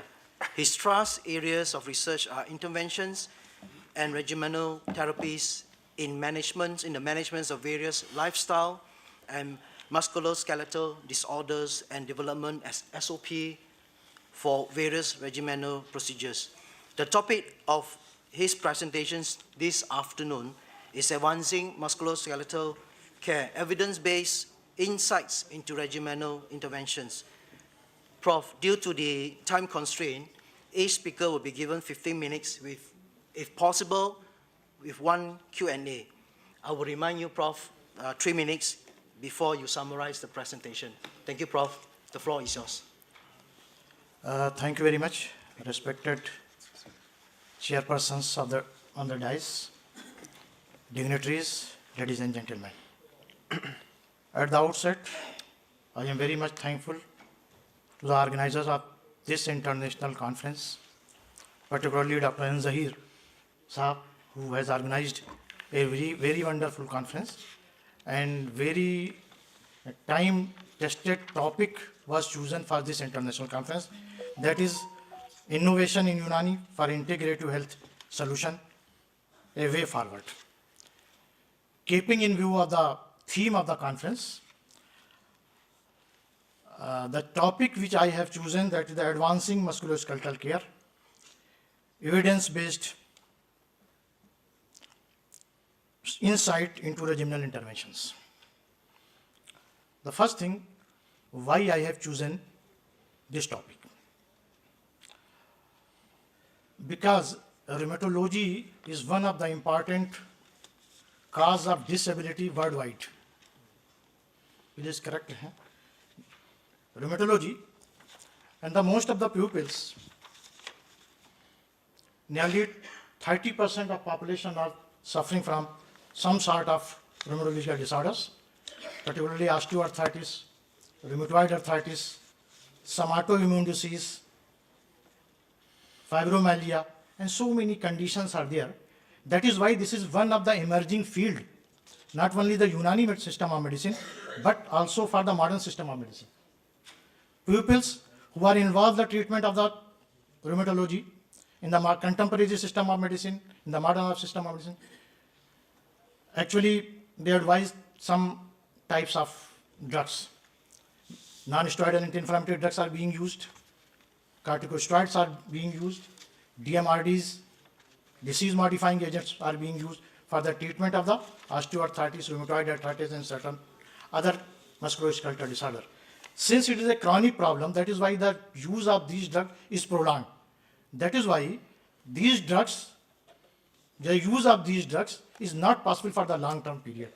While it is using for the long-term period, they certainly cause adverse effects on the body, and that causing so many side effects as well as the comorbidities to the human being. Equally, there is in fact, the nephrotoxicity, one of the important side effect, long-term use of these effects. So that is one of the cause of the renal failure. In this scenario, if any system of medicine will provide some alternative remedy from the non-pharmacological management, I think this will be the wonderful, and Unani system of medicine, particularly Ilaj with Tadbir regimen, provides a wonderful solution for the long-term treatment of all chronic musculoskeletal disorders. As I have been told that I have to complete my presentation within time limit, that is why I will skip some slides of my presentation. If you go for the global presentation of this disease, this is the nearly only rheumatoid arthritis, 18 million people suffering from the osteoarthritis, 528 million, and so many, and this is the global economic burden to the society of the world. That is why any treatment which is given by the alternative system of medicine may provide the remedy of these conditions. And no doubt, Ilaj with Tadbir having so many interventions which are used since long times. But the question of the academia as well as the scientific fraternity, that these are not evidence-based. But in this lecture, I have gathered some of my research work, because I have been engaged in the field of the Ilaj with Tadbir since last 20 years. And so many work has been carried out under my supervision. Because of the gravity of the disease, I have selected some topic, particularly rheumatoid arthritis, osteoarthritis, and I have chosen 2-3 topics I will present there. That was actually, the work was carried out under my guidance.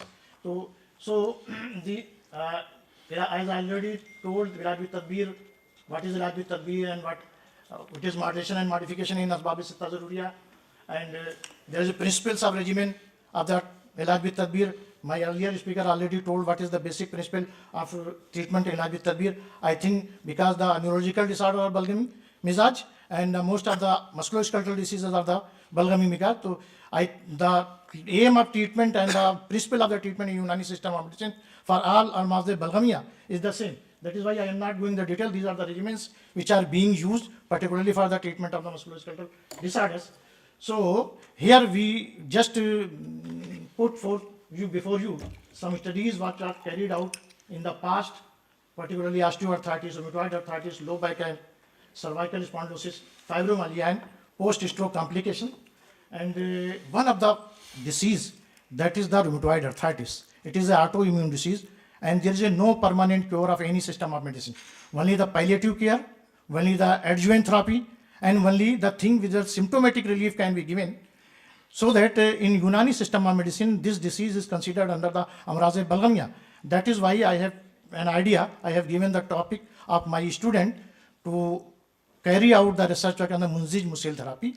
And in this therapy, we have given the clinical study of Abbeguliak, preceded by Munzij and Musil therapy in the management of rheumatoid arthritis.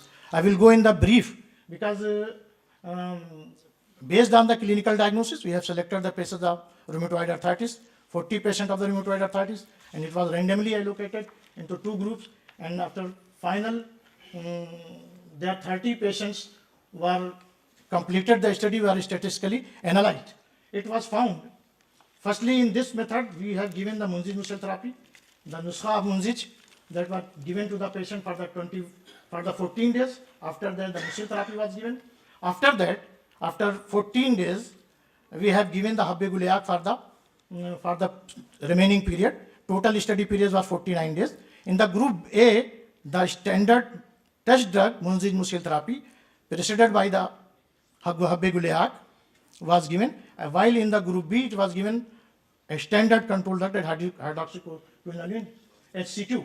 And after that, it was analyzed on the subjective as well as the objective parameters. The subjective parameters were pain, morning stiffness, restriction of joint, and objective parameters are the VAS, OMEC, ESR, and CRP. At the end of study, it was found that the effect in the relieving the symptoms of rheumatoid arthritis was quite significant in group A. In this basis, we can say that in case of rheumatoid arthritis, we can provide the treatment to the patient, particularly in the relieving the symptoms. And it was observed that in this period, there was no progression of the disease, and there was no complication developed of the rheumatoid arthritis. That is why, if any treatment which only reduce the clinical symptoms and which reduce the progression of the disease, it may be the quiet and novel mode of treatment in the Unani system of medicine, and it should be given to the patients of. Another study, which is again very simple study, and in this study, the clinical evaluation of efficacy of Dalak with Rogan-e-Ahmad-Jadid and Riyazat in the patients of the knee osteoarthritis. Again, patient is diagnosed cases of the knee osteoarthritis was selected for the study. Patients were divided into 3 groups, Group A, Group B, Group C, and Group A was given, only applied the massage of the Rogan-e-Ahmad-Jadid 5 minutes, 5 ml in both affected knee joints, and Group B, Rogan-e-Ahmad-Jadid application, massage, along with the Habbeguliak, and and Group C, a standard control drug, that diclofenac gel was applied. And in all 3 groups, knee strengthening exercise was advised to the patient. After completing the study, it was observed, it was statistically analyzed that the effect of the treatment intervention, particularly massage therapy with Habbeguliak group, was quite effective in the management of the osteoarthritis. Similarly, some other studies this is the ingredients of the Rogan-e-Ahmad-Jadid, this is the ingredient of Habbeguliak. Fortunately, ingredient of Habbeguliak causes anti-inflammatory effect as well as the immunomodulator effect and other muscarinic properties. And another study that is one quite common problem, that is the fibromyalgia, which is a psychosomatic disease, and there is no curative treatment. Particularly the patient diagnosed with the fibromyalgia, we are given the amitriptyline only. Because the cupping therapy is very much advocated for the treatment of so many musculoskeletal disorders, I have given the cupping therapy, dry cupping therapy in the one group and in the standard control group, amitriptyline. The patient was assessed on the subjective and objective parameters, and it was found that the patient who was treated with the cupping therapy having the quite effective manner. Similarly, when another study which was given, particularly in the cases of cervical spondylitis, and in this case the wet cupping therapy was given, and the results was quite effective. One of the study was conducted by some other colleague, that is the heart fermentation in the cases of low back ache. Similarly, Hijama Vilasud in the management of cervical spondylitis, and Again, the study was conducted on the cupping therapy and the osteoarthritis. So these are the studies which were carried out under my direct supervision or co-supervision and they published in the different international and scientific journals. Similarly, so many evidence is available and papers are published for the efficacy and evidence-based study on various regimens of regimental therapy, particularly in for the osteoarthritis, cupping therapy is quite effective, leech therapy is quite effective. In post-stroke complication, massage with Rohini. Earlier, Dr. Nasir given the presentation regarding the patient of post-stroke complication. So these are the diseases where the scientific studies pertaining to the different regimens of Ilaj with service, these are the evidence-based. Now we can say, on the basis of this, we can say that the various regimens which are presently applied in the different, for the treatment of different musculoskeletal disorders are quite effective. It is the cost effective and that can be safely used. It can be long-term used, safely used. So on the basis of, I just concluding my lecture before my Prof, chairman will give me a call, to summarize that the goal of regimental therapy is not only elevate the immediate symptoms of the musculoskeletal conditions, but also to improve the overall structural and functional health. By integrating the advanced therapeutic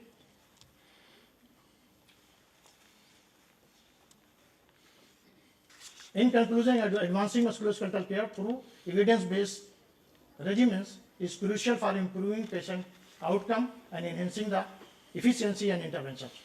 By integrating the research-based evidence, we can develop targeted studies that optimize the recovery, reduces the pain, and set a new benchmark for the excellence in the musculoskeletal health through Ilaj with Tadbir. And in the last, it is an advanced form of Ilaj with Tadbir combined with the time-tested wisdom with modern principles, offering an effective non-invasive remedy for pain relief, rehabilitation, and the management of the musculoskeletal disorders. The goal of regimental therapy is not only to elevate the symptom, but to immediate symptoms of the musculoskeletal condition, but also improve the overall structural and functional health. By integrating the advanced therapeutic techniques such as targeted massage, cupping therapy, medicinal bath, exercise rehabilitation, personalized dietary and lifestyle modification, balancing the body humors, enhancing the circulation, promoting the tissue repairs, this therapy offers long-term relief and management for the musculoskeletal disorders. With this, I am just concluding with the remark that regimens of regimental therapy are evidence-based that can be successfully used for the treatment and in management of different musculoskeletal conditions, particularly degenerative condition, autoimmune diseases, and in such a way we can provide the cost-effective regimen and we can avoid the long-term complication of the drugs, modern drugs, which are posing a challenge to the physician as well as the patient care, for the patient care. So with these words, I am just concluding and thank you very much for being listening. Thank you, Prof, for your presentation. Very good time management. I will allow one questions from the floor, if you have any, for Prof. Any questions? One questions? No? Thank you, Prof. Yes, yes. Sir, I would like to ask one basic fundamental question. When you are indicating any therapy to a particular patient, do you consider the temperament of that patient? That was also the part of study, because these work which I have presented here, this is the thesis work of my PG student, and one of the parameter that was the misage and temperament. And because as I earlier told, the most of the patient which is suffering from the musculoskeletal disorder, particularly degenerative disorders, belongs from the Balgami Amras. So the parameter was being used, and the patients, most of the patients found the Balgami misage. That is why in the principles of the treatment, Muzije Balgam Advi are advised. And in my opinion, most of the treatment modalities, particularly intervention, is being used for the purpose of Tanqiya Mawad. Before that, as per Unani principle, we should use Munzij Musil. After that, we should give the Tanqiya, and the most of the regimens, basically, these are the regimens of Tanqiya Mawad. So that is being consideration while the study was conducted. Thank you. Thank you, Prof. Thank you. Chairman, please. I have another question, Dr. Anwar. In continue with previous question, it seems that you get the most of these kind of ailments under the umbrella of Balgami diseases. But we have another kinds of joint pains, for example, Sodavi joint pains, Damavi joint pains, and for example, you prescribe for all of them Habigolaya. Okay, thank you very much for asking a very good question, and I am delighted that question come from my chairperson. Basically, as per Unani system of medicine, the amraz mafasil, wajul mafasil are being classified into 4 types on the basis of the dominance of the akhlat. One is Damvi, second is Safravi, third is Balgami, and fourth is Saudavi. And as per classical literature, the symptoms of the most of the Damvi health, because rheumatoid arthritis is not mentioned in Unani medicine, osteoarthritis as it is not mentioned in the Unani medicine, but we have on the basis of the clinical presentation of the Amraz Balgami, Wajul Mafasil Balgami, and the clinical presentation of the osteoarthritis. We correlate this, and the most of the symptoms which are similar to the Balgami Wajul Mafasil with the osteoarthritis. In my opinion, as I studied, the most of the Damvi, Wajul Mafasil Damvi, most of the bacterial and viral diseases, particularly infective arthritis, viral arthritis, comes under the category of the Amraz Wajul Mafasil Damvi. And the necrous gout is the classical example of the Wajul Mafasil Safravi. And the osteoarthritis is the classical example of the Wajul Mafasil Balgami. As far as the rheumatoid arthritis is concerned, in the Unani, as per Unani concept, when the Balgam, Khilte Balgam become Mutarriq, that is Ihtiraq Balgam, and converted into Sauda, then the most of the disease condition, as you go for the pathology of the rheumatoid arthritis, the changes, first the erosion, then adhesion, and salabat. That is the characteristic of the Saudavi Amraz. But in Unani, as per Unani classic, when the Wajul Mafasil Balgami become the chronic and convert to the Ihtiraq, that is Ihtiraq Balgam, it will convert it to Ihtiraq Sauda. That is why, while I have given the rheumatoid arthritis Munzij Nuskha, we have chosen 2 drugs from the Munzij Sauda Adviya also. So this is the wide spectrum, particularly in Unani medicine it is defined under the only 4 category. But if you go through the clinical presentation of the different diseases, it is a wide spectrum, and the term Wajul Mafasil being used, it is a broad spectrum term that should be considered as per classification of the dominance of the akhlat, that is Damvi, Safravi, Balgami. Thank you, dear Professor. And the last question, you didn't need a new student from Iran. It was a good presentation. You know, more than 70% of our body is covered by muscles and bones. And it's an opinion that more than 70% of diseases are from muscle and bones or related to muscle and bones. So this is a very important topic, and thank you, Dr. Professor Anwar. Thank you.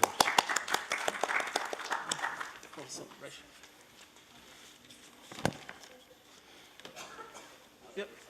Present next presentation. Yeah.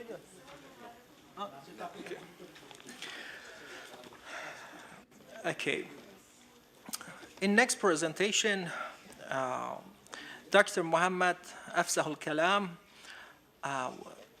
we received a longest speech from Dr. Afzahul Kalam about Ilaj bit Tadbir. Dr. Afzahul Kalam is research officer, scientist from Regional Research Institute of Unani Medicine, Srinagar. Thank you, Dr. Afzahul Kalam. Auzu billahi min shaitani rajim. Bismillahir Rahmanir Rahim. Respected Chairperson, Dr. Ali Reza Abbasian Sahab, Dr. Jimmy, and Dr. Rashidullah Khan Sahab, and dignitaries and delegates. Without any delay, I want to present my topic, that is regimental therapy, recent development and future prospect.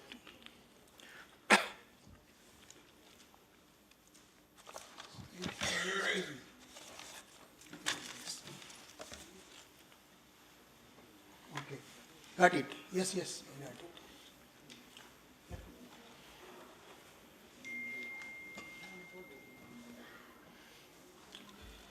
First introduction. इलाज में तदबीर means treatment through regimens where systemic lifestyle modification are used to maintain health and manage diseases. Literally, tadbir is an Arabic word meaning regimen or systemic plan, whereas ilaj means therapy or treatment. Ilaj bi tadbir is one of the important mode of treatment mentioned in Unani system of medicine, like ilaj bi taghziya, ilaj bi tadbir, ilaj bi dawa and ilaj bil yad. Historical background, it traces back to the Hippocratic era of Greco-Arab medicine traditions. Influential scholars from contribution from Hippocrates, Galen and Avicenna. It is based on the principle of those asbab sitta zaruriya and from traditional practices of evidence-based complementary medicine worldwide.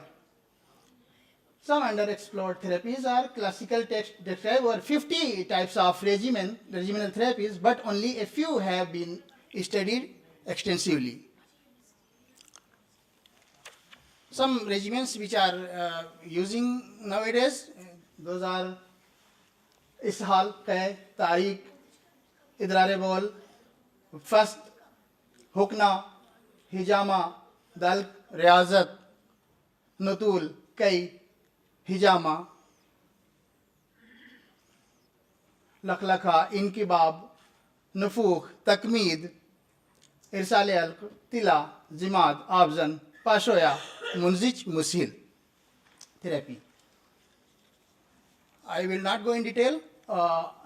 Recent development, scientific validation, increasing clinical studies proving effectiveness.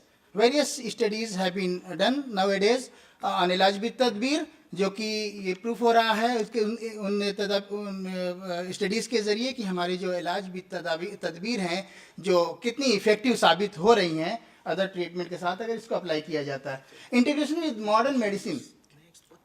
मुख्तलिफ hospitals में आप देख रहे हैं कि किस तरीके से आयुष यूनिट और वेलनेस सेंटर्स खोले जा रहे हैं और उनकी जो है कितनी अहमियत हो रही है और किस तरीके से मॉडर्न मेडिसिन में इसकी मांग बढ़ रही है. वो लोग ज़रूरत महसूस कर रहे हैं इस बात का कि उन सेंटर्स पे आयुष सेंटर्स खोले जाएं और ख़ास तौर से इलाज भी तदबीर का सेंटर जो है मौजूद होना चाहिए.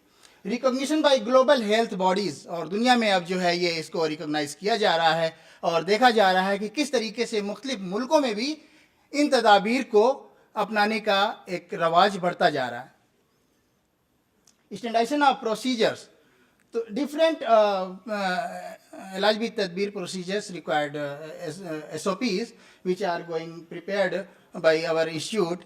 हम लोग अभी माशाल्लाह पिछले साल में एक SOP जो है हिजामा पे पब्लिश हुई है और इस साल 5-6 SOPs बन रही हैं जो कि इनकबाब है, नतूल है और इरसाल अलक वगैरह पे जो है वो तैयार की जा रही हैं. तो इंशाल्लाह बहुत जल्द CCRM के ज़रिए ये SOPs भी आपके सामने हाजिर होंगी और लोगों के फ़ायदे के लिए सामने होंगी इंशाल्लाह.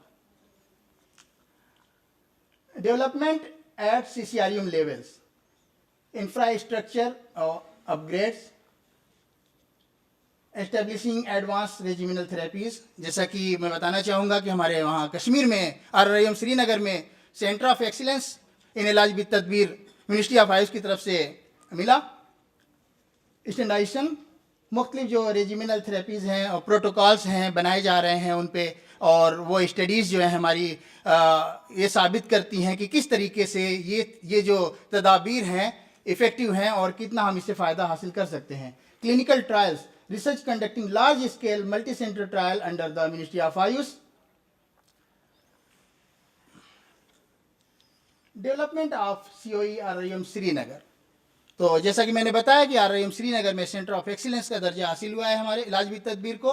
तो वहाँ पे हम जो है क्या क्या कर रहे हैं, ऑन गोइंग क्लिनिकल ट्रायल्स, बहुत सारे क्लिनिकल ट्रायल्स जो आबजन, नतूल, हिजामा और डिफरेंट जो थेरेपीज़ हैं, तदाबीर हैं, उन पे हम मुख्तलिफ जो ट्रायल कर रहे हैं। माशाल्लाह उनमें बहुत सारे कंप्लीट हो चुके हैं। माइग्रेन पे हमारा नतूल थेरेपी जो है बहुत ही इफेक्टिव साबित हुआ है माइग्रेन ट्रीटमेंट के लिए। लीच ब्रीडिंग सक्सेस, बताना चाहूँगा कि 2-3 साल के जब मेहनत के बाद हमने कश्मीर में जो कि -डिग्री टेम्परेचर होता है वहाँ पे लीचेस को बचा के किस तरीके से हमने वहाँ पे लीच ब्रीडिंग में सक्सेस हुए हैं और माशाल्लाह 2 साल से हम जो है लीच ब्रीडिंग कर रहे हैं। लेकिन अभी बहुत ही कम लेवल पे और स्मॉल लेवल पे उसका जो है वो ब्रीडिंग की जा रही है। आइंदा उसमें और बेहतर और ज़्यादा से ज़्यादा करने का इरादा रखते हैं, इंशाल्लाह उसमें कामयाबी मिलेगी। इंक्रीज पेशेंट फुटफॉल, तो इसकी वजह से क्या देखते हैं कि इलाज भी तदबीर अगर हम अपनी यूनिट्स पे अप्लाई करते हैं तो देखते हैं कि मरीज़ों को जो फ़ायदा हो रहा है, माउथ टू माउथ जो लोग दूर तक पहुंचा रहे हैं उसके फ़वायद को, तो उससे पेशेंट ज़्यादा बढ़ते जा रहे हैं OPDs में और IPD में। Academic contribution, we are publishing research paper in peer reviewed journals. मैं शो करना चाहूँगा यहाँ पे हमने 2023 में कश्मीर में जो है लीच ब्रीडिंग स्टार्ट की थी और 23 और 24 में हमने जो है उसको दोनों बार कामयाब हुए हैं और इस साल इंशाल्लाह उससे आगे बढ़ेंगे। वीडियो में आप देख सकते हैं किस तरीके से हमने फीडिंग कराई और किस तरीके से जो है कोकून से जो कोकून पैदा बने और उसमें से बेबी लीचेस अपीयर हुए और ये जो है 2 साल तक हमने ट्रायल किया है और इस साल भी इंशाल्लाह और ज़्यादा से ज़्यादा तादाद में उनको आगे बढ़ाने की कोशिश करेंगे। इससे फ़ायदा ये हो रहा है कि जो हम किसी पेशेंट को, जो कि आज कंट्रोवर्सी है कि लीचेस जो हैं लीचेस जो है इन्फेक्शन कॉज कर सकती हैं, तो ऐसी लीचेस हम प्रोड्यूस कर सकते हैं जो अपने वहाँ ब्रीड की हुई हों, तो उनसे वो चांसेस कम होंगे। Gap in current practice of regimental therapy, limited large-scale clinical trials, many therapies lack standardized protocols, need for standardization, disease-specific treatment plans, duration, frequency, and efficacy parameters remain undefined for many therapies. Underutilized therapies, over 50 traditional therapies exist, yet most remain unexplored due to limited research and clinical application. Examples of research gaps: leech therapy, Munzij-Musil therapy, diaphoresis lack modern studies to support efficacy. These therapies should be explored. The roadmap for the advancement. Roadmap क्या होना चाहिए? Scientific validation. We can conduct clinical trials, develop standardized protocols, and publish in index journal. Expand scope. We can promote underutilized therapies like dukhan, tadkhin, etc., tila, shamum, standardization. We can create treatment guidelines, train practitioners, and digital record for consistency. Policy integration. Advocate for inclusion in healthcare policies, collaborate with modern medicine, and conduct CME programs, etc. Regulatory recognition, secure legal approval, establish licensing, and align with the WHO's traditional medicine strategy. Awareness and training. We can launch public campaign, educate practitioners, and develop patient-friendly materials. Technology and research. We can use AI for personalized care, secure funding, and implement electronic health records. 3 minutes. Okay. Thank you. I will conclude. Every speaker, time limit only 5 minutes. Time foundation. Okay. Thank you. I will conclude it. तो conclusion है ना, only 5 minutes के Innovation is अंदर. regimental therapy. Different techniques which are used, and these are the new instrument and equipments which are used in Ilaj with Tadbir. I will not go in detail because previously it has been discussed.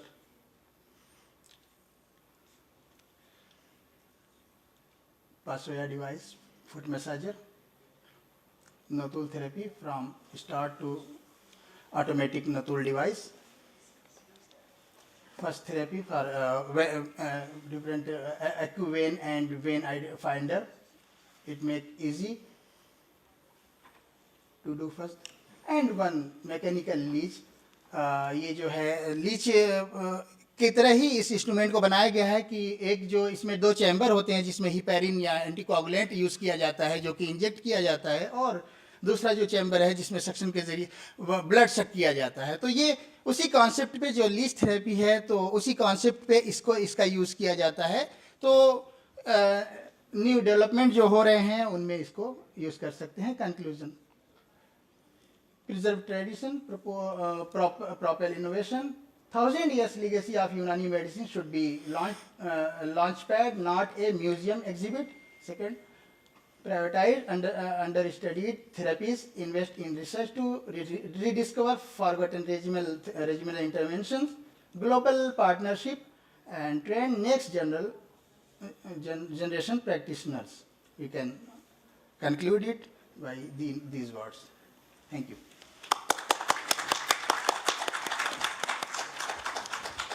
Thank you, Dr. Afsahul Kalam.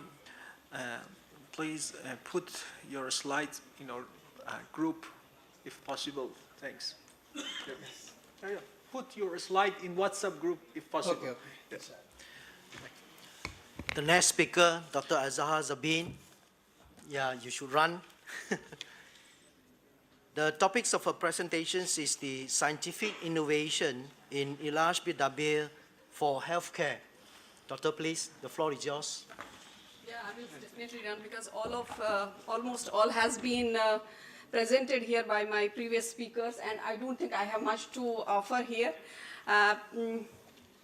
Thank you very much for, I must thank the organizers for inviting me here to deliver a talk before the August gathering. And Assalamu alaikum wa rahmatullahi wa barakatuhu, or a very good afternoon to all of you. I will straight away present my presentation. Hope I have this. So I will go the aim of this presenting this presentation was only to see where we are and how long we have to go. But I will skip most of the slides because almost everything has been discussed. So I will just point out some of the slides only. So I won't be taking much of time. I won't bore you further. So you know all that Ilaj with Tadbir, and one thing that I want to know that Ilaj with Tadbir is not only cupping therapy. It is huge. Almost more than 14 procedures are in Ilaj with Tadbir.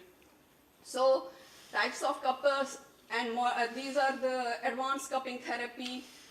This I will skip because they have already just. These are they have timeline sensors nowadays for pressure, measuring pressure and time for cupping. And here I want to say, as far as hijama bishart is concerned, I haven't come across through some like modern or smart cupping for that.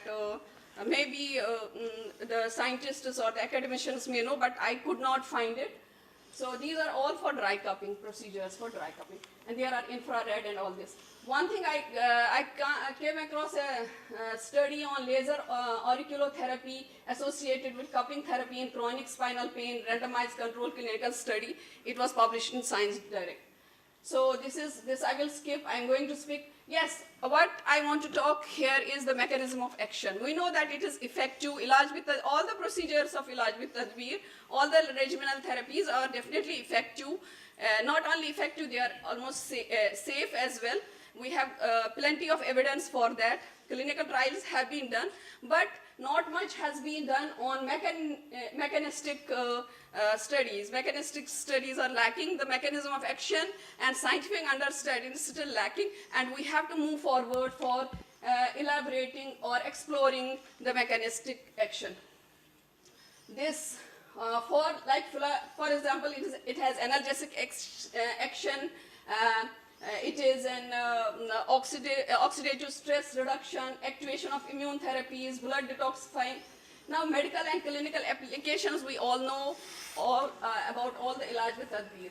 Now, clinical trials and research that is what is needing. Robust clinical trials are needed for the evidence-based studies.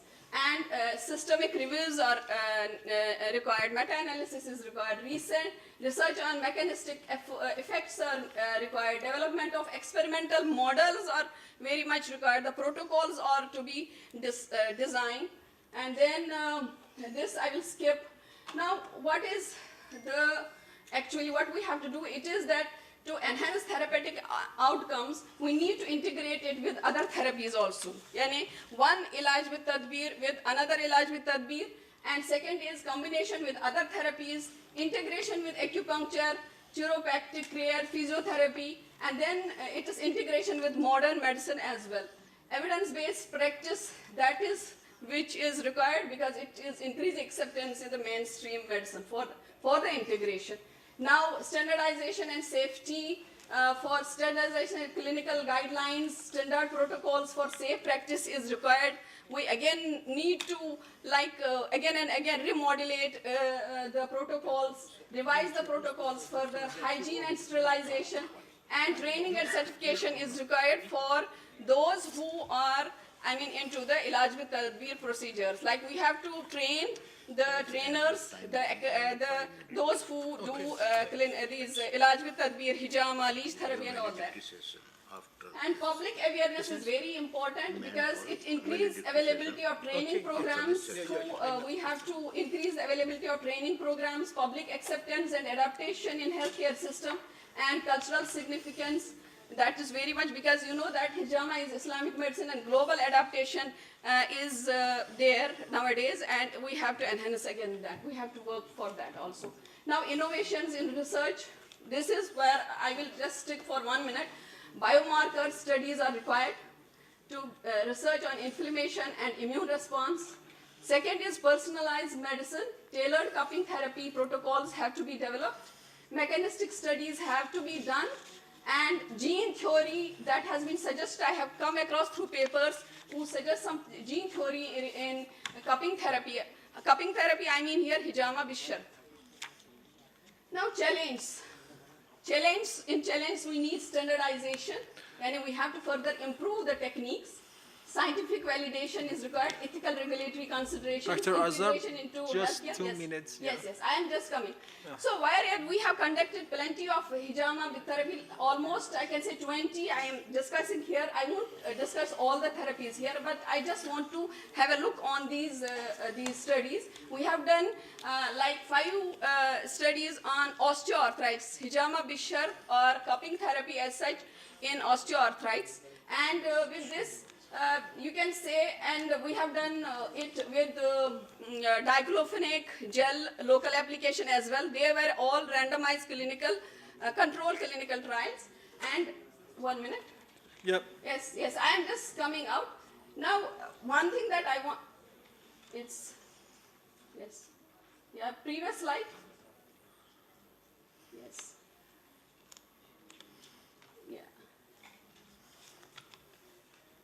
I have to show one study that is where I want to, that's not there. I will see. Actually, we have carried out a clinical trial, a randomized controlled clinical trial to evaluate efficacy of hijama bishar and assessment of biomarkers in knee OA. That was slide there, but I don't know where that has, maybe that has been skipped. And in that we have done some biomarkers like TNF-alpha, interleukins, and some comps, and then some of the peptides, nucleopeptides. Some of these biomarkers have been assessed. And this study, I don't know where this has, I wanted to highlight that study, but that is not here, unfortunately. But that's not here. That has been skipped, I think. Okay. But that study, that I want to hear, that we have done recently study on biomarkers, and it was a randomized control trial, and the control was all the regimes that are the conventional, that are being given by the conventional modern medicines, and we compared, and then we just assessed those biomarkers, these biomarkers, and the results, I will simply show that we got the very encouraging results. There were significant results that we found in the OA osteoarthritic patients who were given this hijama bishart. This was a study. And then there again we have done one thing in Ilaj with Tadbir recently, that the Bukhur therapy that is being given, where we give all the 6 drugs that you know, that Nakhuna, Babuna, Nakhuna, Gulitis and all that, that formulation was, the Joshanda was made of that, and then a gel formulation was made out of that. And what we have done, we have to one group of patients we have given Bukhur, simply Bukhur, and to another group we have given that gel, and we found that the difference in the, outcome measures were major in that. Ultimately, I don't have much. I have, because of the time, this thing, I had like on leech therapy as well, but simply. Thank you very much. That's it. You know, we have a valedictory session. It's okay. So the time is limited.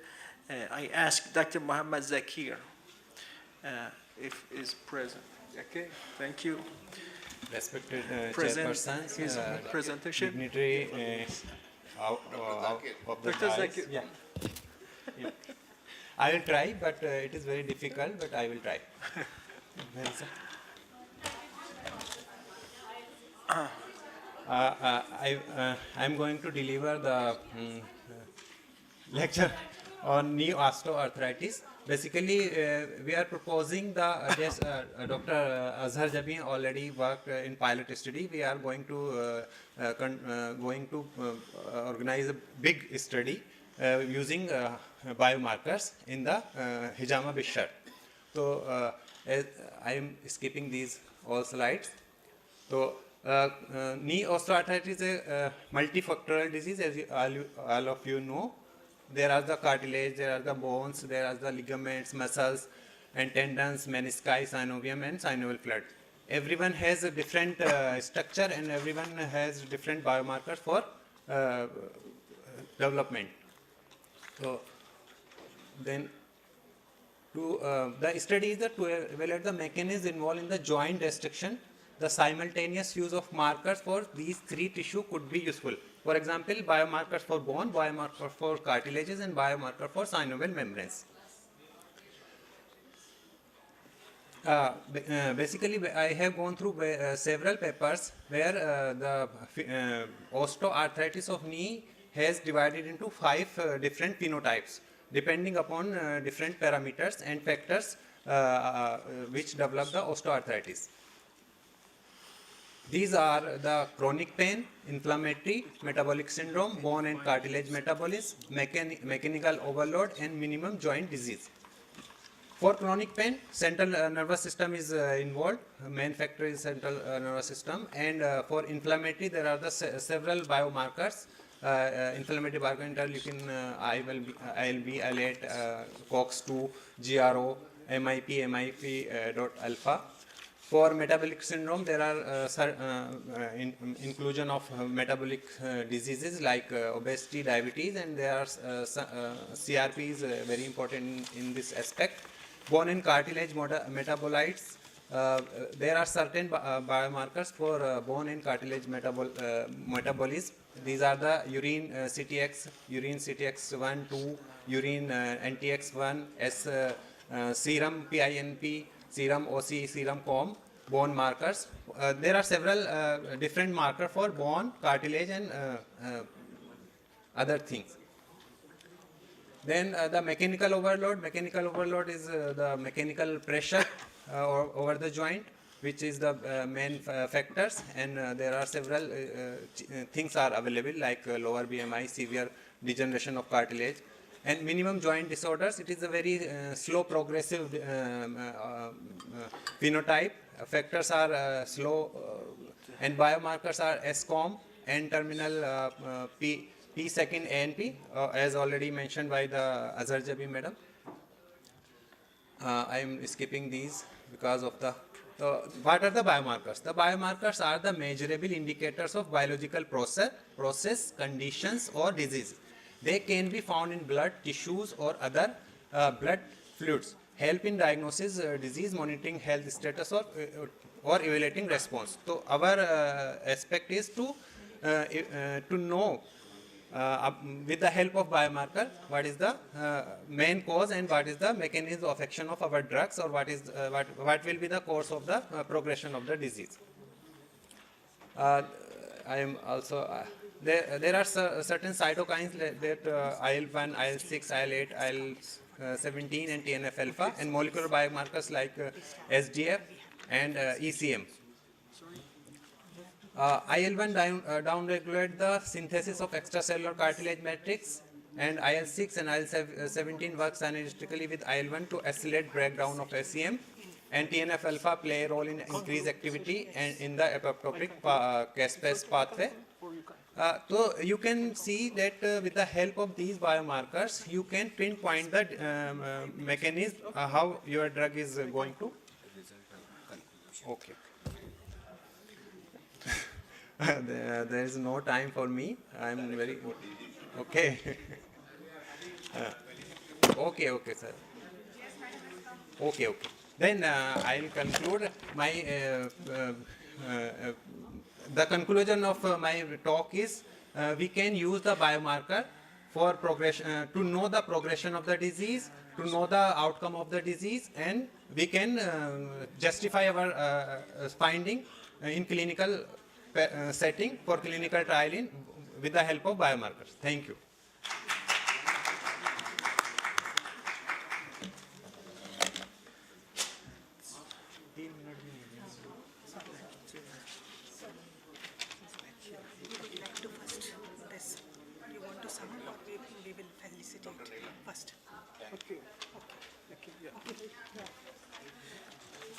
Thank you all for informative lectures and presentations. And now it's the time for the felicitations.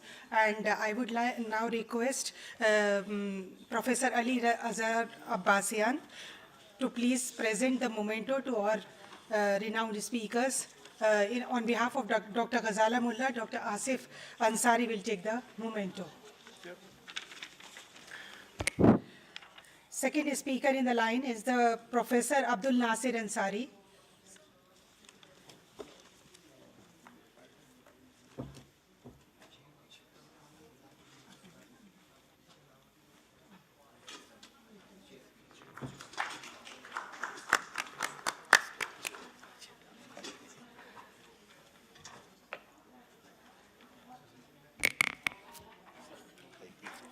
Professor Abdul Nasir Ansari.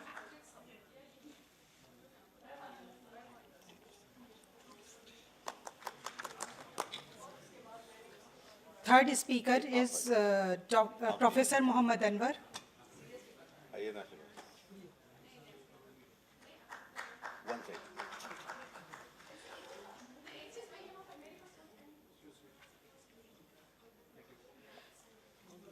Professor Muhammad Anwar. Dr. Muhammad Afzal Kalam. Thank you, sir, for your very nice question and for your appreciation. Dr. Muhammad Afzal Kalam. Dr. Azharjabi.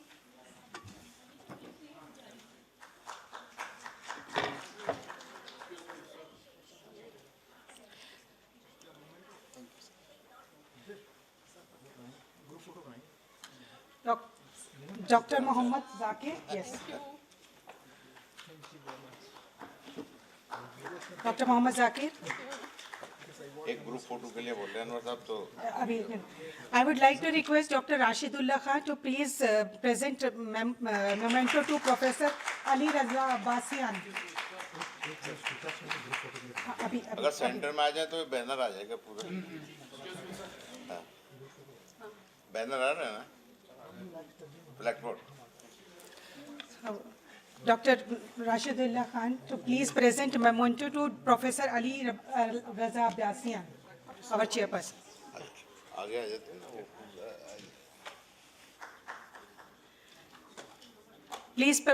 Please present a memento to Professor Jimmy Mok V. Home.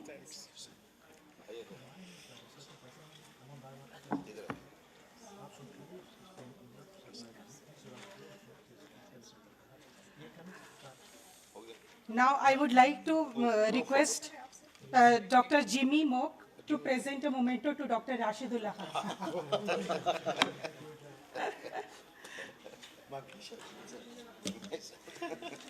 We can have a group photo, so all of the speakers can come to this place. Thank you, sir. For group photo. Please. Come. all speakers will come right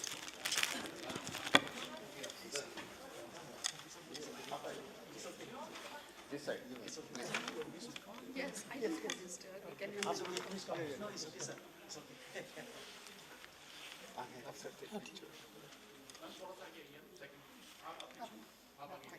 आपके हमारे तो बहुत ही लोगों को मिलाइए ना अपने side में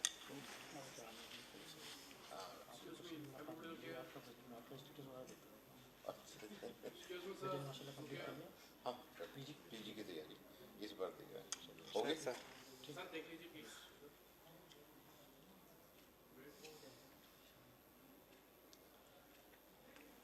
Thank you so much. Thank you so much.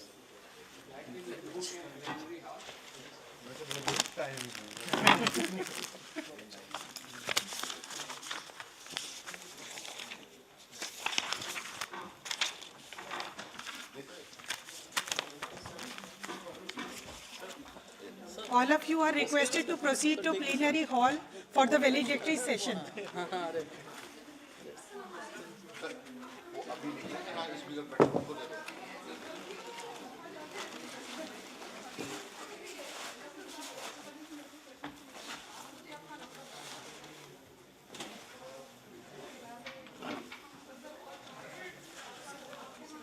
Alaikum salam wa rahmatullah. Thanks. And you? Everything is good? It was very good. Sorry? Yes, it was me. Yeah.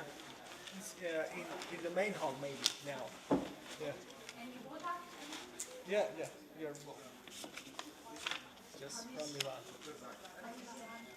It was in the war with Israel.